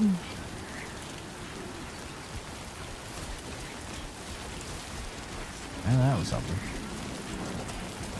Haven't seen you live in ages. How you been? I've been live quite a bit. But, yeah, I've been good. Can't complain. I really keep forgetting to make a new boots. My boots durability is not looking great, man. Zombies or aliens? If so, might get this game ASAP. There are BTs, which are monsters. They're kind of hard to explain. This is Death Stranding 2.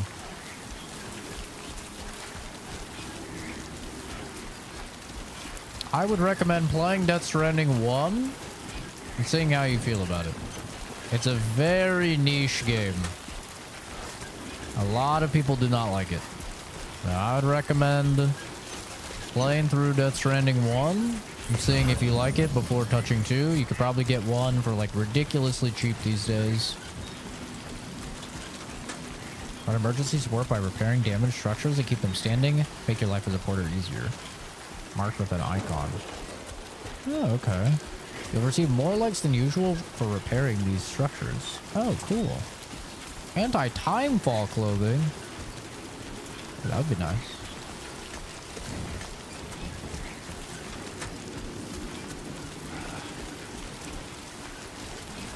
The game is very, very much like unique and acquired taste, so...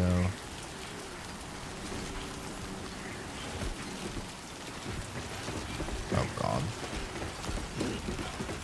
Jesus. Balancing. I'm balancing. I'm balancing. And give that guy a like. That is a goated ladder. Thank god he placed that. Where are the others? You never ever see any of the other players. But like that ladder I just used, that was placed by another player. So it's multiplayer in the sense that like everybody is contributing and everything that people are making is helping other players and stuff like that. It's not multiplayer, as in like you and your friends can hop on. And like I said, it's a very unique game. You'd have to look into it. It's kind of hard to explain.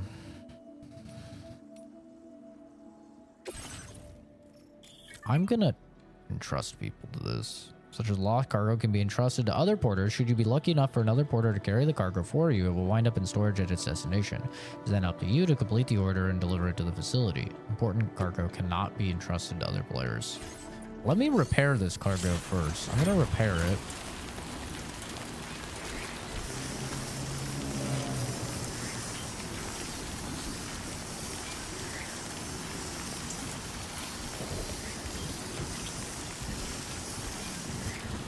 Okay.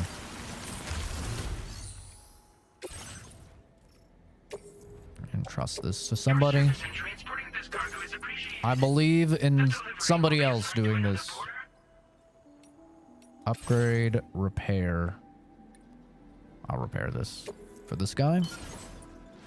He's helped me, I will help him.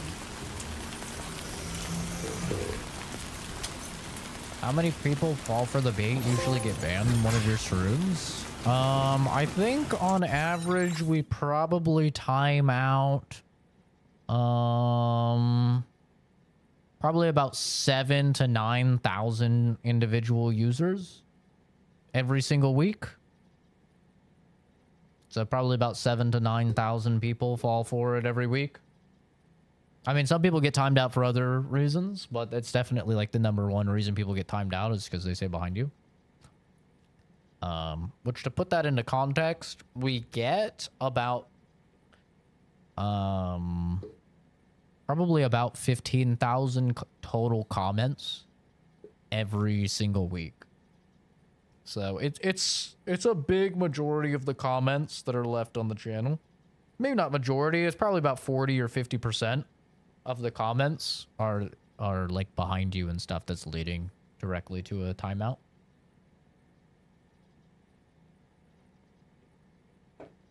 It's very common though. It all depends as well as just the algorithm, you know? Sometimes I'll do a stream, doesn't go out to people subbed, doesn't go out to anybody, gets 95 views. Obviously, like no one's getting timed out because it's probably just people from the Discord, since they're the only ones like I send out the notifications manually on the Discord. So like those people typically show up. And then other times, you know, like a few of the Timefall streams, like it just gets put into the algorithm for whatever reason. You get 11,000 people, you know, stopping by. So it's all kind of random. You never really know what the hell YouTube is going to do. But yeah, on average, I'd say probably like 7,000 to 9,000 timeouts a week. To put it in a context for like total people banned, when I was at like 2,000 subs, I had about the same number of banned users from the channel as I had subs. We have thousands and thousands of people like banned from the channel. It's pretty wild. But I wouldn't have it any other way. I value a quality community over a quantity of a community. So if I don't like you, I just get rid of you. I don't want to be dealing with people that I don't like in my free time. You know, I do this for fun in my free time, and I don't want to deal with people I don't like. So the people that are around, they know that I like them. I'm going to store my stuff I don't want to break here. Throwing people into the void. True. We will store this. We will store this. We will store this. We will keep these. I think we're good. I guess I could store this. Not like I can shoot these guys. Do you like the game? Heard the first one was a walking sim. It is. Yeah. It is indeed a walking sim. I like a walking sim. Uh-oh. Sam can sense BTs as they approach. Hold R1 to hold your breath. Make it harder for them to find you. Wait, we're already in BT territory? I thought it was further on.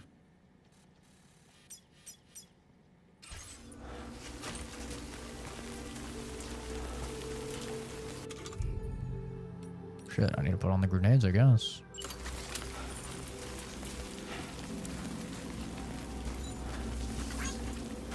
I need to build this fucking Timefall shelter here.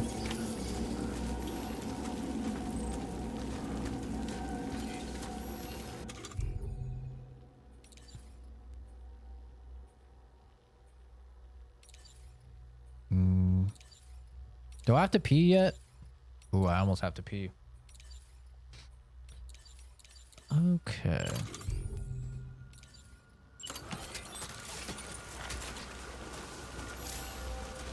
This is Death Stranding 2.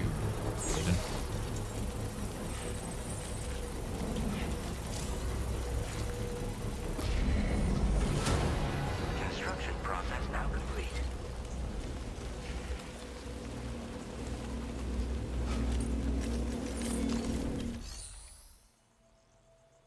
What's it take to upgrade this? Only 32 Chiral crystals? I'm gonna upgrade this.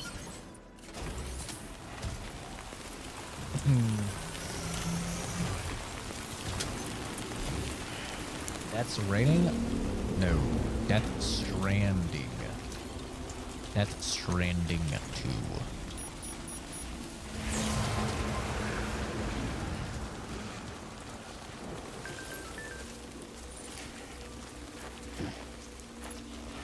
God damn it. Time to get killing. The power of AIDS. Hiya! That's right. You like my blood? Yeah. Yeah, that's right, bitch. You like that?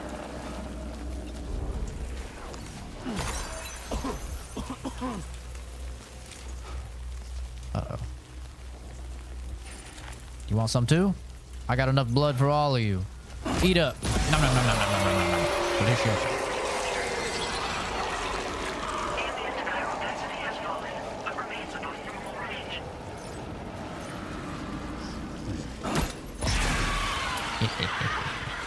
That's right. That's right. Calling me Sub-Saharan Africa. Because I'm spreading AIDS like no one's business. Sorry. That was actually probably a little... that was probably a little too dark of a joke. That's my bad. My bad. Uh-oh. I didn't like that. Tar eruption samples.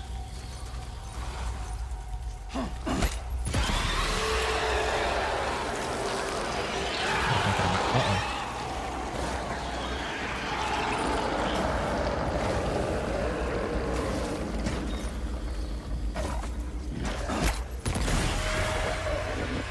Does not sound good.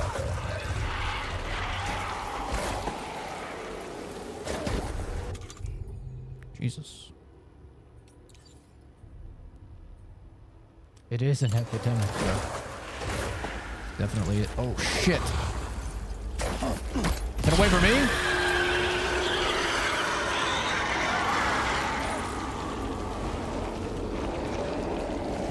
We do not want to get seen by one of the gazers, man. If you get seen by a gazer, things, very scary, terrifying things happen, okay? Trust me when I say, we do not want to be seen by one of these guys. Alright? It would be, it's very cool when one of them sees you, and the resulting boss fight is very cool.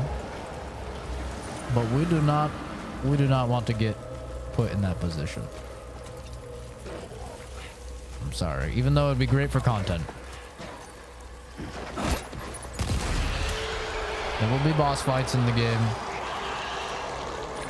I'm not gonna chomp at the bit to get murdered, though.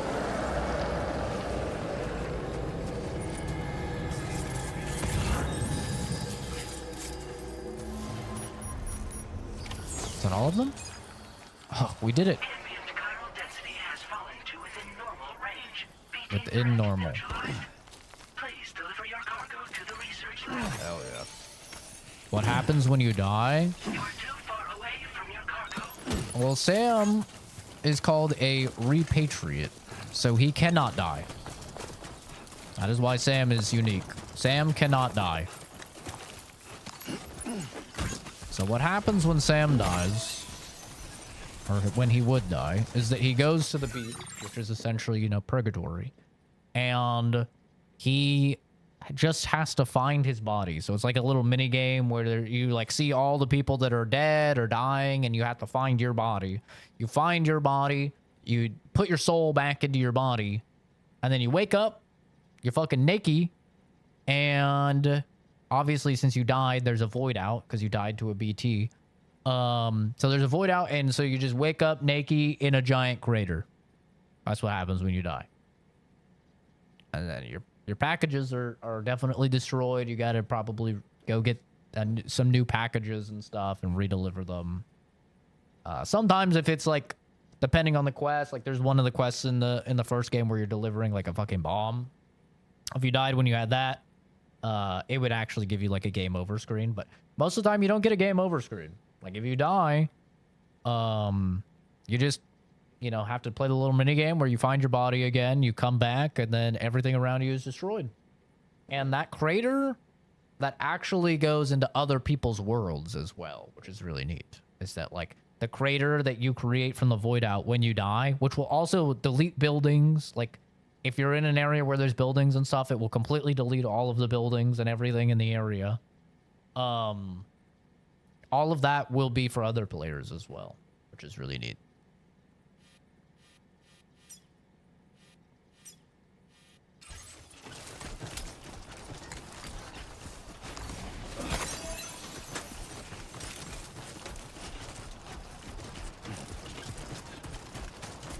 My packages are not balanced. Oh my god, they're not balanced.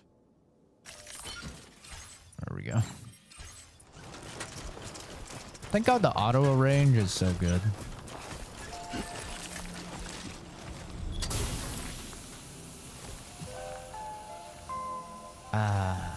Look at that. Fully restored our stuff. I love to see it. Yeah, the game does a lot of stuff very, very cool. Did I give this guy a like? This one's for you. Get my shit out of here.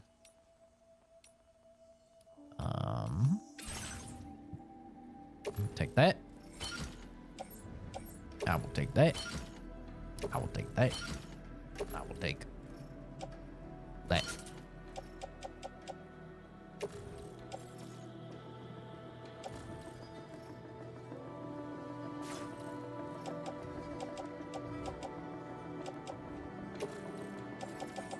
I'm gonna recycle that.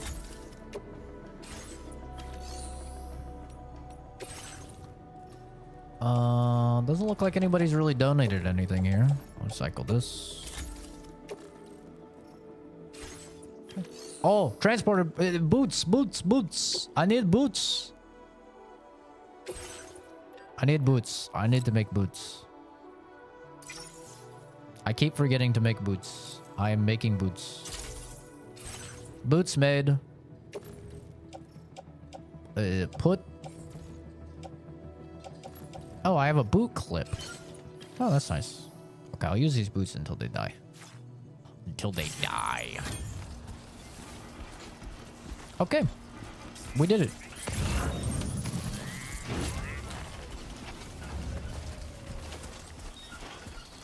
We are fucking heavy right now. We're very heavy.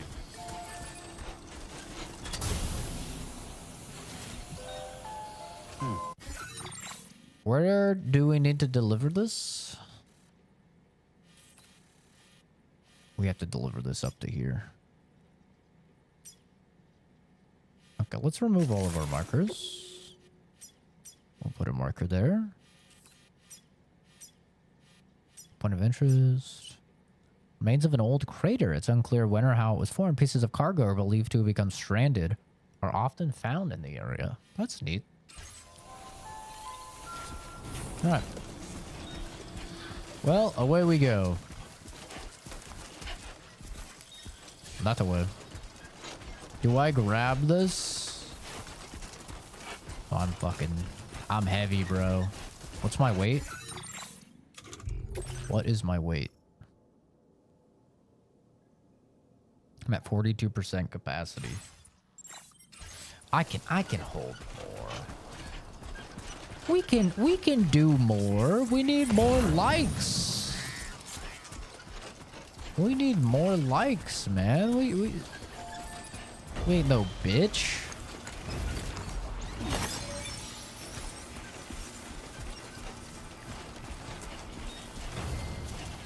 This will give me 253 likes. It is an extra large package, though.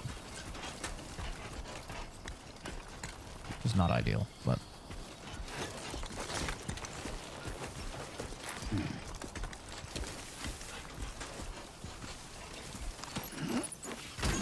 Oh.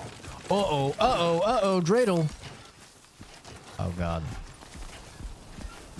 Oh, yeah, we are fucking fat. We gotta be careful now. Okay, we don't have to go that far. Uh-oh, uh-oh. Are we? Oh! I'm having to balance the weight. Oh! Shift left, shift left, shift right, shift right. Shift left, shift left. See, once you're pushing it, now you're playing a minigame. Ooh! Now you're playing a minigame. Oh my God. I'm playing a minigame with my walking sim. It'll be worth it for the likes. It's gonna be worth. I will become night. I'm happy this game has a banger soundtrack, just like the first game. Everything's done for a while.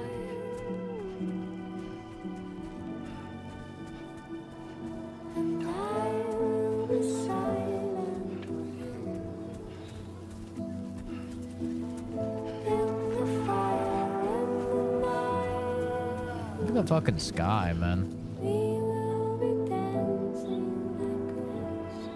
like This game is running on the equivalent of a 2070 Super at 60 FPS. I mean, if you guys don't understand how fucking impressive that is, I don't know what to tell you. This is a base PS5. Kojima has some crazy scientists working for him or something. I don't understand. All of Capcom can't get a game to run fucking well. And somehow Kojima releases one of the best looking games I've ever seen in my life. And it runs better on a fucking PS5 than shitty looking Monster Hunter Wilds runs on my 5090. I don't understand. There is some witchcraft at work here.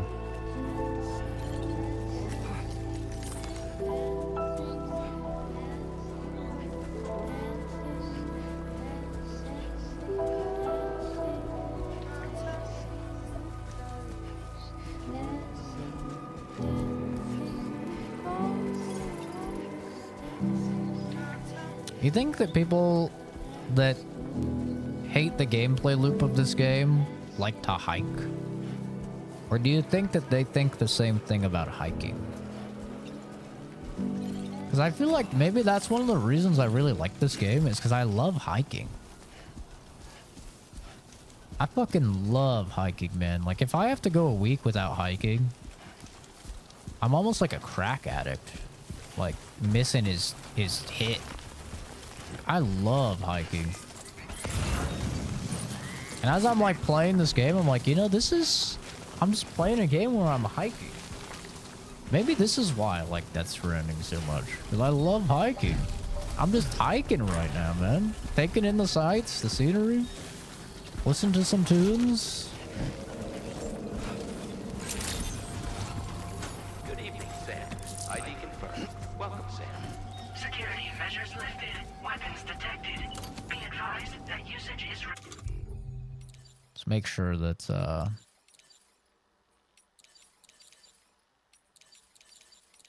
where's the fucking spray? There we go. Inside facility grounds. Access the delivery terminal to process your orders. Sure, everything's peak.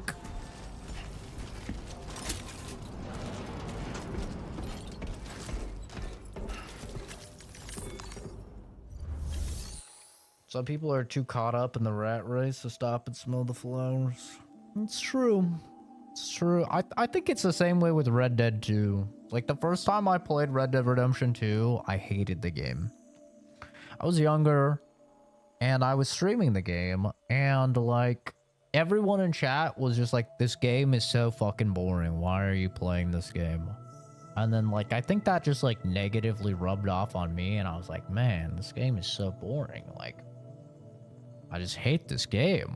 And then later on, years down the line, I played it on PC, and I played it off stream, and I just played it and was like, okay, it's gonna be a slow burn, and you're just in this world. And I played it, and I just loved Red Dead 2. I've, like, never really had a turnaround like that, where I play a game and I hate it, and then I play a game and I love it. And ever since that, like, I don't know, I can really appreciate the slower games like Death Stranding and stuff, because, yeah, it's about the journey, man. Like, it's nice to just play something a bit different, to chill.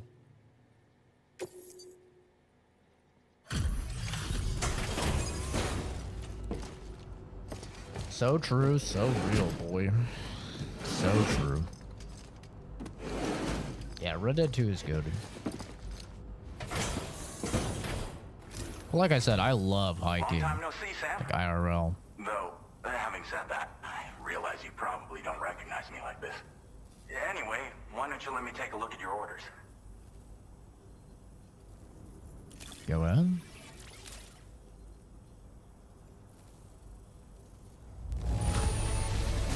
Looks just about perfect to me. Ooh, that's a lot of likes. Sam the man for you. Sam the man.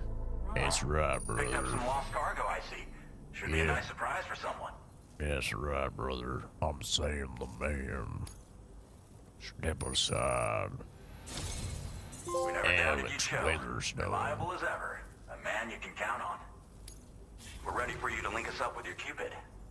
Once you do, you'll have fulfilled your objective of bringing the entirety of Mexico onto the Chiral network.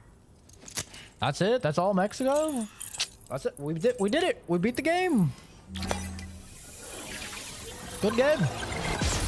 All right. What's next? We did it. It took us almost exactly 4 hours and 20 minutes. Hell yeah.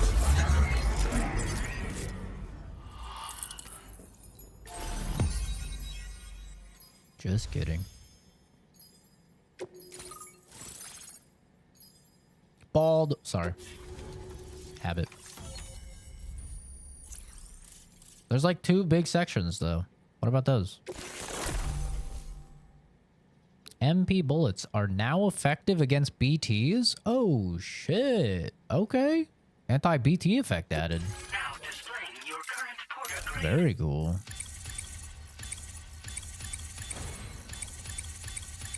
Ooh. Yeah.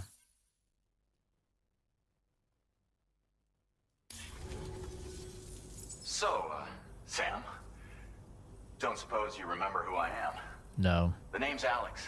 I used to work at the weather station back in the UCA. Oh, I remember the I weather was a station. Bridges employee. reporting directly to Deadman. So, when I was offered the opportunity to collaborate with him here, studying the Death Stranding and BTs, I jumped at the chance, and here I am. And now, you're here too. You actually couldn't have come at a better time.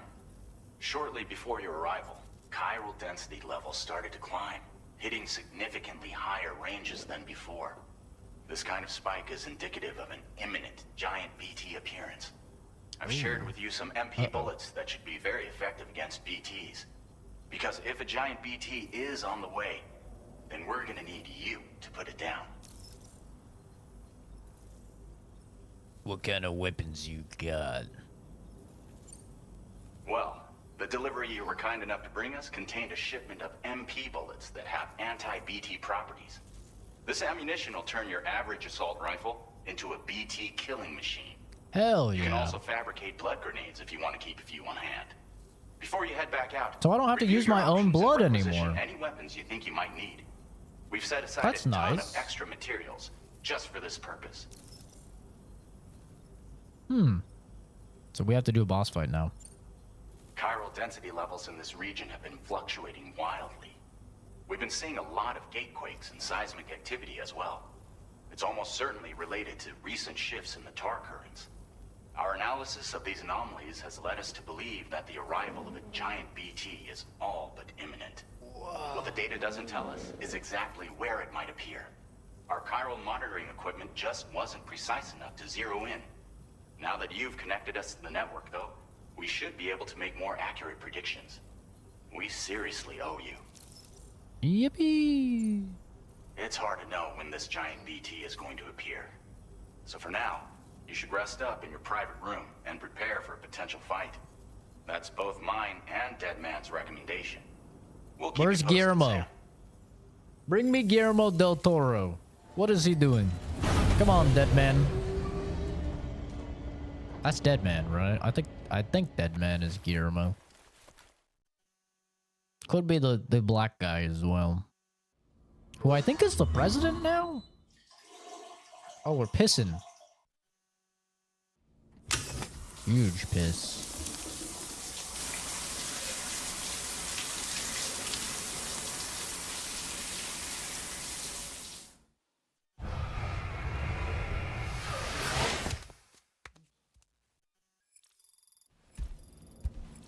$90 chiral crystals extracted from my piss. My sunburn healed. Yippee! Should really just have some SPF. I'm gonna get skin cancer. It's been too long, Sam. Guillermo! You were a good friend to me. One I could never forget.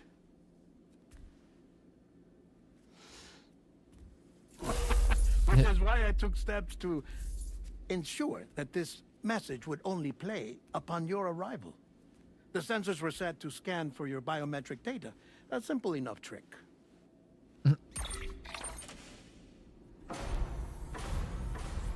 Now, this was originally a geophysics laboratory established for the study of earthquakes. Feet. Fucking Kojima. And for that reason, it holds a wealth of documentation on gatequakes, tar currents, and plate gates. As well, I discovered, as research data on the other side. Now, what I'm about to tell you, I learned after I came to this place. Uh-oh. BB. Imagine that this is the lab. Though it's relatively close to the northern tip of South America, the continent is entirely cut off from us by a tar belt. And so we have no idea what's going on down there. Nor do we know the state of any continent other than our own. The researchers here were trying to establish contact with the rest of the world. They were well equipped to do so, as the facility had once been used to launch research satellites.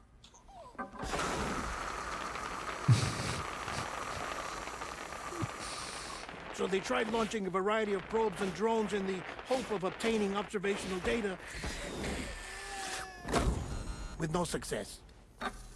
The Earth, you see, is shrouded in a thick layer of chiralium that renders electronics inoperable at altitude.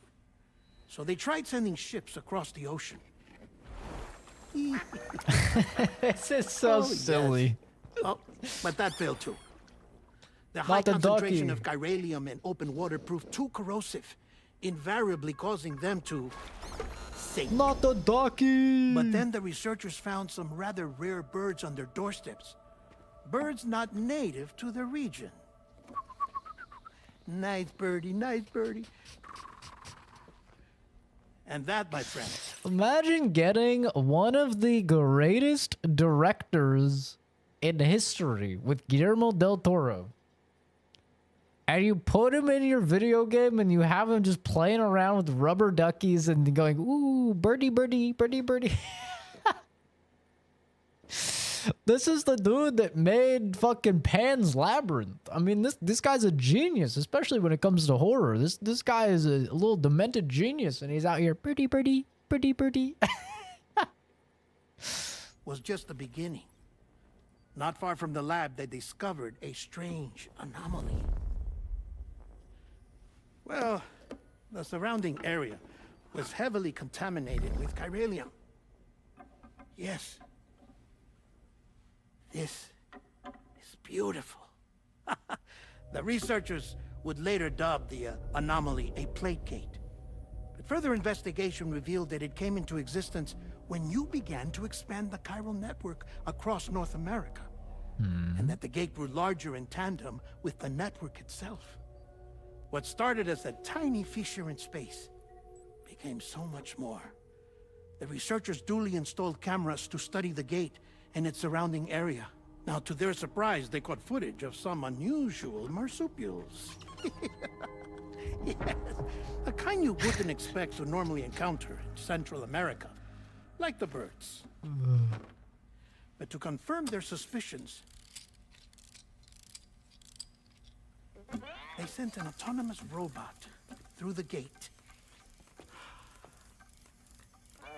The soil samples it collected were consistent with the archived geological data from the southern hemisphere.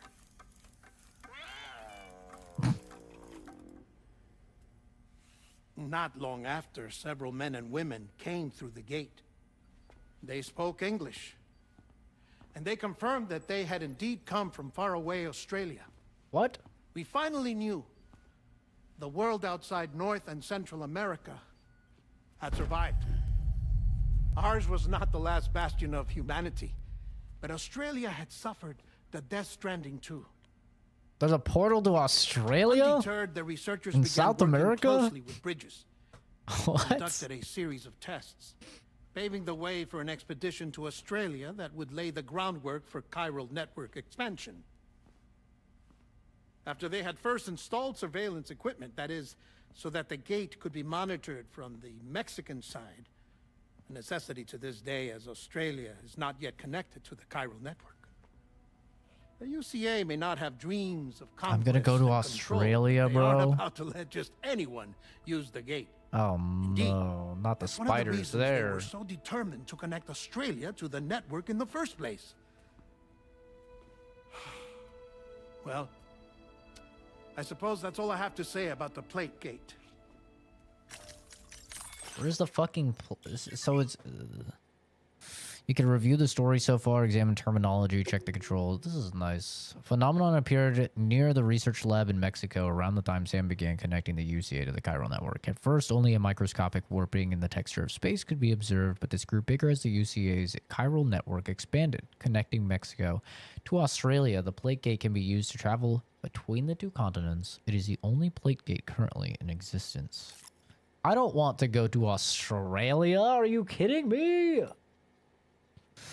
Clouds that appeared after the Death Stranding, they produce timefall and contain a great deal of chiralium that both obstructs radio waves and makes the clouds impenetrable to drones and aircraft. Even if they could be penetrated, the sky above the clouds is stratified into layers that contain further chiralium and chiral radiation invisible to the naked eye. Soaring through the skies and leaving Earth's atmosphere are now nothing more than pipe dreams. Okay, yeah, let's find out about the tar, because we had a question in the chat about the tar. I knew that they used tar if they couldn't incinerate, but Let's read about the tar here. Tar, a mysterious substance that oozes and spouts from underground. It's known as tar because it is black and viscous, but it is not the same as the common tar of the pre-Stranding world. In the UCA, tar ate away and nearly submerged Mountain Knot City. Elsewhere, the crater lake near South Knot City is full of the substance, and an enormous tar-covered area known as the Tar Belt stretches out to the east of Edge Knot City. Tar often erupts from underground when BTs appear and has been known to bring buildings and landscapes from past along with it. It contains chiralium, which has led many to speculate that it is somehow connected to the beach and the world of the dead. Little, however, is known for certain. Well, there you go. Little is known for certain. Also known as because Kojima. Until proven otherwise. Because Kojima.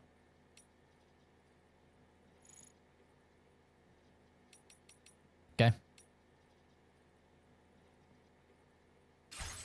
There's something else that I need to tell you, though. Something far more important. Uh-oh. Mind if I pause it here?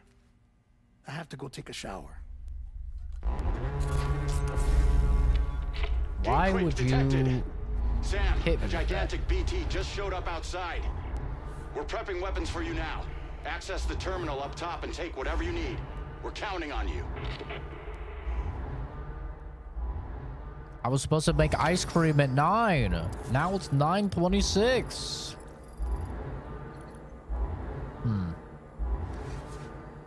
I want to do this boss fight, but I also am supposed to be making ice cream.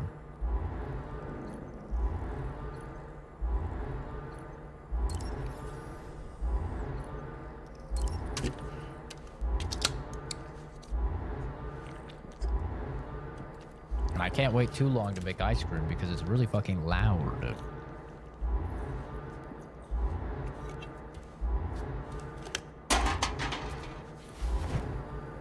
Should be fine to do this boss fight. And then I'll take a break. I'll make some ice cream.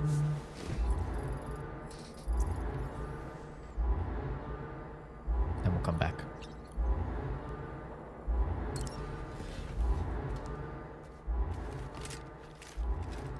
I also have to clean the floors. So maybe maybe I do this boss fight. And then I'll just end stream. It'll probably take me like 20 minutes to make the ice cream. And then I will do the floors, and then I'll come back. Because I don't just want to leave it on the Be Back Soon screen for like longer than 20 minutes. So I think that's probably what we'll do. Make boots? I did make boots. I did. We have 2 sets of boots, thankfully. I have 1 gun, but I think I'm gonna make another gun.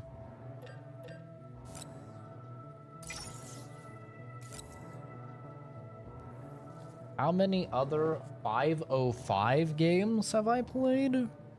Let me look it up and see. 505 games.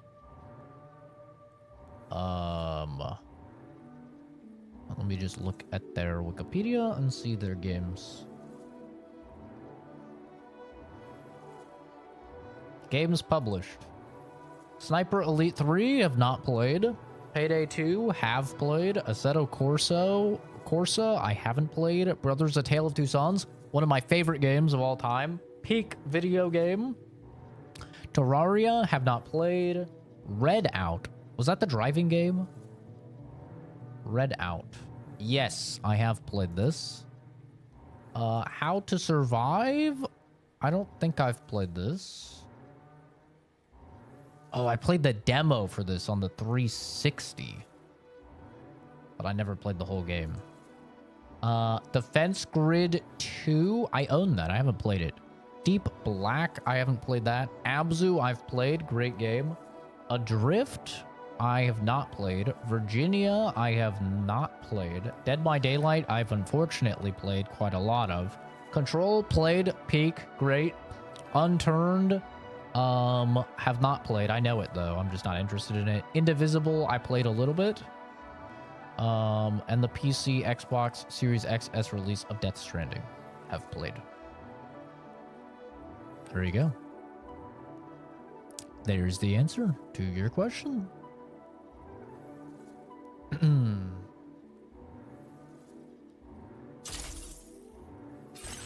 Some very good games.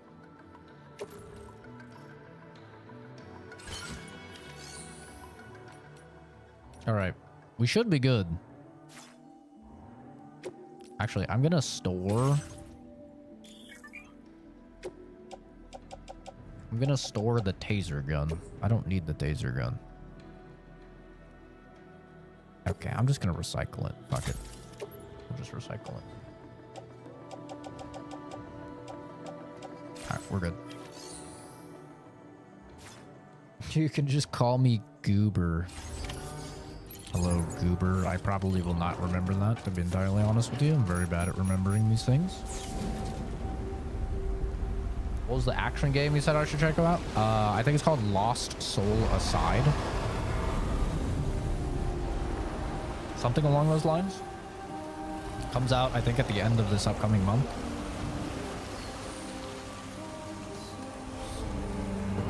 Man, tell me Higgs isn't about to show up again. 505 games? I'd have to look at the list again. Number 1 is definitely Brothers. Terrible Zones. No doubt about that. Number 2 is probably Abzu. Number 3 would be a little more challenging. I'd have to look again.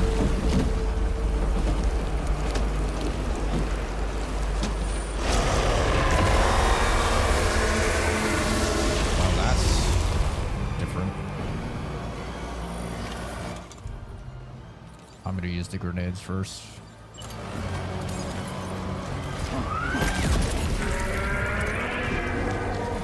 Open wide, you piece of shit.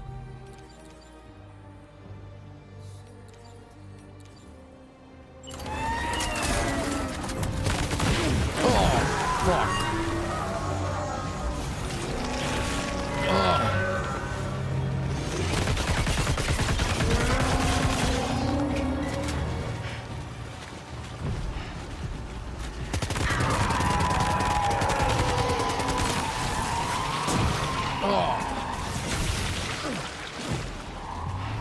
Evading attacks with a weapon. Press X to perform an evasive maneuver. Oh, that's new. Maybe it's not.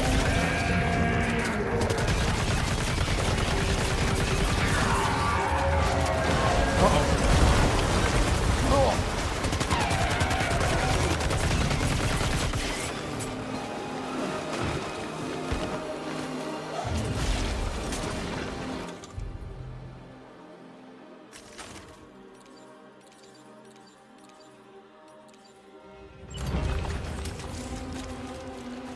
Where you at, boy?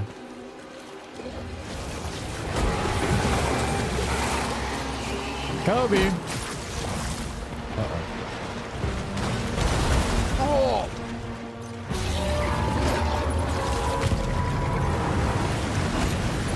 He's giving me the suck!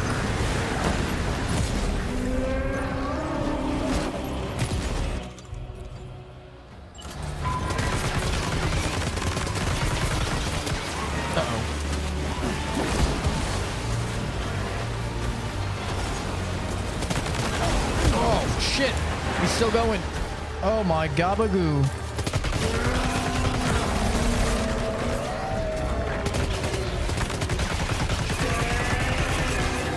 Open wide, you son of a bitch.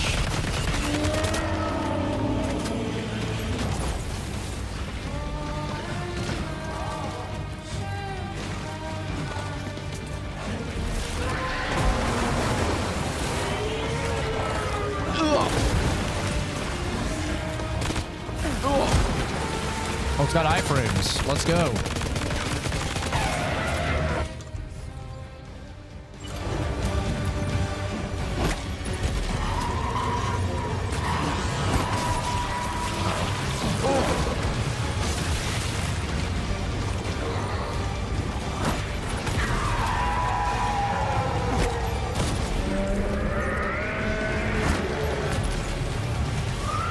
You hungry? Well, open wide, you piece of shit. Uh-oh.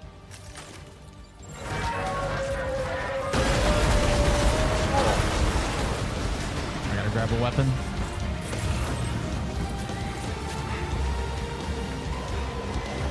Blood bag.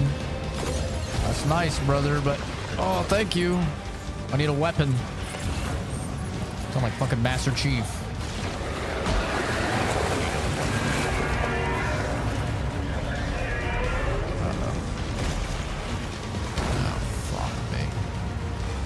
I need these blood grenades.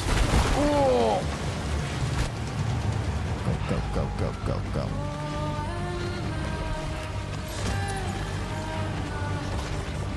Good night, sweet prince. You're fucking done now.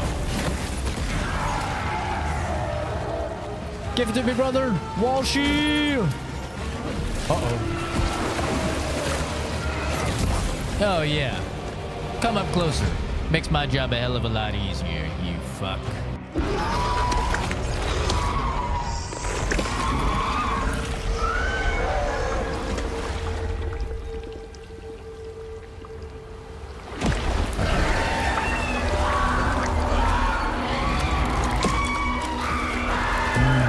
Look at all that chiralium. Can we just suck that up? Wait, no! Ah, there we go, yes.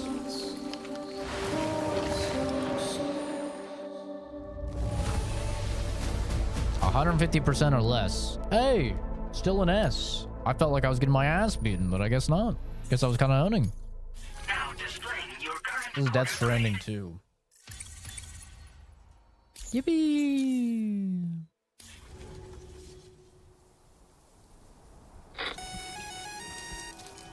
Sam, this is Alex. You did it!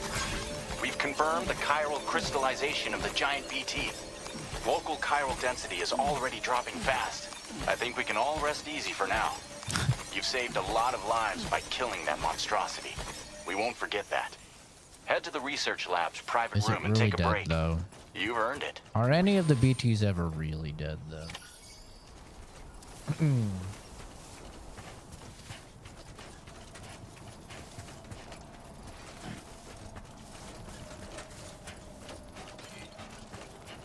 Can anybody hear me? Oops. Did not mean to do that. That was a good fight.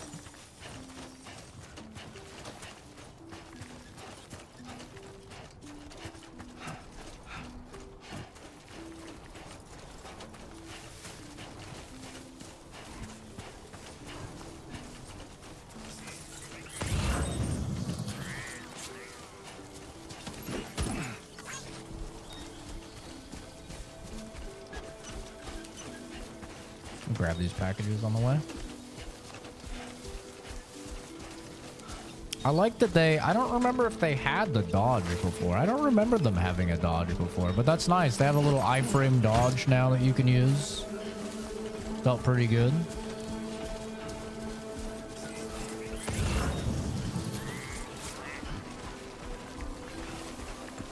Hey, next.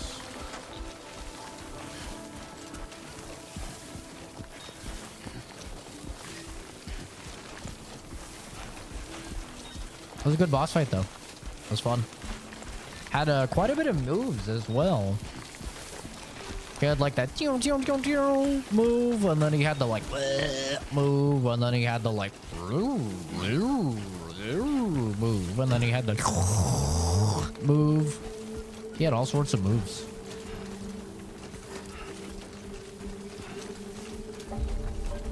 Onwards and upwards.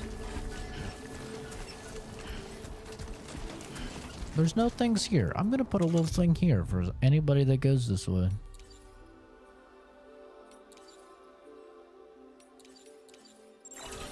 A little thing right here for anybody that goes this way.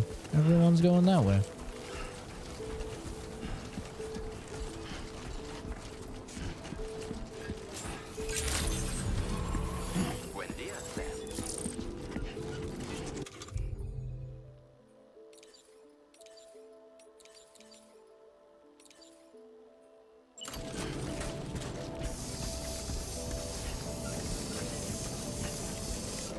Spray some fucking Axe body spray on me. Thank you so much.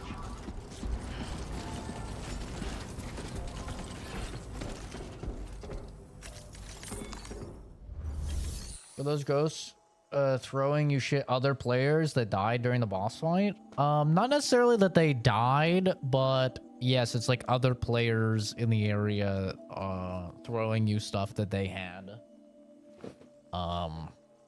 That they had drop that they didn't use. Also, like if they die, yeah, you'll have like their ghosts give you shit.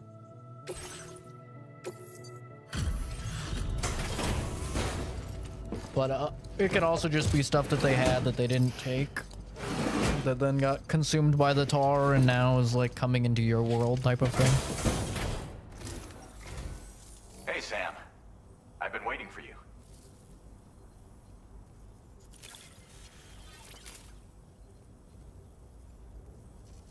Stuff goes missing all the time, but it looks like today is our lucky day. Thank. Now displaying your current porter grade.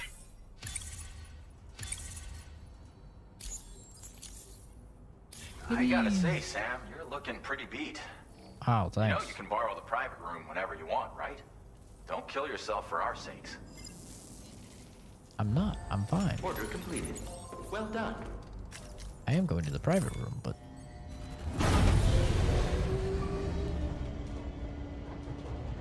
Where's the obligatory Jeff Keighley cameo? And I heard there's VTubers as well, like some VTubers Kojima put in the game. Can't wait to see that. That'll be funny. If there's any other like a random celebrities that show up. 25 crystals from my PP. Let's go. Dude, I got sunburned that fast. Okay, bro really needs to look into some SPF. That's ridiculous. As I said before, there's something I need to tell you. It's about Lou. You see, after you left Bridges, I decided to do a little digging into BB-28's past. That is, Lou's. I found the BB decommissioning records. Now, according to them, BB-28 was flagged for disposal and subsequently incinerated 4 years ago, long before you and Lou first met. That's BB-28? This is the child officially identified as BB-28. But if you look closer, Sam, you see at once that it can't possibly be Lou. Was he Drizzle? Right there at the elbow, where the birthmark should be. Nothing. Maybe Which means we have another BB-28 on our hands. The one with whom you memorably went west and back not so long ago. That is Lou. Per regulations, the serial number assigned to each BB was unique. No two units should have ever been assigned the same one. I've cross-checked the details with the most up-to-date entries in the UCA database. And indeed, there is no reason to believe BB-28 survived. All of which can only mean, Sam, that the bridge baby you carried with you on your journey across America, Lou, was never recorded in the official database. So, where then did Lou come from?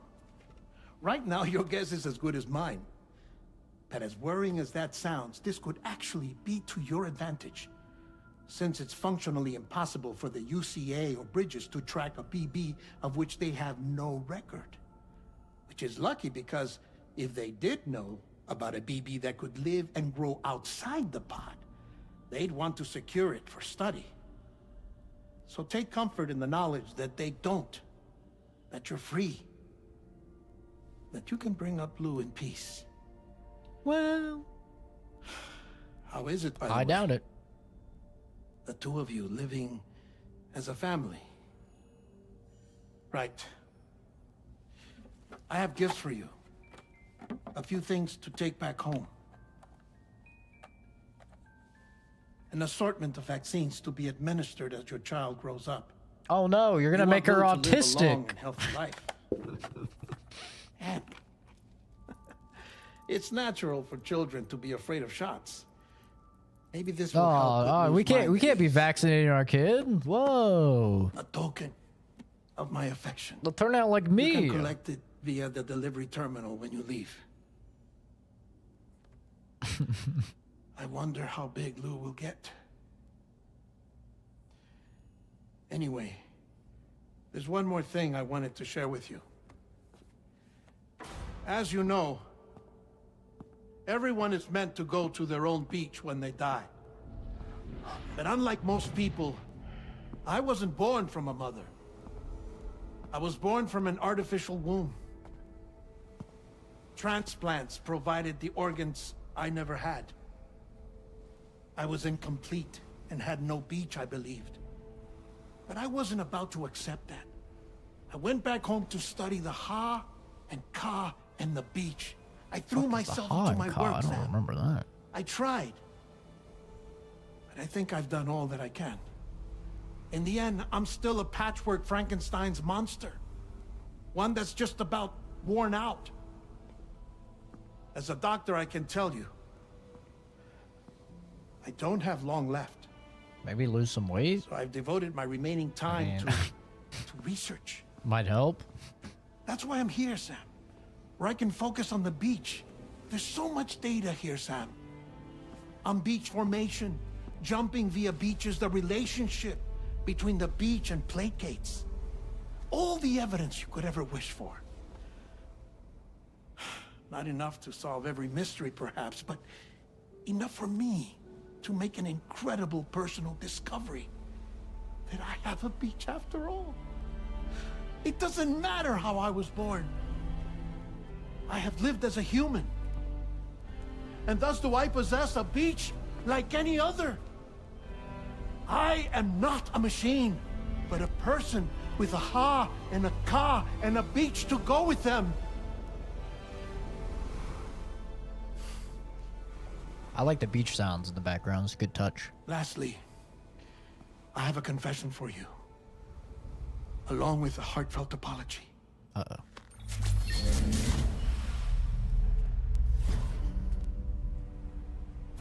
I told you once that I didn't have dooms. But that's not actually true. Not that I was lying, you understand. I just didn't know. It was only after I found my beach that I realized. Chiral, allergic reaction. I can feel it getting closer. I'm off to the beach, Sam. To my beach.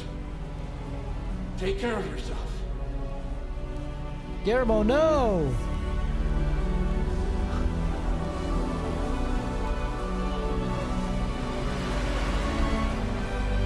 Guillermo, no!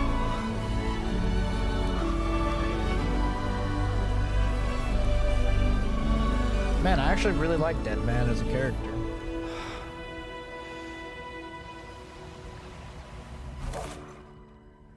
Sam. They lost Monster Energy and they lost Guillermo del Toro. Did you know about this? No. It's news to me too. I'm sorry that Dead Man is gone. But he would have been pleased that you managed to extend the UCA network all the way to his lab. Thank you, Sam.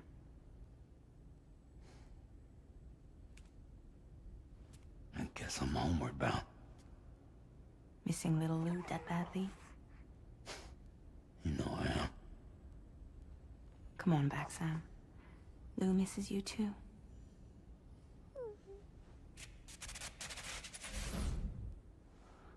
Shit is about to go awry.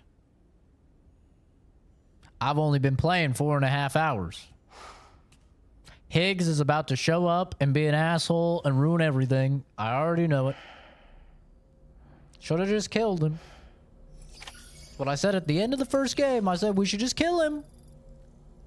You beat the shit out of him, but you let him live.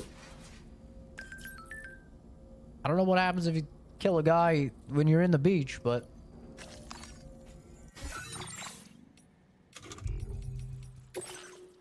Oh, we haven't even saved the whole time. Wouldn't that have been funny?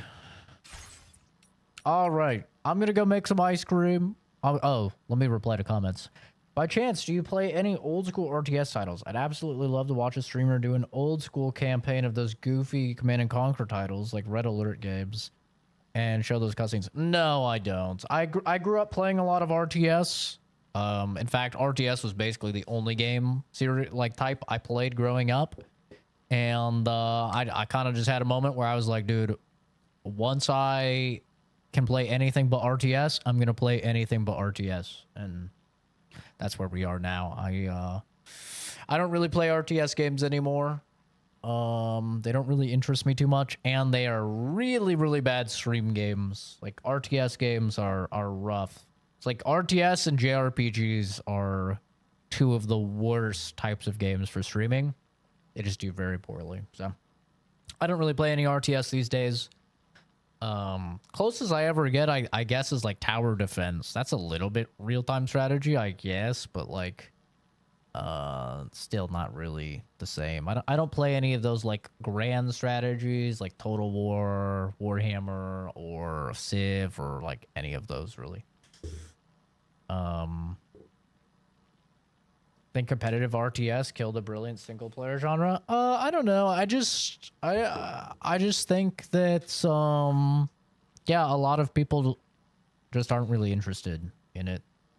Like there's definitely some ones that come out and they do like okay, you know?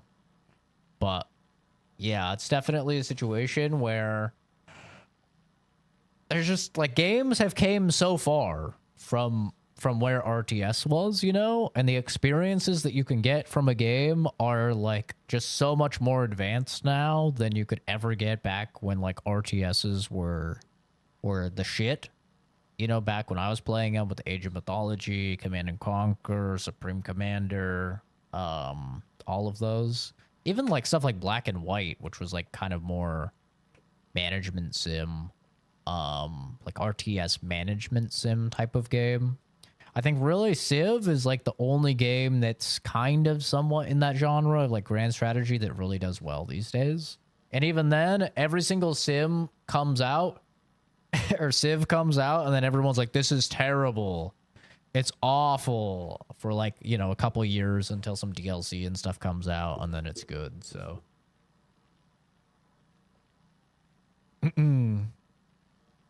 Yeah, Supreme Commander 1. I think I played 1 and 2. I love Command and Conquer though. I grew up playing a lot of Command and Conquer, StarCraft. StarCraft 1. I don't think I ever played StarCraft 2. By that time I was already out of RTSs, but it's not necessarily like what gets views, but it's more just like cuz like I play JRPGs and those don't really get views and stuff, but at least there's like a very strong story and stuff compelling that forward. It's just like watchability of RTS is just in general, unless you're like playing at a competitive level, it's pretty non-existent. Just it's not really fun to stream and it's not really fun for people to watch.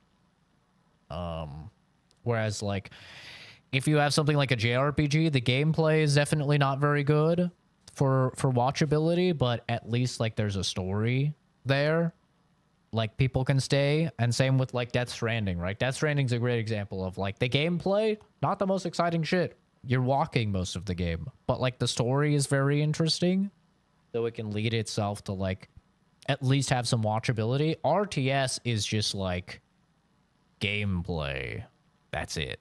So yeah, it's just I couldn't even tell you the last RTS that was like majorly successful.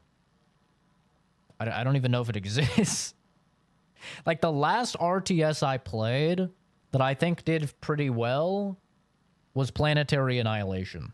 And I was in high school when I was playing that. But Planetary Annihilation was like probably the last one I played where I was like, oh, this is really good. This is really fun. And I think it did pretty well in terms of sales. Obviously, if you go into like grand strategy, you have Civ, you have Total War, you have like even stuff like Age of Wonders, the new Age of Wonders, that game did like very, very well. So like there's like grand strategy stuff that does well, but RTS, yeah, doesn't really exist. I think a lot of the people that were into that are just, they don't game anymore. They're like, you know, dads that don't really play games very much. Hi Loki, hi Kenzie. We're just ending stream right now. I'll be live a bit later, but I gotta make some ice cream and then I need to clean the floors. So I'm about to take care of that. Finishing up like a 4.5 hour stream. StarCraft 2, in my opinion, kind of killed the genre in a way. I don't see the appeal of StarCraft 2 myself. If you ever consider a modern RTS that has its roots in Command & Conquer enthusiasts, check out Tempest Rising. It's good. I think I've heard of that. A couple of my friends are really, really into RTS. Like, still to this day, they're really into RTS. But they're also into those management games and grand strategy and stuff like that. And just the truth of the matter is that if I'm not streaming a game, I'm probably not playing a game. It's very rare that I play games off stream. Very, very rare. It's either like I'm playing with friends that I can't stream with because they'll break TOS, or I am working, in which case like the only games I play during work are like brainless games like Diablo 4, you know, stuff like that. So yeah, most of the time I'm playing a game, I'm streaming it. Like I'd say probably 90 or 95% of the time I'm playing a game, I'm streaming it. So I just don't really, like, if a game is not very stream friendly, I'm probably just not gonna play it, to be honest. There's a few exceptions. There's definitely a few exceptions. Like, Persona is a good example. Like, Persona games, I don't usually stream them. I've tried in the past. They don't do well. But I'll always play them. Because I really like the Persona games. That's dedication. It's not really dedication. It's just that, I'm very busy. So, like, I only have a limited amount of free time to play games. And it's like, if I'm gonna be playing games in my free time, I may as well stream it, because that's how I enjoy playing games the most, is while streaming it. These days, like right now, for the like last month or so, and for the like another month, I have a lot more free time just because I'm on summer break. But normally I work full time and I'm a full-time student. So there's really not too much time for me to fit in gaming. So it's like, oh shit, I can fit in some gaming. I may as well stream it, or else there's just going to be no content on the channel, you know? Have I thought about streaming the Yakuza series? Yeah, Yakuza was next on my game requests, but the guy that requested it kind of had a little bit of a mental breakdown, and he left the community. And if somebody requests a game and then they leave the community, obviously I'm not going to play the game for that person, because that person's gone. So, it's no longer on the list. But yeah, that was the Yakuza Kiwami, I think it was. I had it literally downloaded and everything. Like, it was the next game to play. But yeah, the guy had a little bit of a situation, we'll say. But who knows? Maybe someday I'll get into Yakuza.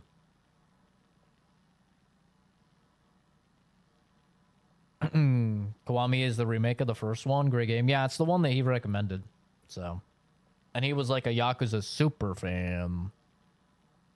Tetris is next on the list. What is next on the list? Oh, it's Nine Souls. Nine Souls is next on the list, I remember. The guy literally donated for me to buy Nine Souls and everything. So, Nine Souls is next on the list, which looks really good.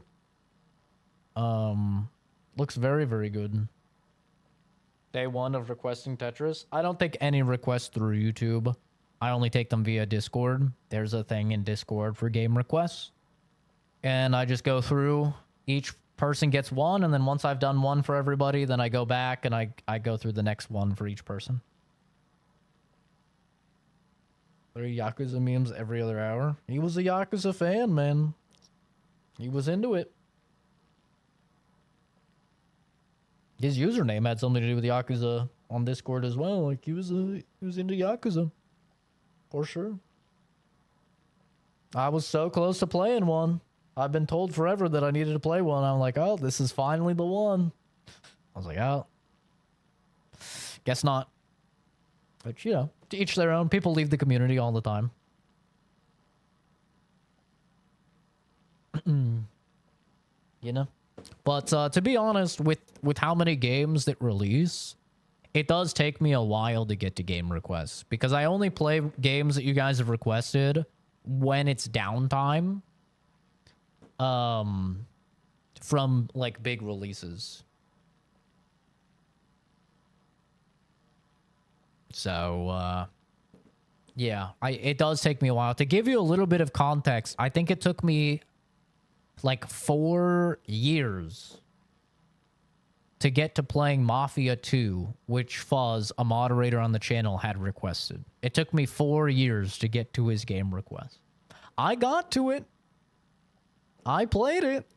I streamed it. But it took 4 years.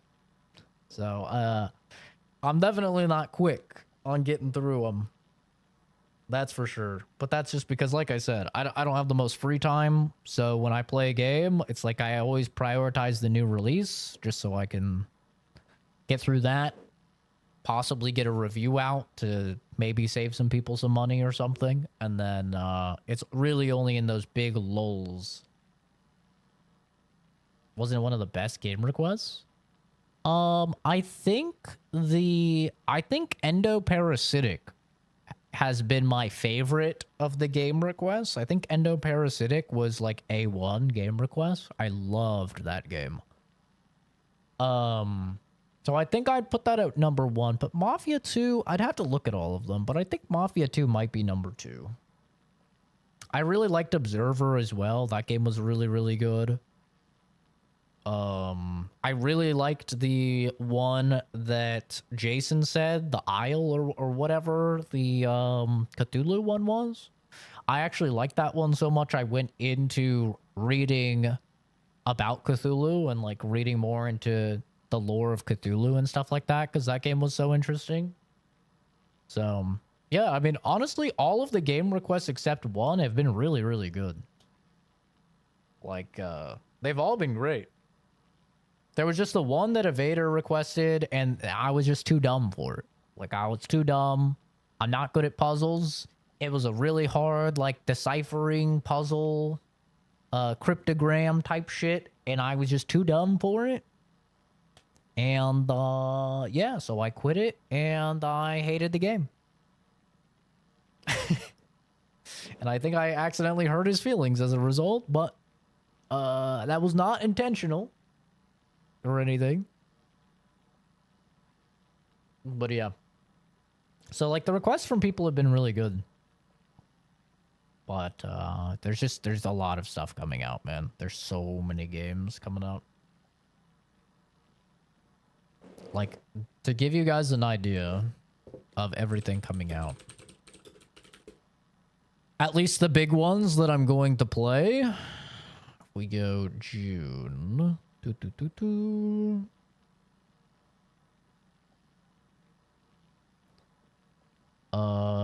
So we have Death Stranding 2, which we're playing right now. This is probably going to be like an 80-hour game or something, so it's going to take me quite a while.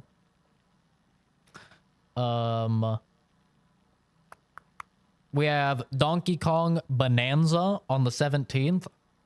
I need to pick up a Switch 2 for that. So we have a little bit of downtime into that. Then we have Shadow Labyrinth on the 18th. Great, a day later. Which is the, like, horror Pac-Man game. We have Hell Clock, which I played the demo for, is really, really good. I want to play that. Killing Floor 3 on the 24th. We'll see how that is. I don't know how that's going to be. Wu Chang on the 24th, which I'm very excited for. Grounded 2 on the 29th. Me and the boys want to do a Grounded 1 playthrough before that, but then we're going to do that. Then in August, we have the new Mafia game on August 8th. We have Gears of War Reloaded on the 26th. Kirby on the 27th. Metal Gear Solid Snake Eater remake on the 28th, which will be my first ever Metal Gear game. Lost Soul Aside, which looks amazing, on the 29th of August. Hell Is Us on September 4th. Borderlands 4 on the 12th of September. Silent Hill F, easily my most anticipated game of the year, on the 25th of September. There's so many games, dude. Directive 8020, October 2nd. That's from Supermassive. Ghost of Yote, which I guess is on the same day. The new Ghost of Tsushima game on October 2nd. Ninja Gaiden 4, October 21st. Outer Worlds 2, October 29th. Arc Raiders, October 30th. There's just so many games coming out. There's a ridiculous amount. I just remember the one stream, like, near Christmas that had you playing so many weird games that Farley requested. I only played one game per person. Farley requested Dead Rising 4, I think, so I played Dead Rising 4. Even remakes that have come out this year have slapped. I saw Katamari Damacy remake. The spelling is probably wrong. It's a Japanese. Yeah, that's the one where you're a big ball, you roll around. Did I play any Space Marines 2 at all by any chance? They came out with a new Siege. I just streamed that yesterday. I streamed the new Siege mode yesterday. And I have a full playthrough on the channel. And I have a review on the channel of Space Marines 2. Space Marines 2, very good game. Yes, I have played it quite extensively. Like, there was that one game where it involved colors and stuff. That wasn't Farley. We don't know who requested that. Yeah, that was the weird, Indigo House or something like that. Like, yeah, the weird furry game. We don't know who requested that. But Farley requested Terraria. Or I think he requested Minecraft and Terraria, and I was like, I'm not playing either of those. Those games are really long, and they're not my type of games. I don't like those games. And then, yeah, I think then he requested like an MMO or something. I'm like, dude, I'm not doing a fucking MMO for a game request. And then he was like, okay, Dead Rising 4 or whatever. So I bought and played Dead Rising 4 or 3, one of those. Yeah, but I only do one game per person until I've went through all the requests, and then I'll go back and I'll do, you know, another game for each person. So, yeah, I was just kind of narrowing in on what game. But anyway, the other one, like New Year's Eve, it was horror, and I quit it halfway through. I think the only one I quit was Evader's request with the, like, deciphering, and it had, like, the scanner thing that would reveal things from other time periods and stuff. That was a horror game.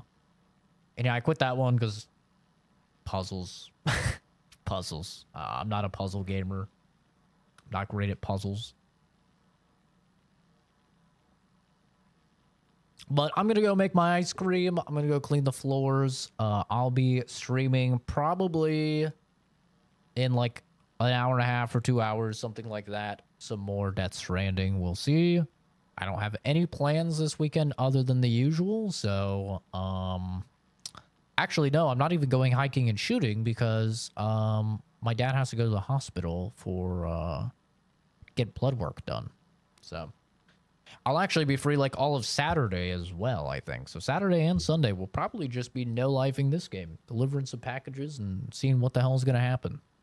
But yeah, thanks for stopping by, everybody. Have a fantastic rest of your day. I'll see all of you in the next video or stream Maroney. And once again, thank you to Archie and the actual Kurt for the super chats. Very nice of you guys.